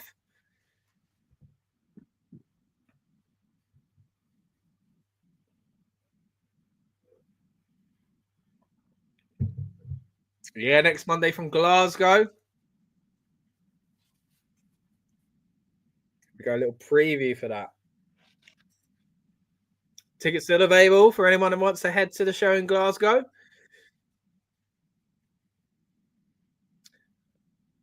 Wow, another title match next week, guys. Lyra's defending her title against Raquel Rodriguez. Yeah, that came up recently, actually, that she got that opportunity. I didn't think it'd be in Glasgow, but that's cool. Great though, man. All these European shows have been stacked, it seems. We've got, from what we know of them so far, you know, big names showing up. And as the storylines progress, we start to get good indication as to what's going on week by week. And as Lucas mentioned a few days ago on the channel, actually, how good it is that you do see Raw and SmackDown have cards basically posted online. And look, when you look at SmackDown the other day, with loads of unannounced stuff, but we still had a good core of things announced that we knew what we were getting into. So yeah, really good. He pronounced Glasgow right. Who did? Was that Michael Cole? Because he usually says Glasgow, doesn't he? I guess I should say Glasgow. Glasgow. Glasgow is a Londoner, but Glasgow. At least it ain't Glasgow, right? Never Glasgow. Imagine a cow made of glass. That's what I always think of when they say that. Just don't make sense, is it? Oh, we get the phenomenal song again. Of course, not in France this time, but it's a country where high percentage do speak French.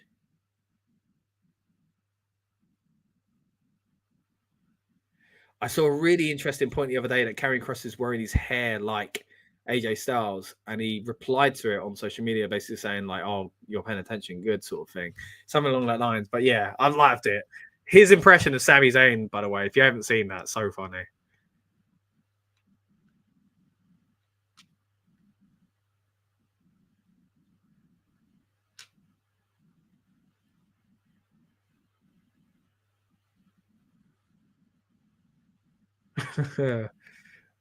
Kross is trying to get AJ Kross about Logan Paul, essentially, but why?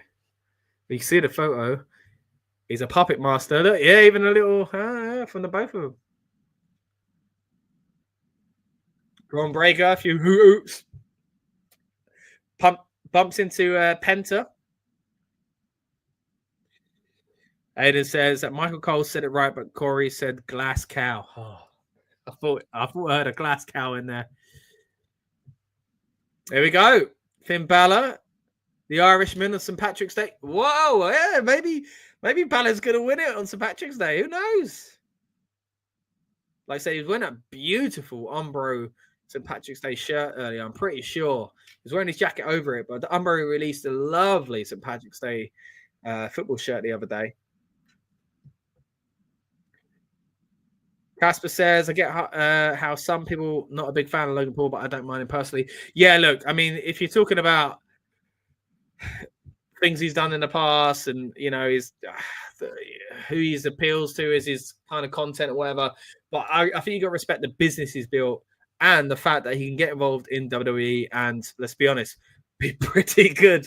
We've talked about quite a lot on this channel about him and Bad Bunny, really, and Pat McAfee being amazing. Like a duck to water, essentially, you know. So, but Logan Paul is, scary how good he is, and how good he could become. Depends how much he puts into it and what his future, you know, is. But he's looking like he's dedicated at the moment. I saw his interview with Joe Weller the other day, and he was basically talking about, and it was great to see him talk about the WWE and how there's so much behind the scenes that people don't realize. I don't think he realizes that a lot of people realize that to an extent. They won't have seen what he's seen, don't get me wrong. But I think because he grew up not watching it the way that some people are obsessed with it and dedicated with it, there was so much that was eye-opening to him, I imagine. But I do like that again, there's so much that we would never see and understand unless you're in it. But I do like that he really appreciates the business now as well. Casper said, WWE, I'm talking about really as far as Logan's kind of,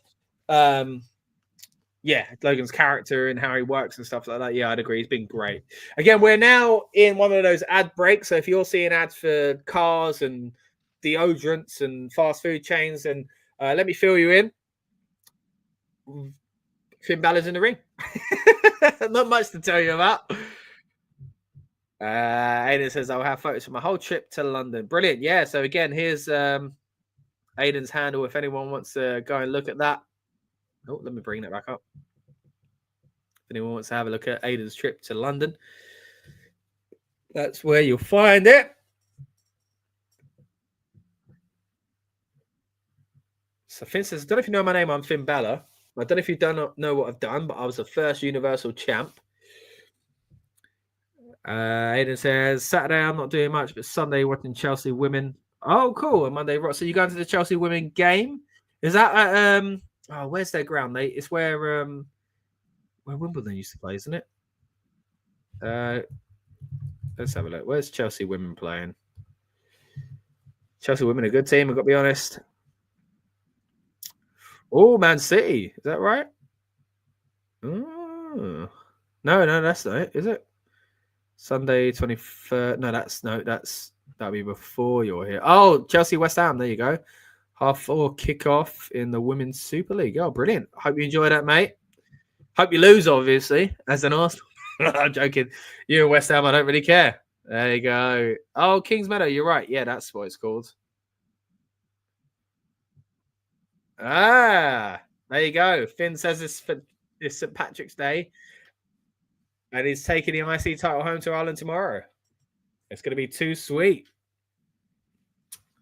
I hope you do, mate. I hope you do. You won't, I don't think. But I hope you do.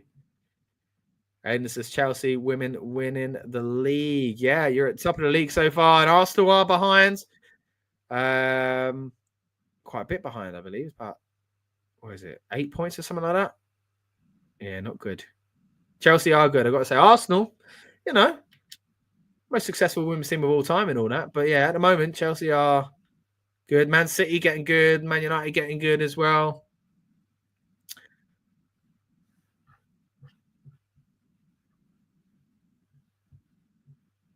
Yeah, I think you will. It'll take a lot. It's just like in the men's game as well. Arsenal being quite a way away off the top spot from Liverpool now, which is, quite upsetting for me. Oh, they're showing a great promo. This is one of my favorite moments in wrestling history, guys. They're showing a promo video now, the time that Triple H returned, the first time from his quads issue at Madison Square Garden. I'm getting like Rock now. Goosebumps when I see this. Honestly, one of my favorite moments in wrestling history. I'd love to talk about this in more detail. Reason for this, of course, he's getting inducted into the WWE Hall of Fame this year. What a look as well, man. Leather jacket. Jean jacket on top with the cool Triple H logo. Aiden, you were too young. Yeah, I appreciate that. If you go back, obviously, you can probably understand how much of a big deal it is just from watching this sort of thing. But I remember vividly being so excited for his return. They did these great promo packages showing him like doing rehab to U2's Beautiful Day. And they were great promo packages as well. And then he come back. The game theme song was quite new at the time as well. I loved his old song, by the way, My Time. But the game theme song obviously is huge as well. But yeah. Aiden says, I love the Hall of Fame. Me too, man. I just haven't enjoyed the past few years, though. It's just been kind of an afterthought after SmackDown. Look, it's still going to be late this year. It's going to be after SmackDown. People are going to be tired anyway. But the good thing about it this year is it's going to be in a different venue. It's going to be in a theater. I've got a lot to say about WrestleMania. If you've been here and WrestleMania week and Hall of Fame, if you've been here, subscribed for a while, you guys will know this. But we've done a video on this channel actually about how to fix the Hall of Fame, because I do think in recent years it's really, really suffered. When I went to the Hall of Fame back in the day, I've been to 2 Hall of Fames. You wore a suit. It was a special occasion. I don't like the way they do the presentation these days. I do think it might be different this year, though. Like, say, going back to that venue, like a separate venue, going back to a smaller, intimate venue, I think it's going to be quite good as well. So, yeah, looking forward to that.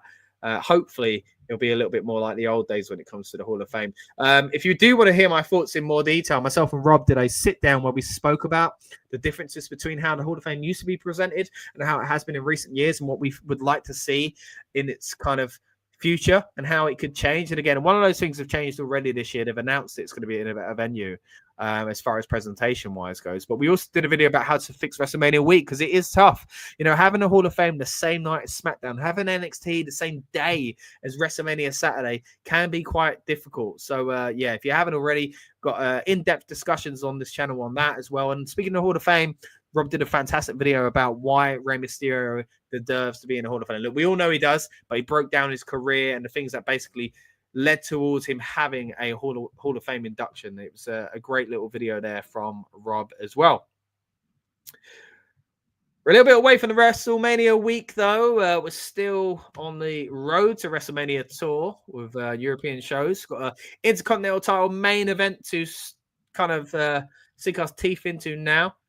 Casper says, the one thing I don't like about Candice LeRae in 2K25, she comes to the ring with a pixie wing gimmick on the back. Not a fan of it. Oh, okay, so it's a little out of date then, I'm guessing. Aiden says, I may have cried when Undertaker and Ray got inducted. Hey, there's no shame in that, man. No shame in that. Great careers. I'm the same. I love the Hall of Fame. I've got teary about a few Hall of Fame inductions. Don't get me wrong. Here we go. Can the Irishman win the Intercontinental Championship on St. Patrick's Day? I'm wearing green for you, Finn, and I'm raising a Guinness to you as well. I know you're a Spurs fan. Oh, we'll just leave it there, actually. Maybe I don't want you to win. Nah, big fan of Finn Bálor. Big fan. He's someone we've interviewed a few times, actually. We interviewed him on the old... the main Rebellious Noise channel, I should say, before we split off. So basically a little history of Rebellious Noise. We've been going for quite some time now, but we realized we were covering so many different things. We decided to split the channel. So we've got a wrestling channel, a football channel, a food channel, for example, and a few others as well. He sat down with us for an interview on the on the main channel, I should say. And then we had another chat with him on this channel. So on the first interview, we talked about his time in NXT and the time he came out. If you remember, he came out as basically Jack the Ripper, which was crazy. Cool entrance he did a while ago, Victorian kind of eeriness about it. And then we had a great conversation with him a few years back on this very channel as well, talking about his time as a heel, the future of the Demon character, and what were the original plans for his NXT return. So again, if you haven't already, check that out. Great conversations as always with Finn Bálor. So I'm pulling for him tonight, but I gotta say, I'm a big fan of Bron Breakker as well. Undertaker was towards the start of me watching WWE, says Aiden, and a prediction for WrestleMania Live: Akira versus Bayley versus Dakota Kai versus Ivy Nile versus Becky Lynch. It's a 5-way women's Intercontinental title match. That's a lot stacked up there, but you know what? They seem like they're doing a lot of multi-person matches, so I wouldn't be surprised if we saw something like that. Casper says, she said, Scott, we're not that good. Man United won yesterday, but we're still pretty You did. What was it? 2-0 or 3-0? What was it? Let's have a look. Man United. You won against Leicester 3-0. Ah, yeah, it was Leicester, though. Come on, let's be real. You're still sitting 13th, Casper. Aiden says possibly a ladder match. Yeah, I'll be up for that. I love those multi-person matches. I mean, the Money in the Bank started like that, you know, on WrestleMania, didn't it? And then we've had some cool ladder matches on WrestleMania in the past. 1-on-1, of course, between Razor and Shawn at WrestleMania 10, but then multi-person ones, like the time that Zack Ryder won the title, that was cool. Zack Ryder, someone we are kind of unsure if whether or not he's going to show up in WWE, right? We felt like he might show up at the Rumble. Didn't quite happen. But if he ever does, it'd be interesting to see what way he's presented in. Little cheap plug for you here as well. We did talk about this on this very channel, about whether or not he'd come back as Matt Cardona or Zack Ryder, or a mixture between the two, perhaps. Big fan of Cardona's work in the recent years. But let's see. At the moment, though, we are talking about the current Intercontinental Champion, Bron Breakker, taking on Finn Bálor, and Bron's getting ready to run around the ring. Corey's encouraging Bálor to stay down, but he's up and he's... Oh! Sling blade. Lovely reversal on the outside of the ring. The camera zooms into the title, what it's all about, and then into Bron as he holds on to the back of his neck. We're now going into another ad break. What we're going to get... Oh, a continuation of the match. That's good. This is great because all night it's been continuations of the action. On SmackDown, it was a mixture. It was half that and half the promo shots. But yeah, all action basically between these ad breaks. Again, if you're watching it internationally or out there in the States or maybe even on a replay, you might not get to see this. But what's happening at the moment is Bron Breakker is trying to answer the count of 10 on the outside. I'm pretty sure he will. Are we on? Is that 8? Is that 9? Oh, yeah, okay, he's in the ring. Don't worry. Nothing to worry about, guys. The match isn't over. Imagine that. The match ended in the break, in the ad break. At least I'd be here to tell you what happened, eh? Is this quicker than SmackDown, says Aiden? Yeah, it is. We're 2 hours 10. I think SmackDown did go, if not the full 3 hours, pretty close to it at least. Casper says, Zack Ryder, you said might be coming back. I love the Zack Ryder gimmick. So did I, man. Woo, you know it. Long Island, is that the right way round? That way? There we go. Oh, radio. Yeah, good stuff. It wasn't iron today, Aiden. Yeah, he just about made it in. We are 1 minute and 40 seconds away from the feed coming back, but what we've got at the moment is Finn Bálor in control in the ring. Again, if you're watching at the moment and don't get to see this, that's what's going on now. Bron Breakker's reversed it, though, hitting him with a few punches. 2 hours 51, says Aiden. Oh, it's specific. 2 hours 51 and 30 seconds was SmackDown. Oh, Breakker got a sunset flip there. Go for a pin, but Bálor got out of it, rolled through with a drop kick, goes for a pin, only gets the 2.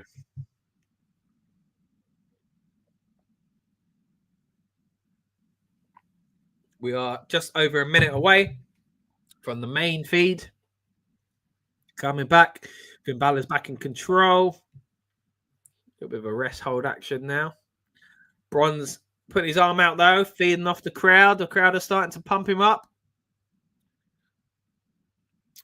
Casper says, do you remember Adam Rose and No Way Jose? Yeah, they were very similar characters in a way, weren't they? I understand why you bring them up together. Adam Rose had a way bigger kind of impact, or was more featured essentially on main WWE TV. No Way Jose, I think, was more in NXT, wasn't he? But did a similar kind of gimmick. I like both. Yeah, I preferred Adam Rose just simply because we saw more of it. I thought he was a great kind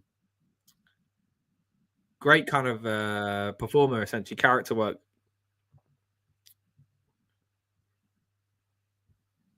We're 8 seconds away from the main feed coming in now, and you will see when it comes back on that Finn Bálor is in control. Bron Breakker is in the corner, getting punched by Bálor in the turnbuckle.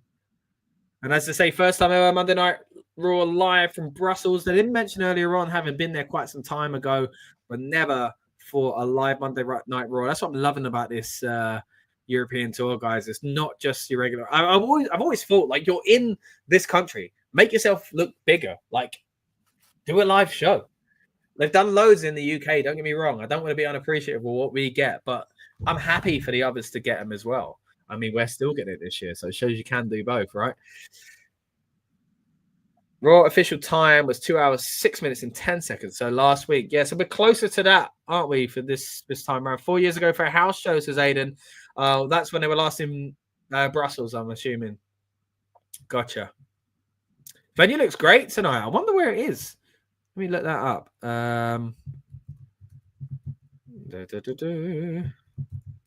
you know who I am? I'm Finn Bálor, he says. I don't think Finn's winning this, though, guys.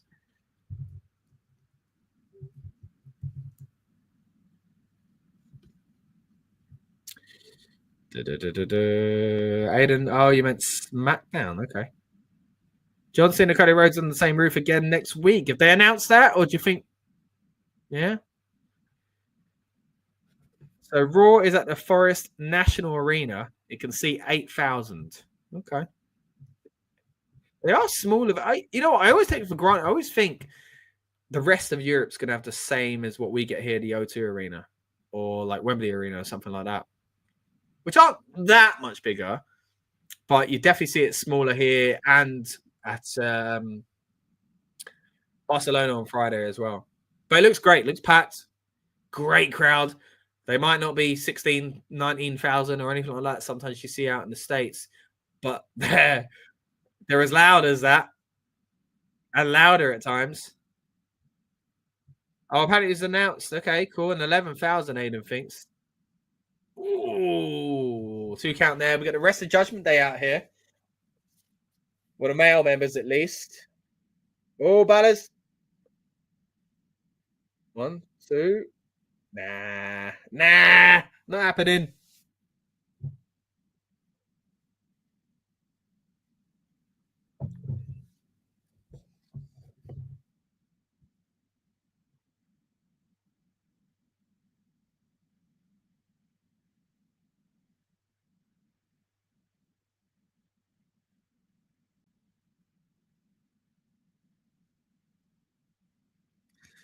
I don't see a title change. I mean, it'd be crazy if we got another one. A lot of changes on the road to WrestleMania. Okay, so Balor's a bit confused about those guys being there. Doesn't seem too pleased. I mean, we saw this before, didn't we? Plenty of times back in the day when he was going for the world title. Well, he took his eyes off the ball a little bit too much there, and Bron's taking control, but Finn's slid outside the ring to give himself a little bit of time. Bron's surely going to take out one of the other guys. Finn's going to move. Oh, no, he's not. Wow. Huge. What is that move? It's like almost like a clothesline, but he kind of sits as he grabs it. Yeah, it is a clothesline. Oof, what landing. Still no breaking on the table, though. It is definitely reinforced. Who's lost a shoe? I love that t-shirt that fans got, by the way. The Bret Hart as himself in The Simpsons. This is awesome chant from the fans there in Brussels.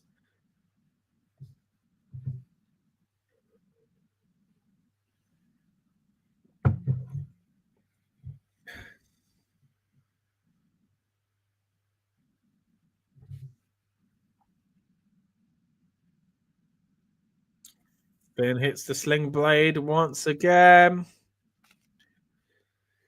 Sets him up in the corner. Drop kick into the corner. Runs on the floor.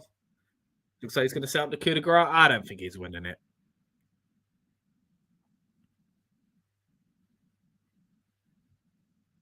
Missed the coup de grace. Rolls through. Runs up and he spears into the turnbuckle because Finn hops over him. Goes for the 2. Goes for the pin. Only gets the 2.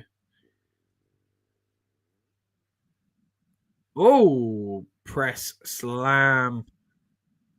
Only a 2 again. And it says next Monday, Lyra versus Raquel for the women's IC title. CM Punk and Piers, Jay and Mystery Partner versus Satan Down Under, and Cody and Cena live. Yes, a stack card again. Looking forward to it. Glasgow's going to be popping. And we're going to be here covering it in depth as we have been tonight as well. We'd also do the same for the SmackDown in Bologna, Italy. So make sure you subscribe, get all your notifications turned on and all that good stuff so you see when we're going live for those. Whoa, it was going to be the end for Bron. Knee into his face by Finn. Look back at Instagram. Okay, cool.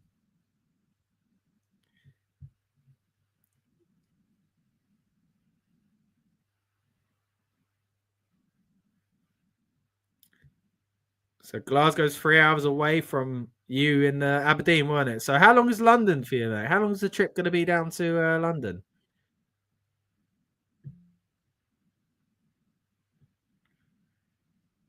Oh, he's going for the superplex, but Carlito's snuck in the ring. Ref's distracted. Dirty Dom pulls Bron off the top. Oh, but he also knocks Finn into the old crown jewels. Finn looks furious at Dom. I was actually thinking then we were going to get it. I thought Finn was going to win the title, but no, it can't be. But then again, Bron is still distracted. Knocks out Dom, knocks out Carlito. Go on, Finn. Go on. Break up top. Oh, beautiful Frankensteiner off the top rope. After running up there, so impressive. Takes the shoulders of the singlet down, hits him with a spear. It's over. Bron Breakker retains the Intercontinental Champion. A fun end to the show. I assume the end to the show anyway. It's the last match, the main event build. Aiden says 7 to 10 hours down to London. And Dom has cost Finn. Yeah, it'd be interesting to see where they go with this one. Oh, Dom and Carly are trying to make up for it. Attacking Breakker. Where are we going to go with this one, guys? Something else with Finn, or maybe someone make the save? He's going out for the Intercontinental title. Oh. Oh, Penta. Yeah, it's not the end. Or end of Judgment, do you mean? Judgment Day. Oh, super kick. So I feel like we're going to get something to do with Penta next week then.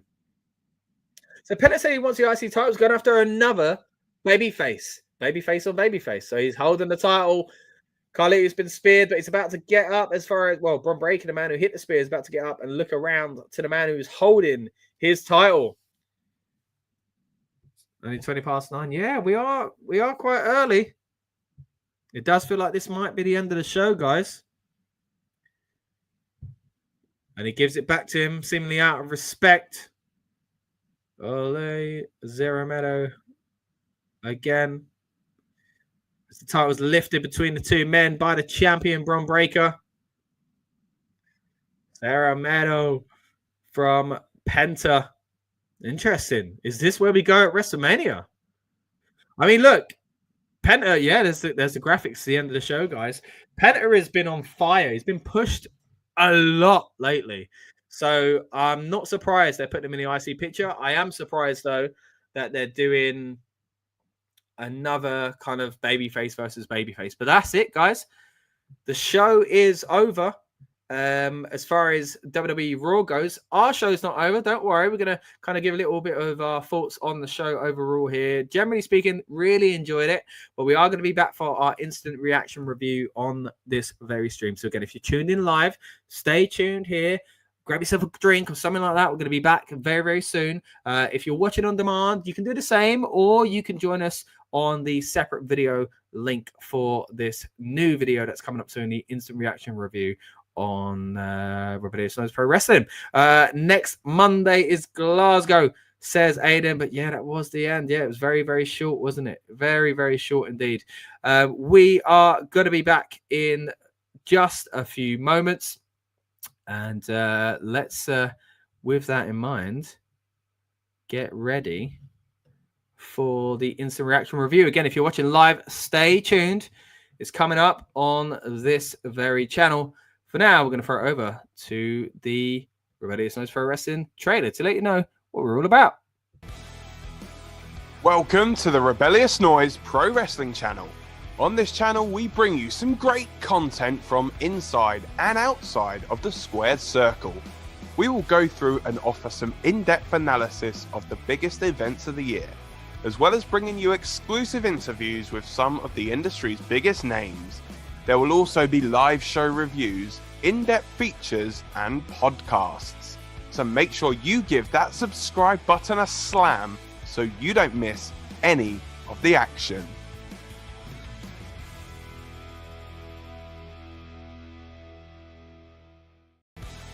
All right, welcome back to the Rebellious Noise Pro Wrestling channel. My name is Scott, and we are here for the instant reaction review to Monday Night Raw from Brussels, Belgium, and it was a really good show, really fun show, a shorter show than expected, but a fun one nevertheless. Now, what we're going to do now is we're going to bring in Lucas, and we're going to hear his thoughts on the show. This time wasn't out there live like he was for SmackDown Barcelona, but either way, great to have him on the channel and appearing tonight. Here he is once again. Lucas, how you doing, mate? Yeah, I'm all right. Good. What do you think of the show overall? Yeah, it was all right. Like, I don't know, just felt a bit by the numbers. I didn't feel like it was as good as Barcelona was. And No, I'm sure no, you'll definitely not feel like that having been there in person as well. Yeah, I mean, obviously, people can say it's biased because I was there, but I don't know. This week just really felt a bit. Because I think, when obviously I was last on the stream with you guys, about an hour ago, we kind of said, oh, the only thing that's announced is the main event. And they were doing a replay of obviously what happened in the main event of last week's Raw. And then they shoehorned in a tag match, didn't they? Which an American made and LWO. Yeah. And also as well, at that point, I left you was just before the JOC match, which ended up basically being a squash. Very quick. I thought it was so quick. I was like, I wouldn't be surprised if Lucas just jumps back on to go. That was quick. That was quick. It was surprising. Well, actually, you know what we'll do? It was mainly me and the watch along. So for a moment, I'm going to throw it over to just you to give your thoughts and basically give a little bit of a rundown of the show overall, and then I'm going to hop back in a moment. So Lucas, take. Yeah, so guys, we begun Raw obviously with the John Cena in-ring promo, which my take on it, I still don't know how to think. I think he's going down the wrong route for the promo. Though I do think it was cool when he came out and seeing the crowd, hearing the crowd, and I can only imagine people were there, like feeling that crowd, would have been impressive. I think that there were parts in that where you have to imagine he's built this up for years. Some of the stuff he wanted to say to the fans, and obviously hasn't been able to. But then, and then obviously he addressed not changing the theme song, not changing his look, but he didn't address the stuff from the chamber, which was the more important things. Like what has The Rock said to him? What's the deal, going forward? Obviously, there's other dates in his contract, and it feels like very much we're not going to see him in ring now until Mania. There's lots of questions, basically, that have come from this. We then had the first match of the evening, which was Penta against Ludwig Kaiser. Ludwig Kaiser, for people who, obviously, Americans, he's been doing a great job in using these ad breaks to do his promos throughout the crowd and really kind of, getting the heat needed. It was a really good match. I've always found that technical wrestlers such as Ludwig really adapt well to hardcore matches because I guess they know how to set things up from a technical perspective. I think overall that, it was the right decision. And obviously Penta afterwards saying he'd go after the IC title, which we'll get to in due course. We then very quickly after that had Dakota Kai facing and defeating Ivy Nile of American Made. It was not a good night to be American Made tonight. I might as well link them together because obviously the shoehorn tag we got in was American Made against the LWO. It just felt very, I don't know, just very rushed, and obviously, having people obviously in multiple segments and setting up a match, and then it just felt a bit off to me. I don't know. It just felt a bit like maybe they didn't book enough wrestlers and finally realised it, or didn't book like enough story. So I was talking about American Made, and then squeeze them in, sort of thing. Yeah. It just that part. I don't know. It almost felt like. It kind of felt like it needed like another big match or moment, I guess. I felt like the show, it was fun, but it felt more like a house show than SmackDown did. SmackDown felt a lot more like canon and part of the show. Look, there was storyline progression here as well, but a lot of it was kind of getting us to next week in some ways, and everything that did have progression was lower or mid card, it felt. Yeah, and just in a nice possible way, people who aren't really going to impact the WrestleMania card, like American Made. Yeah. I can't really see anything they're doing kind of computing to get anything on the WrestleMania card. Where SmackDown, I felt, like you had LA Knight start the night, you saw the Bloodline, you saw them set up obviously stuff with Jacob Fatu and Braun Strowman. We obviously did see Cody, obviously basically hype up tonight, which obviously tonight's happened now. And we did see Paul Heyman hype up next week, and obviously after Friday next week would have happened. So I guess there's that. But we did also see the tag titles on the line, and we saw obviously LA Knight, who's the United States champion, he was there, and we saw Gunther, the World Heavyweight Champion, in action in a very fantastic match against a local. So it just felt like there was like a lot more kind of going on, you know, on SmackDown. Charlotte Flair made a return to the ring for the first time since the Rumble as well. I don't know. I guess with these tours, it seems like it's difficult because I guess they're fighting that we need to announce people to sell tickets, but we also need to keep some surprises for the TV and so that people don't know what's kind of going on. Then it has just led to this awkwardness of, you know, Heyman having to show up on SmackDown in Barcelona just to basically announce that Roman Reigns will be there next week, so they have a week of selling tickets based off Roman Reigns being there. And now on Raw, now Rollins has gone, oh yeah, I'm also going to be there. And then, you know, it's just a bit like setting that. What about tonight, guys? Yeah. I mean, Rollins kind of addressed it. I mean, you know, there was that, like I said to you, like I said after SmackDown, there was boos every time anything basically for next week on the next show was happening, and it felt a bit like that tonight at times, like when Rollins was doing his stuff, and you know, there wasn't much of a reaction to, you know, him saying, you know, I think he expected. This is where I guess going forward they have to think about it when they do these international shows, because obviously, whereas when they're sticking to America, it, you know, sometimes it is a big distance, but sometimes with Americans, they're happy to fly here, there, and everywhere. They fly and they drive, you know, like crazy distances for sometimes just for work, isn't it? Like, let alone, you know, recreation like this. But in kind of Europe, people won't go to like another country usually unless it's for something. You know, we don't just kind of like, oh yeah, we're gonna. Well, I did on Friday, I guess, but most people don't just, you know, hop over to Italy, you know, for like a day and just to watch Raw or SmackDown. Like people just wait for it to come in their area. Even in the same country, you'd argue, like if they were to do like they're doing Paris now, well this year, aren't they, for Clash in Paris? With Lyon last year, I can guarantee you some fans that came Lyon won't go to Paris because it's just, you know, it's a different area. But no, I thought overall it was I guess they put all their eggs into one basket with having Cena and Cody Rhodes on for the first time. But it is a case of next week they're doing the same thing. But how are they gonna make that different? Because they have announced for next week that Cody Rhodes and John Cena will be in the same building again.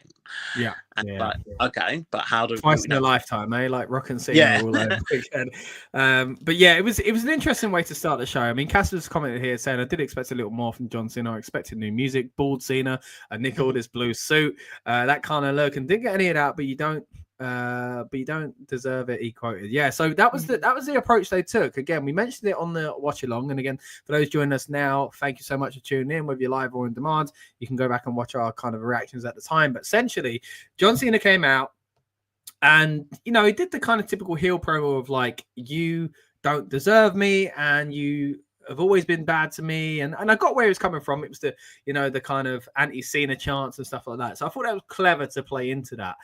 But then I think they've gone kind of almost too far the other way of like, I won't give you what you want. Because I think because he had come out recently in a Chris Van Vliet interview about a year or so ago now, saying, look, I was going to turn heel. It's going to be new music. It was going to be get rid of the jorts. It was going to be a different kind of character. It would have been completely different to what you know from John Cena. I think everybody expected that this time around. And because that's out in the kind of open now, I feel like he's decided to go the other way and be like, no, I'm still John Cena, but you are the problem. And that's what you get a lot of times when people turn heel. Because it's such a monumental heel turn, it felt like, no, it wouldn't be. It'd be a complete change of his character. Now, don't get me wrong, there were still things about tonight's presentation that were different to what we're, you know, used to seeing from John Cena.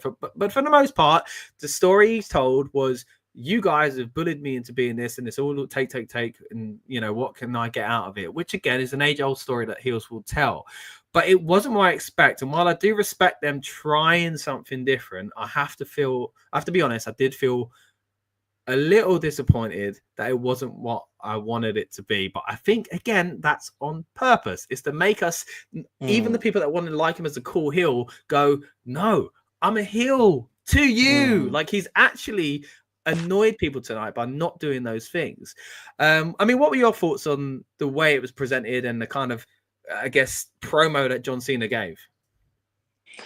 Yeah, I mean, obviously, it's one of those things that we have to unpack quite a lot of. But I think Michael Cole's reaction actually to it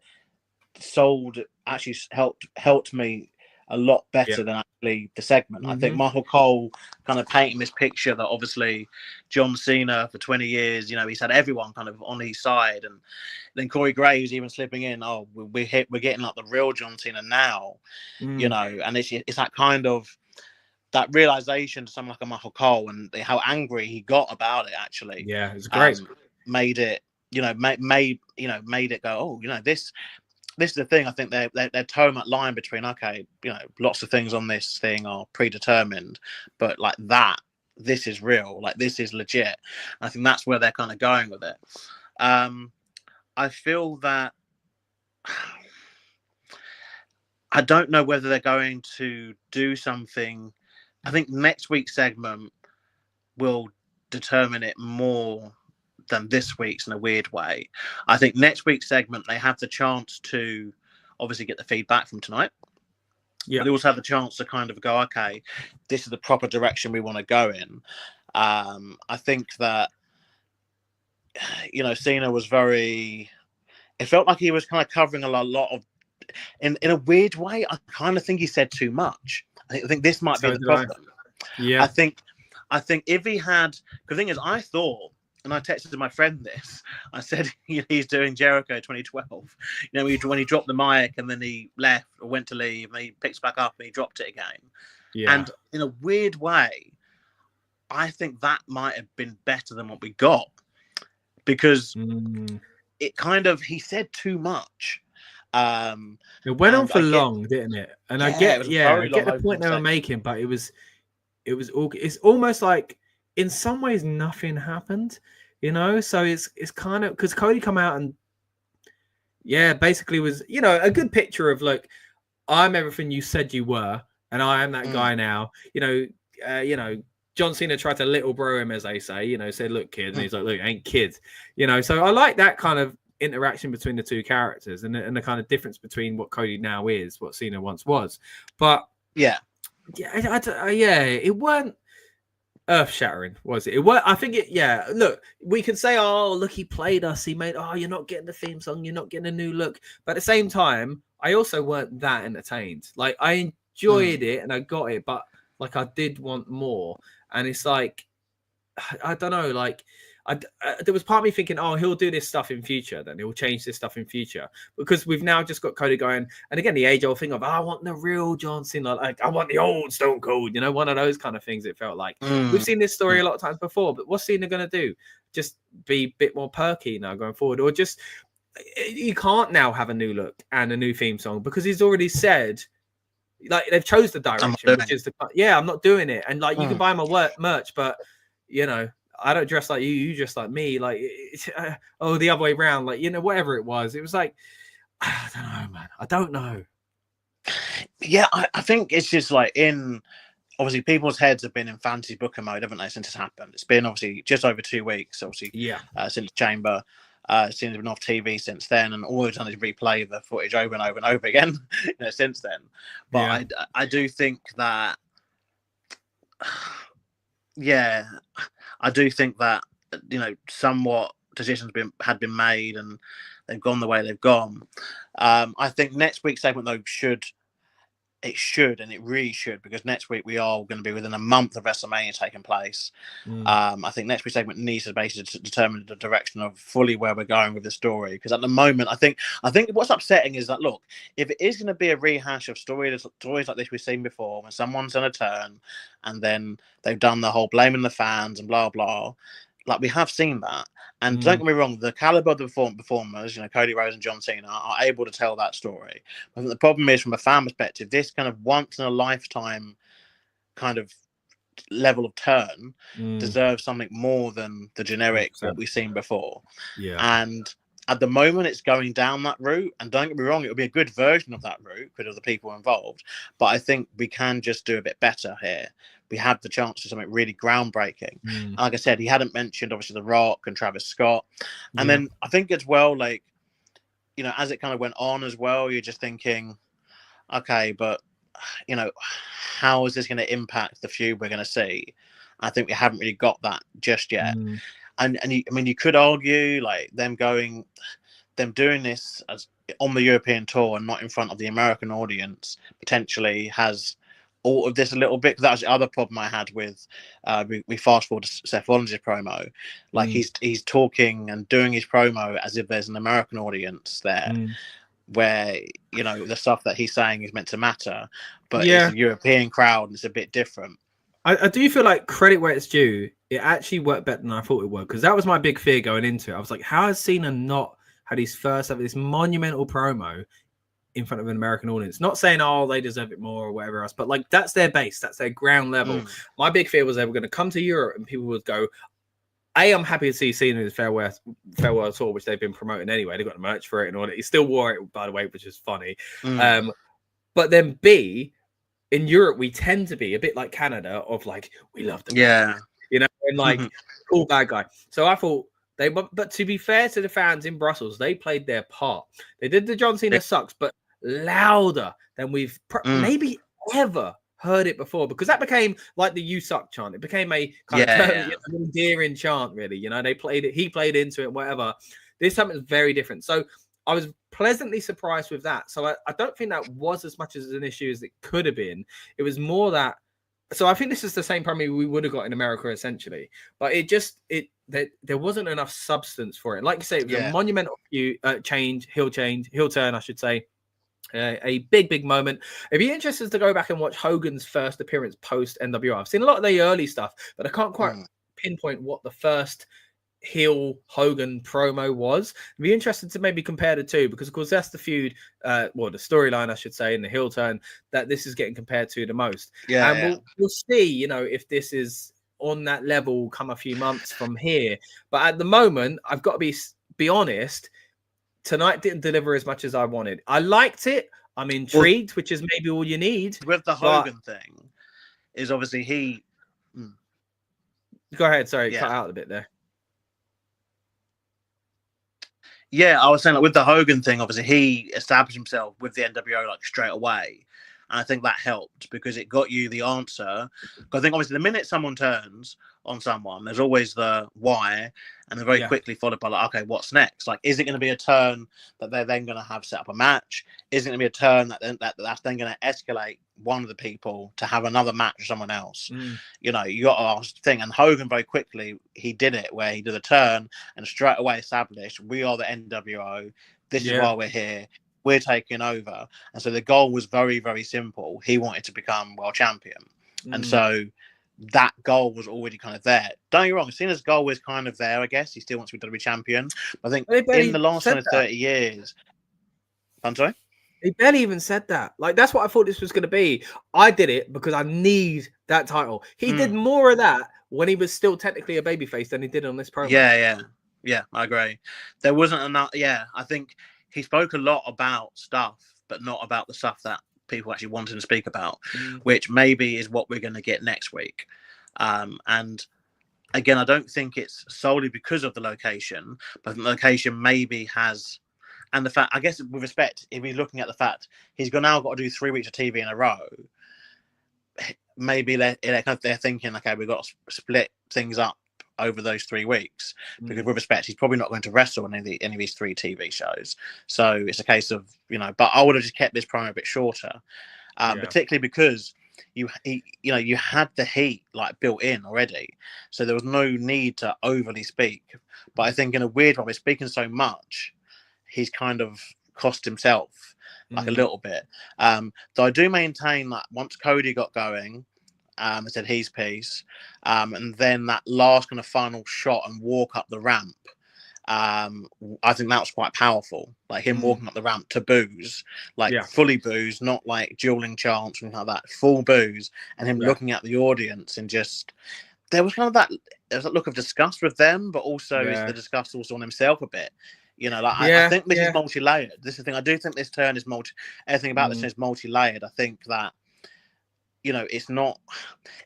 that's why maybe I think we're both upset about parts of the promo, because parts of the promos made it seem like it was that default kind of turn, but I think it's more layered than that. I still think there's that inner battle. John Cena, obviously, he wants a 17th championship. Yeah. And he's seen this as a possible avenue because the other avenues, well, one of the avenues closed on him with the Rumble, and obviously the Chamber. But even the Chamber, he only won because Rollins, in a heelish way, yeah, he took advantage of it. Yeah, maybe you're right. And let's go on. Sorry. Yeah, I was saying that he stole that. He took the cheaper victory that night, didn't he, at the Chamber? Yeah. Yeah, no, I think you could be right as well with that kind of internal battle thing. It could be that, because I do think he'll end the farewell tour as a babyface and win as a babyface, but that's another conversation for another day. But I do think that might come into this. He might say, "Look, I was just trying to convince myself." Like, he's disappointed. Like it was, like you said, that final shot was powerful. As much as there were things about this I wish we got, I still enjoyed things we did see in it. And the opening bit and the last bit were probably the best parts, really. Of like, this is surreal. Like, I'm seeing John Cena come out, not just like him coming out with a new theme and new look would have been cool and great. And like, oh my gosh, this is a different guy. But it's also surreal seeing, the same guy come out. The babyface, like, dressed John Cena come out and be booed. Like it was basically like everyone had caught up to what, let's say 50% of the audience felt 15 years ago. It felt like One Night Stand or something like that. It felt like that kind of audience. So really, really interesting. A few comments we're going to get to here as well. Casper says, Penta versus Ludwig Kaiser was a good match on Raw tonight. We're going to get to that very soon because that was the next match on the card. Of course, Casper's been with us all night from the preview into the watch along and here onto the instant reaction review. Appreciate it, mate. I think we should have the Break a Wish John Cena. Yeah, he's got a campaign going for Break a Wish. If WWE don't make the t-shirt, which I understand why they wouldn't, maybe we will, is what we said earlier on. I'm back again. So glad to be watching this channel. Thank you so much, buddy. Appreciate you being in the house again. All right. Look, let's break down the show in a bit more detail. Again, we had the opener for Cody Rhodes and John Cena there. We've touched on that quite a bit already. So let's move into the next match itself. Ludwig Kaiser versus Penta was great. I think it reminded me of last week on SmackDown because there was so many kind of hardcore spots. It feels like, I know it's a cliche thing to say, but there are a lot of things at the moment that do remind me of the Attitude Era. We are getting a bit more kind of hot shot on the titles, whether that's a good or a bad thing, and we are getting a bit more of kind of gimmicks and whatever else, and I've really enjoyed it lately. I liked all those spots on SmackDown, Tiffy jumping off the top, and again, if you want to say our thoughts on that in more detail, check out instant reaction review from that. Lucas was out in Barcelona, gave us the kind of ears to the ground report on it as well. But coming to tonight, again, the no holds barred match to open, which I think was a bit surprising as well, considering how great it was and how hard hitting it was quite surprising. But yeah, overall, Penta wins. Of course, he'll show up at the end of the show, which we'll get onto in a moment. Has an interview with Kathy Kelly and says, "Look, I want to be the Intercontinental Champion or the Pentacontinental Champion." Yeah, really looking forward to see where this could go. That's another story for another day. But at the moment, mate, what did you think of tonight's showing between him and Ludwig? I think they had great chemistry together. Yeah. I mean, obviously, Penta's worked extensively with Ludwig over since his debut, really, hasn't he? But had a few matches now. Obviously, Pete Dunne was involved with it too, and Chad Gable. But I think, like they've definitely done the right thing by him. Obviously, that little slip up at the Royal Rumble aside, I think that Penta's pretty much hit the ground running. Yeah. In WWE, and I think that him getting involved in the IC title picture could only be a good thing. I think that, though, they will need to address the fact that Ludwig Kaiser has been such a bloody MVP and probably does deserve a lot more flowers than he does deserve as he gets, likely, as he's been a very integral part to getting Penta over. What I was saying while you were gone is obviously Ludwig Kaiser is one of the many people who are actually utilising the times in the breaks to do his promo, get over with the crowd, make all the matches that he's in seem quite important.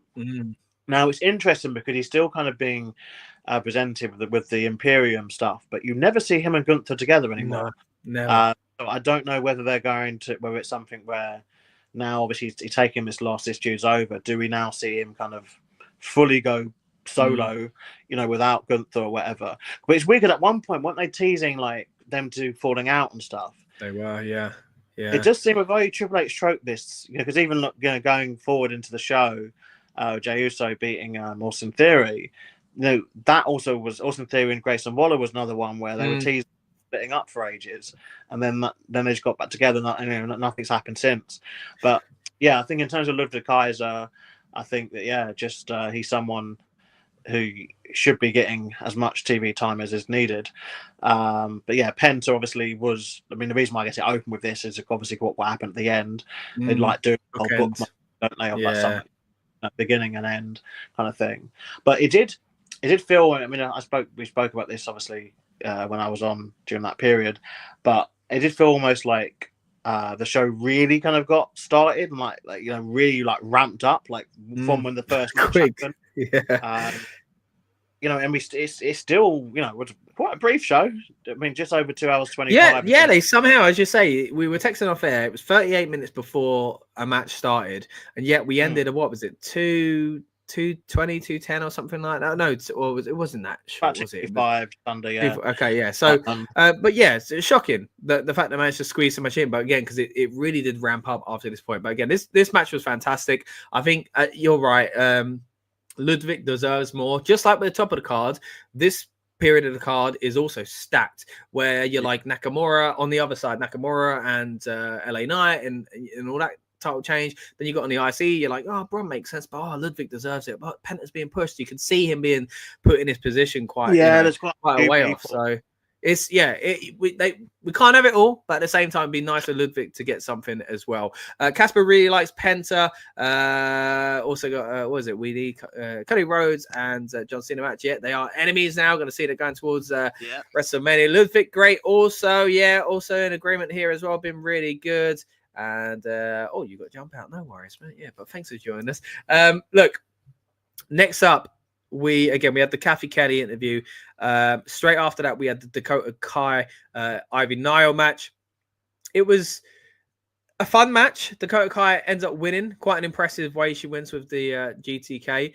What did you make of the presentation on this? Of course, we touched on it a little bit when you popped in for the your portion on the watch along, but it was strange to see Ivy Nile not pick up the win, because I think both of us went into it thinking, this is where she kind of catapults into something else. It seems more like, to me, that they're doing, again, we've already touched on it with other storylines, this descent between the team, and that maybe she's going to break away. But I genuinely think the best thing for her is to be within this stable. So I don't know what they're getting at here. Her leaving and becoming a babyface is too soon. So yeah, it's too soon, and she's not credible enough to have done so because she hasn't done anything. Yeah, if you've been able to do something, then it will make sense. But I just feel that this is probably a bigger topic for like another day. But there's such a gap, on the women's roster between obviously the main event women and like the other women that are there. And so I think that it definitely wouldn't be the right call for her to what do you call it? Yeah, for her to break away from America. Yeah. I felt it was a very bad night for American Made, obviously, as Ivy Nile lost this, and they went on Brutus and the Creed Brothers went on to lose to Ray and Dragon Lee. Yeah. But I do think that the overarching thing is this whole Chad Gable luchador thing. That seems where are we going more for now, which is weird because obviously when you think where it started, with them.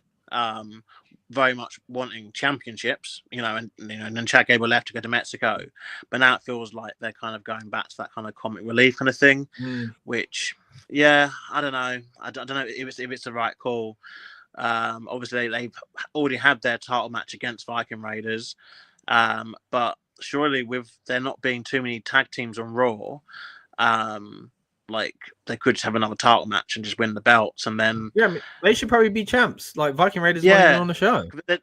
There's obviously you have got Judgment Day, but they're kind of feuding with each other. It seems they're kind of falling out of each other, and I can't think of other like tag teams that could be anywhere really near the belts. Obviously, this is where I think SmackDown's kind of done it much better job. Where you've got 4 or 5 tag teams who could all vie for the gold, whereas Raw, I can only really think of, like you said, you've got Viking Raiders and you've got obviously American Made. We shall see next week, though, as obviously there could be an interest development happening with the Raw tag division. And Casper, I thought Dakota Kai should have won, and she did win. Okay, and Lucas Bad Night American Made. That's what we're discussing now. But it just seemed Dakota Kai's got a strong fan base. Because obviously it did seem that a lot of people did want her to win. The IC title a few weeks back off Live Rock. Again, another one. I just feel sometimes. I felt tonight. The reason why I thought it was maybe just okay is I felt like there just wasn't. There was spots when there just wasn't really like a lot of wrestlers on the show. Like when you really add it up and you realise that they kind of had American Made and LWO in 2 segments. Spread over, And your Judgment Day were kind of the only backstage people that you saw. And Kathy, just using Kathy Kelly as the interviewer for everything. You're right. It's another thing that made it feel a bit more like a live event or house shows they call them, because that's what you get at house shows. They bookend stories. They.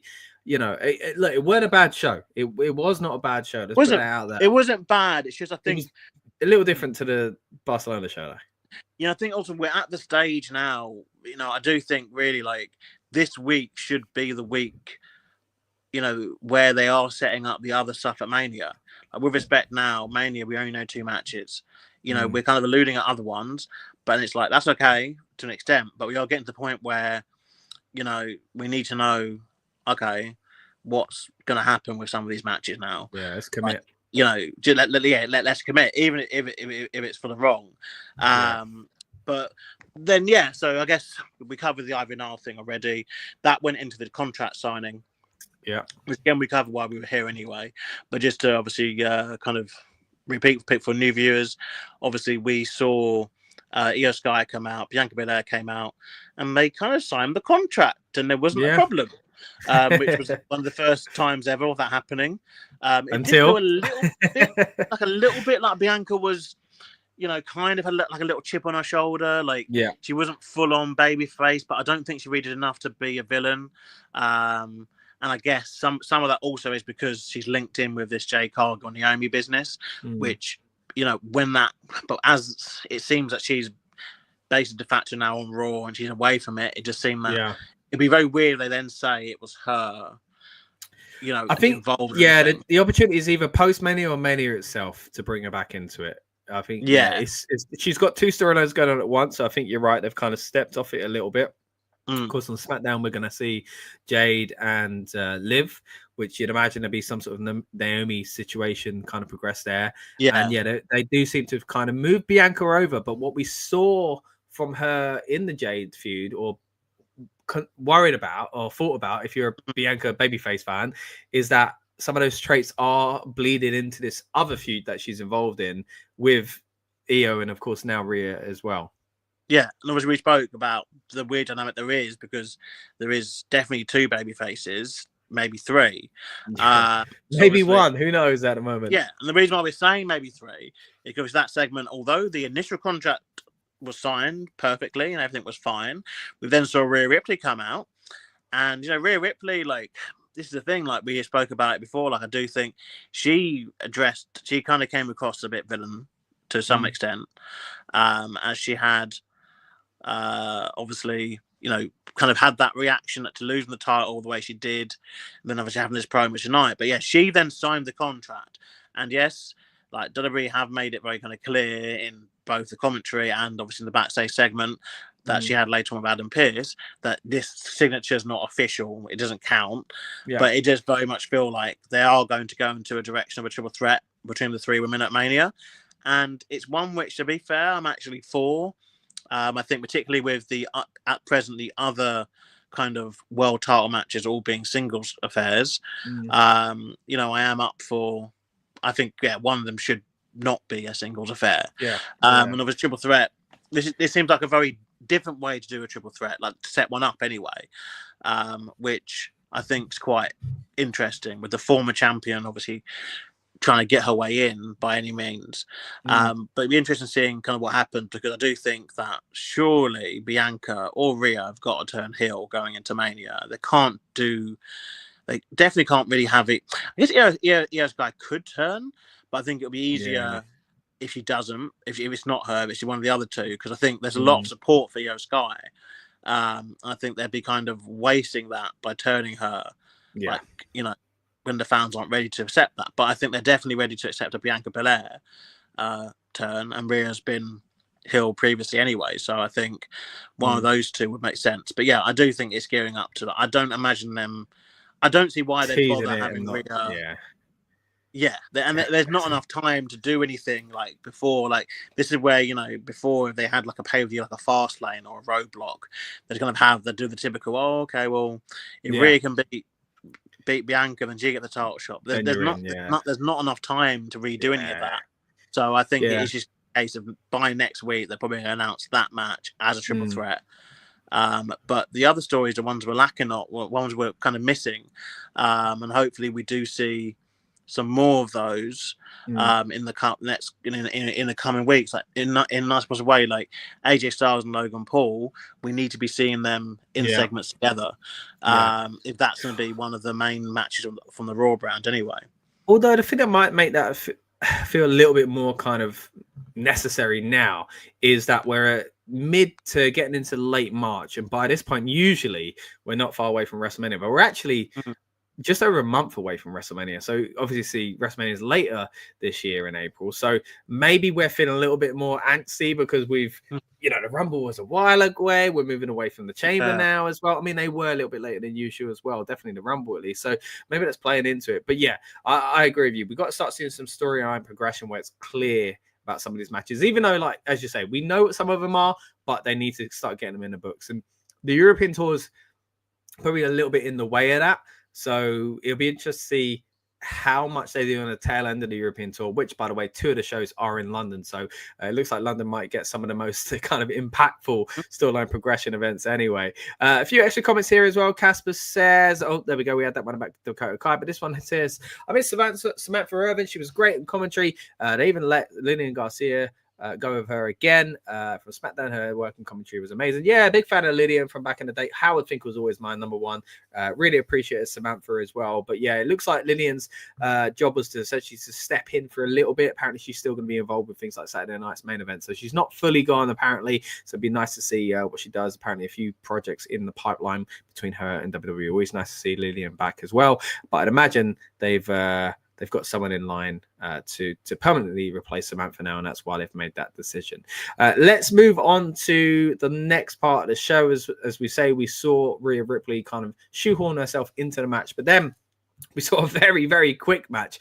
This is the period, once again, that Lucas was on the watch along. He jumped out the stream, and as I say, I wouldn't have been surprised if he hopped back in to go, wow, what happened there? Because it was so shockingly quick. We had Jey Uso against Austin Theory. Yes, we did see Gunther arrive. He did have that little back and forth with Jey behind the scenes backstage before they were going through Gorilla, essentially. Jey Uso won very quickly, as I say.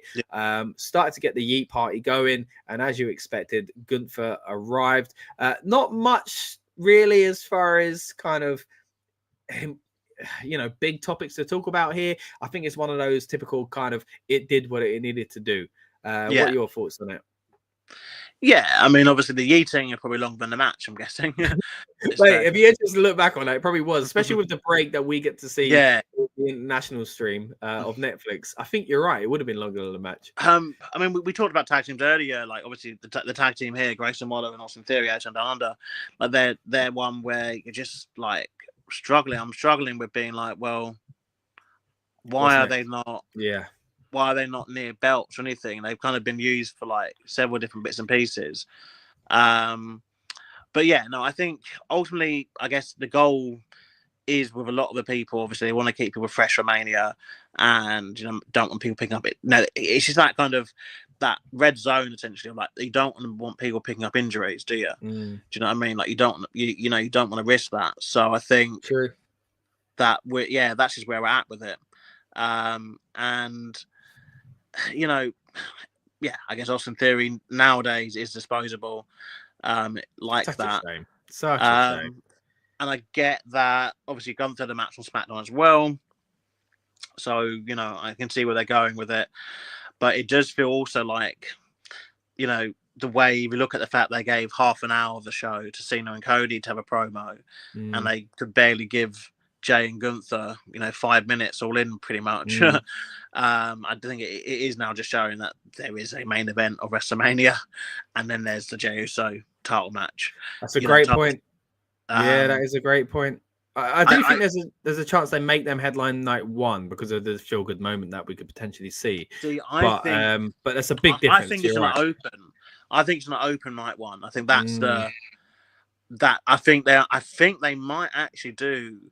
I'm actually hoping they do this way, where they do one of the women's matches, most likely this triple threat. Actually, they put that on as a night one main event, and then they open night two with Charlotte and Tiffy, and then close night two with Cena and Cody. But I have a feeling this Rollins Reigns Punk thing is most likely going to go in the night one main event slot. Yeah, potentially creating a double main event for that night with women maybe before.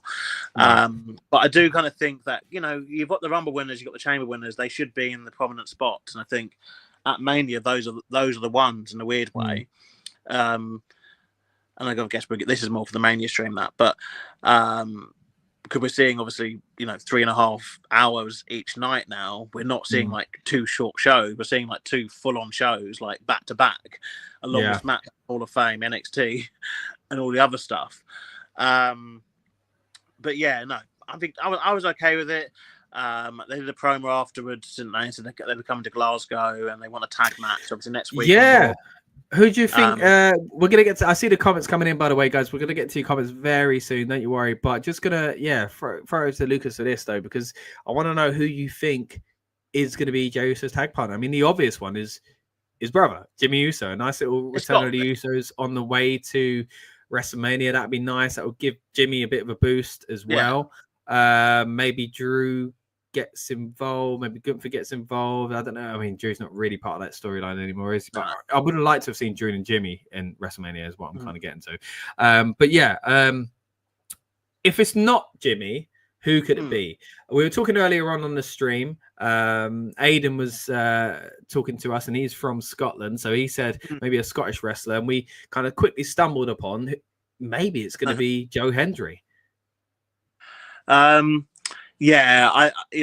minute I saw the graphic go up, I said it's got to be his brother. If it's not his brother, it's Joe Hendry. Those are the only two that I think they can do this with. By this, I mean the whole mystery partner. I think yes, if and so mystery partner announcing on the night. I think if later in the week, if something happens on SmackDown or on social media, then fair enough. Another partner, and it is R-Truth or something, it's like fair enough. That's no disrespect to R-Truth, obviously. No, we love R-Truth here at this channel. If it is that, but if it is going to be something like that, I think just announce it so people know.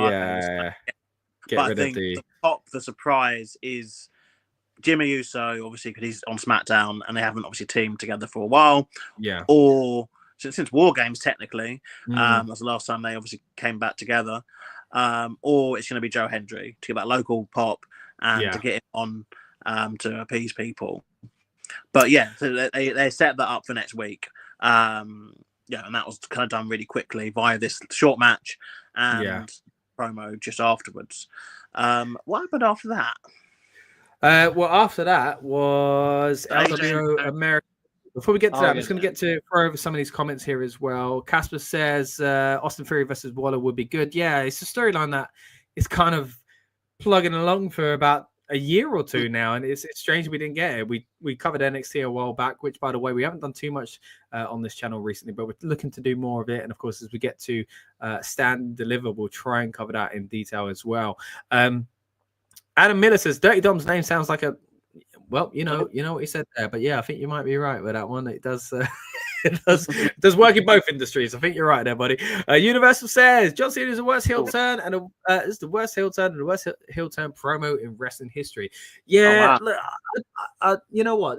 This instant reaction is fun because it is exactly that. It's our instant reaction. If you want to see our reaction in a moment, you see our watch along as well. But you can see our brains are working basically at the time because a few days away from this, I might feel differently, but I'm kind of all over the place. There were things, I wouldn't say it's the worst in history, but I wanted more. But I also like some of the things I saw as well. The Universal says it was also who wrote that crap, who approved that crap.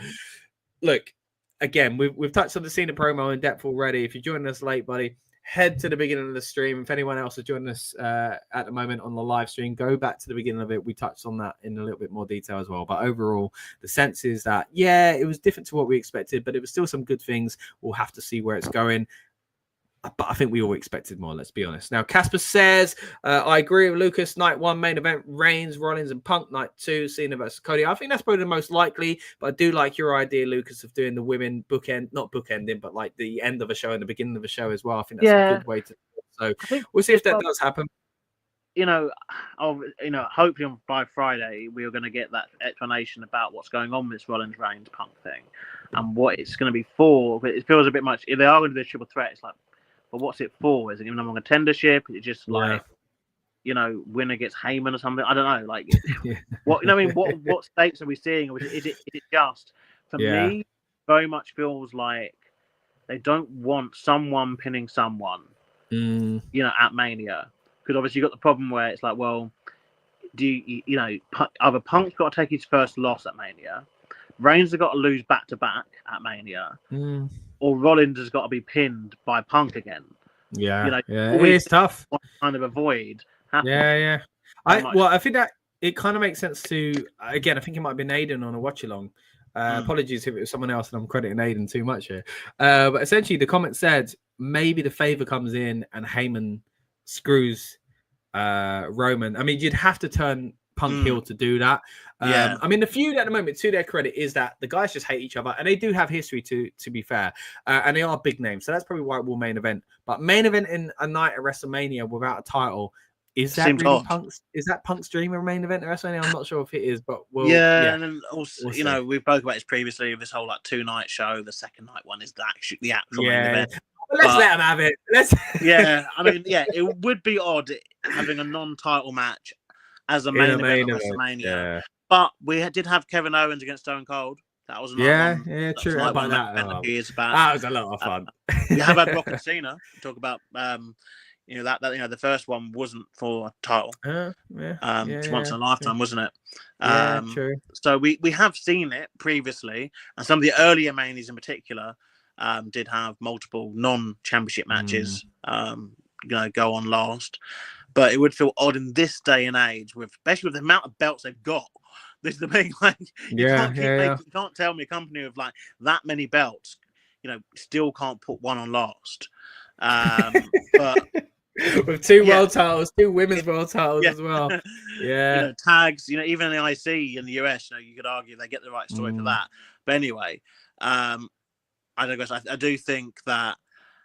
I do think we will obviously address that for SmackDown later this week from Italy, as that obviously would be where one would assume that triple threat's going to be locked in place. Yeah, because I do think they need to make sure, again, they're big names. We're talking about Reigns, Rollins, Punk. People do need to know what are we getting at Mania with them, and I think by Friday we will know that match locked in, and so. Obviously, we may as well at the same time. I know we're skipping a little bit around with this, but let's just talk about Rollins' promo in terms of for what we saw tonight. Now, this might divide my opinion with the fan base quite a lot here, but I'm kind of getting a bit fed up with the entrance music stick from him and from Jey Uso. Jay's kind of makes sense because he's got the whole kind of viral moment. But I think Rollins' one is now just becoming just quite annoying to the point of and I think it was more annoying because he again didn't really say anything. Cena already, again, we addressed that. But, a lot of his promo was just not saying much. And Rollins, though, took the biscuit where he just didn't say anything at all. No, you know what? It wasn't as bad as Paul Heyman promoting a game to tell you that Roman's going to be there next week and not here tonight. But it was still, it weren't great. And I look, I understand they want to give the people in Brussels the chance to sing the song because they haven't had that opportunity, for example, and kind of hijack the show and do that. But I genuinely thought that was going to happen in the break. You know, where we get to see the extra bits sometimes. Yeah. Again, some international fans may not get to see this, but generally speaking, here in the UK, they continue the stream. If it's not a promo shot, it will be the match continuing or an entrance or maybe a promo off air. And I thought that's what that was going to be, but no, it was part of the main broadcast.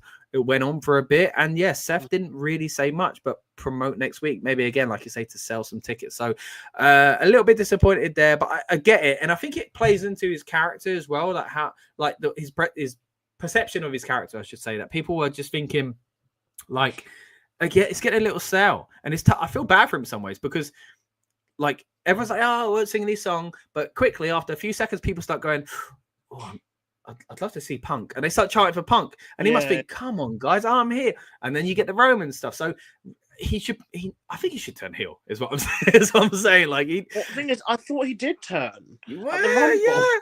Like a hill, but you know, it's in this world where we've got not straight good guys and bad guys. All right, let's get to a few more of these comments and then we'll move on to the next part of the show as well. Universal has a few more things to say about Cena's promises. Nothing in the promo made sense.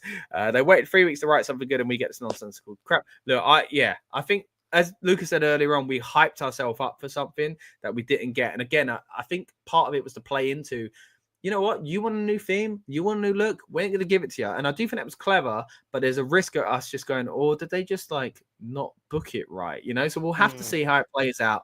We're trying to give him the benefit of the doubt, but Universal says he killed his own interview by saying he's not heel on the face. They did have that kind of moment. Again, this is a new era in WWE where you do apparently mention that stuff on TV. Cuckoo says Universal. Casper says, but I've been one in main events for women, but it's Roman Reigns after all. Yeah, it does feel like Roman Reigns, the age-old thing, right? First or last, and it feels like he'll probably be last. But I want to get, what was that? But I do want to get the women as main event matches. Yeah, me too. I think if it deserves it, it should be in it. You know, we don't want to just shoehorn things in, but if it's, again, the Jey Uso thing could go on last if they build it to that. What was you going to say? The thing is, I mean, like, the deserve that argument matters to an extent, but the thing is, WWE's booking dictates that the Rumble winner is meant to main event WrestleMania. Yeah, but we've seen it even on the one night days. The one night days when there was two titles, they didn't always do it. You know, you've got 4 people who rightfully should be in a final match. And you can only do 2 of them. So then obviously you could argue by process of elimination under what interest of fairness that one should go to the women and one should go to the men. So whether they want to do, you know, the Bianca Belair triple threat on last one night, or whether they want to do Charlotte Flair on last one night, and then the other night they have Cena match. But then we know most likely what we're saying now just isn't going to happen, because if they are going to have this Roman Reigns Rollins Punk match, that is going to probably go on last on night 1. Or maybe first on night 1, and away you said it with you know, the triple threat. There is a possibility, but again, it depends on we'll get a clearer answer as the weeks go on. I mean, strictly speaking, that match don't exist yet. As you say, we might get an announcement on SmackDown. So who knows about that one? Universal said about Cena as well. He looked like a deer in the headlights. He obviously didn't want to be there, and also says nothing done on TV live series, not rehearsed over during the day before showtime. Again, this was horrible. The best part was Cody saying, F is this whiny and beat me up. But I agree with Lucas as Casper. The entrance of Seth is getting a little bit annoying. And Casper also says Gunther and Jay as the night 1 main event. All right, let's move away from WrestleMania for just a little bit now and carry on with what happened on the show itself. We touched on it a little bit already, but LWO faced off against American Made. I've got to say, man, as much as this was a shoehorned in match and it felt kind of house show-esque, it was quite enjoyable, especially the end of it. I think they really ramped it up the last kind of few spots. And yeah, quite a fun match overall. What are your thoughts on this one? Yeah, I just felt a bit sorry for American Made, really. I think obviously they're shifting to now doing the feud with the kind of story with the whole luchador stuff, and so it seems like their title dreams are kind of gone. But I did feel, but I still just kind of felt, I guess with LW they lost at New Day, one of those where. But I do think we do need to start seeing some wins happen for American Made, because they're all amazing. They're all so good. But as much as people will sit here and say wins and losses don't matter, it's like they do in WWE because, like it gets to a point where if you've taken too many losses, anything you do is just no longer valuable. Yeah. And people won't take it as a threat. It's like Yeah. in the latter stage of their careers when Big Show or Kane would challenge for a world championship. Like you Yeah. could almost guarantee they wouldn't be leaving with the belt because we just had seen this done like so many times before. And they were always just those kind of like first guys like to go against someone because they could eat the loss. We need people. We don't want to. You don't want to be putting people like American Made, fantastic athletes that they are, in a position where they're like that. Match itself though, like it was fine. Like I think, but it's best that last kind of home stretch. Like I think this is where, WWE's polishing of stuff really comes in to thing. They get that back end of a match like is done really well. Even if, like you say, there's times where you don't agree with the finish, don't agree with obviously some of the distractions or who wins or whatever. You can't really say that the back end of a WWE match isn't like good, particularly when obviously there's people like Rey Mysterio and like in the ring. But it just leaves the question of like what next for American Made other than this kind of thing with the luchador stuff, which just for me just takes them away from the title picture. And then it's like, well, who for the title picture then? And the only other team really that we could mention is obviously A-Town Down Under, who very much are in like elsewhere. And so I don't know where they'd go, particularly if they, if it's like more like when they do lose next week to Jey Uso and mystery partner, maybe Jimmy or Hendry. Where do you, how do you then put A-Town Down Under kind of in the title picture or any team in the title picture? Yeah, because you're right, it's quiet. The only thing that would fix it is maybe a draft, and we'd imagine there'll be a draft after WrestleMania at some point anyway. But that's it. That to me suggests, well, these titles won't be anything to do with WrestleMania then. But I mean, the card will be stacked regardless. It won't be a surprise if there are titles not featured. That's happened plenty of times before, but it's not a good sign, is it? So that was the what was it? What was I going to say? Seth Rollins thing came after this, but that was the LWO American Made. Then it was the Seth Rollins thing, and then we did get into the main event, which was the IC title being defended by Bron Breakker versus Finn Balor. And again, another example of what made it feel again a bit more like a house show / live event, because there was a tiny part of me that thought Finn might win it. I thought St. Patrick's Day, we're here, have a Guinness, raise a toast for him, and let's see, it might work out and all that. But no, he didn't win it. Instead, they went into the same old storyline of dissension within the ranks of the Judgment Day. And I just, why? Are we going to get a Judgment Day match at WrestleMania or something like that? Because if you're splitting up the Judgment Day, it's got to mean something. And if you turn in, and I don't think they are, but if you're going to say, let's turn one of them babyface and it ends up being Dominic Mysterio, it's got to be massive. I think Dominic's face turn has to be huge. So, and it has to be worth it. So I don't think we're getting that. So what the hell are we getting with the Judgment Day? And what was this all about? Well, it does feel like they want to do Finn versus Dom. But then I was thinking it when I was watching the match, like, who's the bad guy in this? Yeah. Like, because Dom's obviously the bad guy. Bonzo? Who would stay the bad guy? Yeah, that's what I'm saying. But that's what I'm saying. Who would? I mean, the thing is, the heat that Dom gets is unreal. So I kind of think him. Away. Yeah, and obviously he has the live thing and the live stage of him. I find it very hard for people to feel sympathetic to Dom again. And I'm going to extend this broader to whilst Rey Mysterio is on the active roster. And I might even extend it further to while Rey Mysterio is still employed by WWE. Like while there's still that kind of threat of anytime Dom speaks, we can hear Booyaka 619. Like, I mean, while that still is the case, I think you just cannot turn Dom babyface. No. The only way you could is if he was to team again or come to the aid of his father. I think it has to be. I think the Judgment Day. I mean, this could, to be honest, this could be where we go with it, because I thought it could have happened in the past few Manias as well. I think I mean, Judgment Day aren't as strong as they once were, which is why I'm thinking it's No. not happening at the moment. But they could turn it into this. But the way I've always wanted it to play out is that Dom is a heel and he's starting to think differently, and we're starting to think maybe he's going to turn and he saves his dad, like, you know, from the Judgment Day, or he faces his dad. Mask versus career, hair versus whatever the heck you want to do, essentially, whether it's depending on where we are in Ray's career. I don't think he's retiring this year, for example. But if he did retire or whatever he does at the end of it, you know, break down and hug his dad and get the mask or something like that. You know, like, I would love if Ray unmasked and gave it to Dom. That would be an amazing way for Ray to go out. I just don't think Ray's doing it this year. So how long can you keep Dom heel for to do that? I think Dom's now his own entity without his father in a weird way. Like I said, I think why obviously I touched upon just now, the only way I could really see him turning babyface would be him obviously siding with his dad. I kind of think that he's kind of his own thing now. Yeah. And I don't know why I think the only reason to go back to him versus his dad is if it's explored other avenues that haven't worked. Casper, sorry, I get that, Lucas. You just can't. You can't turn Dom babyface. I mean, that's my take.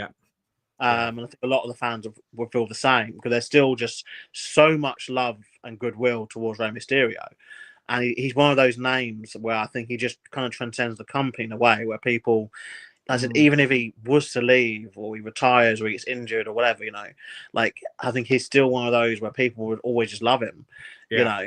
So I think it's very hard for people to get behind Dom. But yeah, so a few things keep coming up with this Judgment Day thing. So obviously there has been the whole like kind of rumor about getting a new member, which would have made sense, like particularly when they were trying to win the tag belts. JD's out now as well. That ship sailed. Yeah, JD's obviously injured as well. But that ship sailed. But then they've got the fact that Liv and Raquel were successful at winning the women's tag belts. So they are kind of on the way out, but they're not. So does this maybe mean that there's more of like a doubt? There might be more of a power struggle for leadership within the Judgment Day. You could argue because Finn's plans are all not working. He didn't win the Royal Rumble. He didn't win the IC title. He didn't qualify for the Chamber. He did all this stuff that's happened with Finn. Like, you know what I mean? Like, he hasn't done all this stuff. So now, is it where we see Dom want to become a de facto leader of the Judgment Day and have his vision, his version of what he wants to have happen, and that then annoys Finn, and then Finn breaks away. I would like that, especially if Finn became the babyface one and Damian Priest rejoined him or something like that, or even Rhea. I know that might feel like a backward step in some ways, but if Dom stayed as the heel leader with the kind of new street trash or whatever we're going to call it, Liv and Raquel, Carlito, maybe even JD stays over that side as well, and then maybe you get the rest of them. Screw it. Throw R-Truth in as an official member as the side split version of the Judgment Day as well. There is definitely something they could do with that. But we'll see where the Judgment Day goes. What do you think of the match overall? I mean, Judgment Day shenanigans played into the end, of course, where there was action where Finn fell round. You know what, and ended up losing the match. But then the Judgment Day then tried to make it up to Finn by attacking Bron at the end. Penta came out, of course, and a mutual respect moment for the end for the end of the show, essentially between the two of them. Interesting to see where that goes as far as baby faces go. But before we get into the IC title picture going forward, what did you think of the match overall? Was there any kind of part of your brain that thought that Finn might win? No, I think it's what we spoke about, the amount of title change they've done on the television main events recently. And I think it would have been a bit excessive to do like yet another one, particularly after they just did one on Friday. But I think, to be fair, the one done on Friday maybe gave Finn a bit more hope because people thinking, oh, it happened on Friday, it happened again, kind of thing. But yeah, I think, you know, Bron, we haven't seen, I keep saying this, we just have not seen enough of Bron Breakker. He should be definitely within the first kind of, you know, if I was running the show, he'd be definitely within the first kind of 5 people you want to book. Like, I don't understand why. Look, I'd say he's done a lot. This guy off. He's done a lot. He's been a champ for a long time. He's been featured in good matches with good people. But I think he could easily be someone who shows up in the first 20 minutes off or last 20 minutes of the show. Yes, tonight he was in the last 20-minute show. Don't get me wrong. But, like, generally speaking, he could be in that picture more. But I guess if you're an ICA champ and they do have 2 world titles, maybe it's not the time for that. But he does seem to have plateaued in the past few months. Which is weird considering, obviously, he had so much virality for, obviously, the ISHO Speed Spear. Like, yeah. Get that guy on and just have him do his spear and like have him just even if you had him do like a couple of like like local competitors and stuff. I mean, it just feels a bit like he has just kind of disappeared from TV. It felt like, and it does also another thing that we'll talk about. I start very shortly, I guess, but but look, the match itself was fine. Like they're both solid in the ring, and I'm guessing someone like Bron's picking up stuff working from people like. Your Finn Balor, someone who's obviously very, very experienced in this, and Bron is just an absolute freak. Like it's crazy seeing the way he wrestles. And I thought the match was decent. Obviously, jumping shenanigans are bound to happen. It's literally what they do. It's literally their calling card. And I thought that was fine. I'm still just thinking there's just too much of them. The throwing people into and over. Or next to the announce table. I think it's being way overdone. Yeah. It probably is for that big spot that you mentioned earlier on, emphasizing that it's reinforced and eventually it breaks. But yeah, every show there's like straight away from the beginning of the show. I think the first segment. Yeah, sometimes there's multiple even in the same match. Yeah. I think they need to just be careful of that. There's a few other ones as well, but that's one which is really kind of grinding my gears at the moment. I'm just like, every time I see it, I'm like, why? Why are you doing this again? But yeah, Japanese shenanigans. Match itself was fine, but I think obviously what's more interesting and maybe more of a discussion point for us to discuss is obviously it's the post-match. To me, this is what it also almost made. Part of it did kind of feel house show because obviously you had the whole villains lose and they attack and the babyface does a save, and then. But then also I guess it does just make sense based on them obviously wanting to basically showcase the Judgment Day as like one unit, and then Penta comes out. Now, obviously, Bron seems to have flipped quite a lot, in this title run, like from being a good guy and a bad guy. Yeah, and obviously, this is the WWE we're in now, isn't it? Where things just are like that for whatever reason. But I would have to imagine they're not going to want the crowd to boo Penta. No. So you have to imagine that if they're not doing face-face, that they want to do it as Bron as bad guy. Yeah, true. I think there's quite an easy story that they could tell with this, where obviously, Bron can do the whole like, last year I was a shiny new toy that everyone cared about and everyone liked. Now, going up and I'm basically going to destroy you. And with Bron, it's just easy, isn't it? Because he's just that kind of guy where, he's a freak of nature. And so I think you just build the match up around that. But someone who I think is being done dirty in this, I have to say it, and it's St. Patrick's Day as well, so it's even more relevant, is Sheamus. Like, I just... I forgot about him. Good point. That proves the point.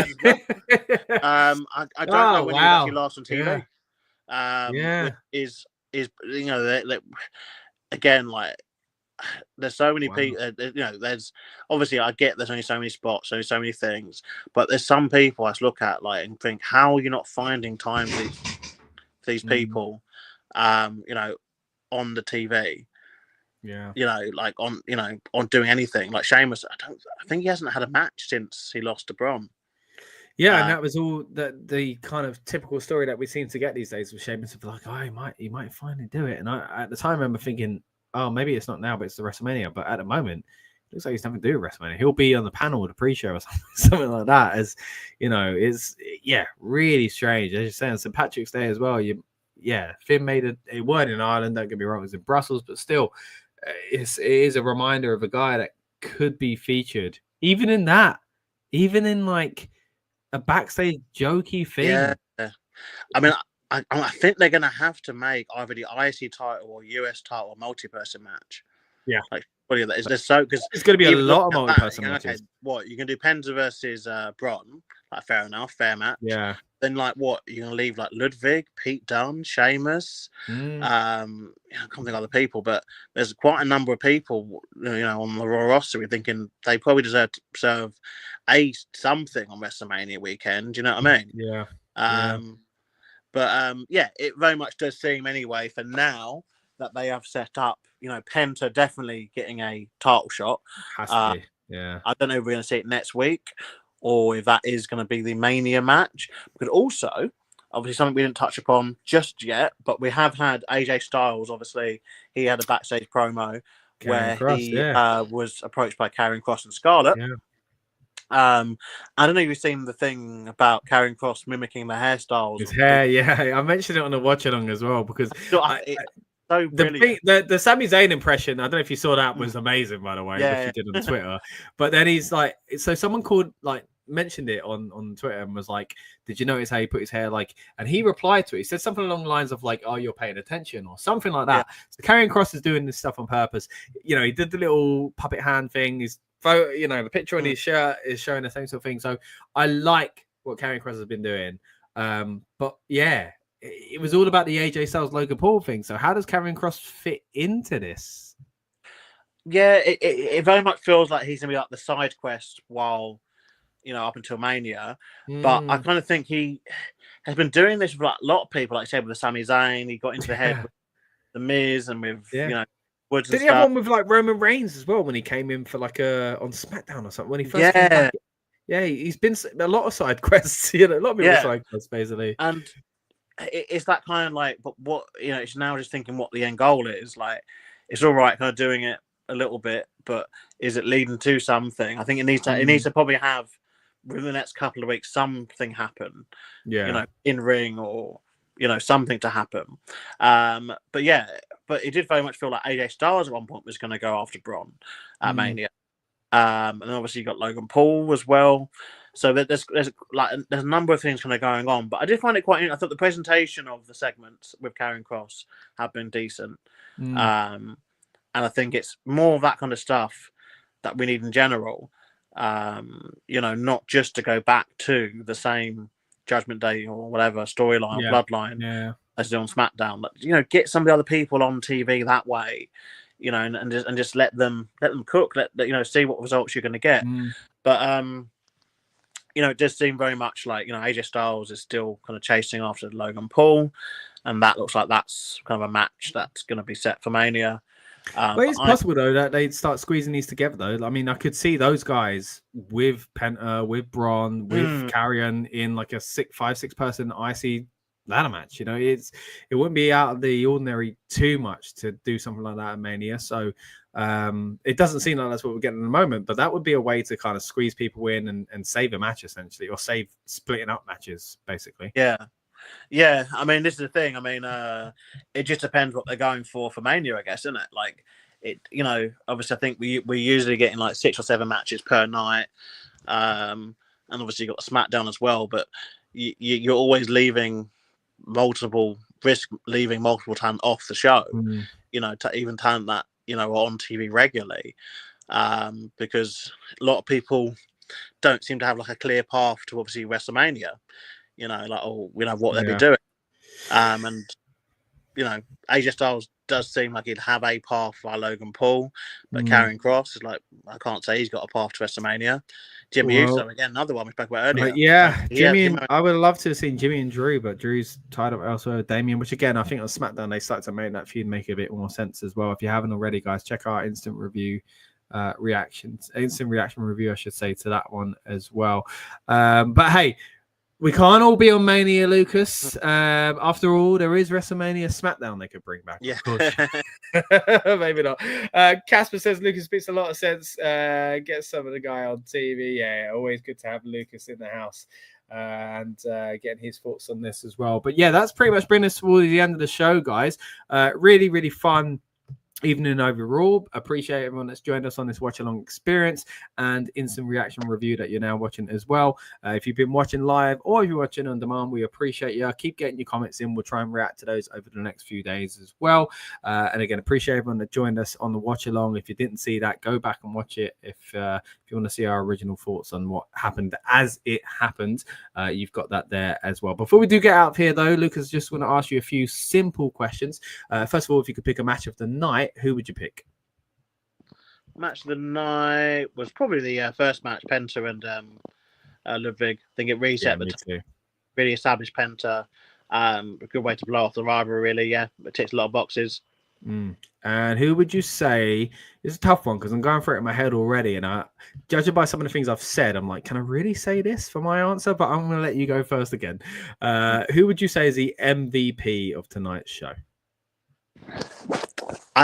I think, although I was dissatisfied to an extent with the segment, I think it's still John Cena because because that was the hook, that was the raison d'etre of why the entire episode existed.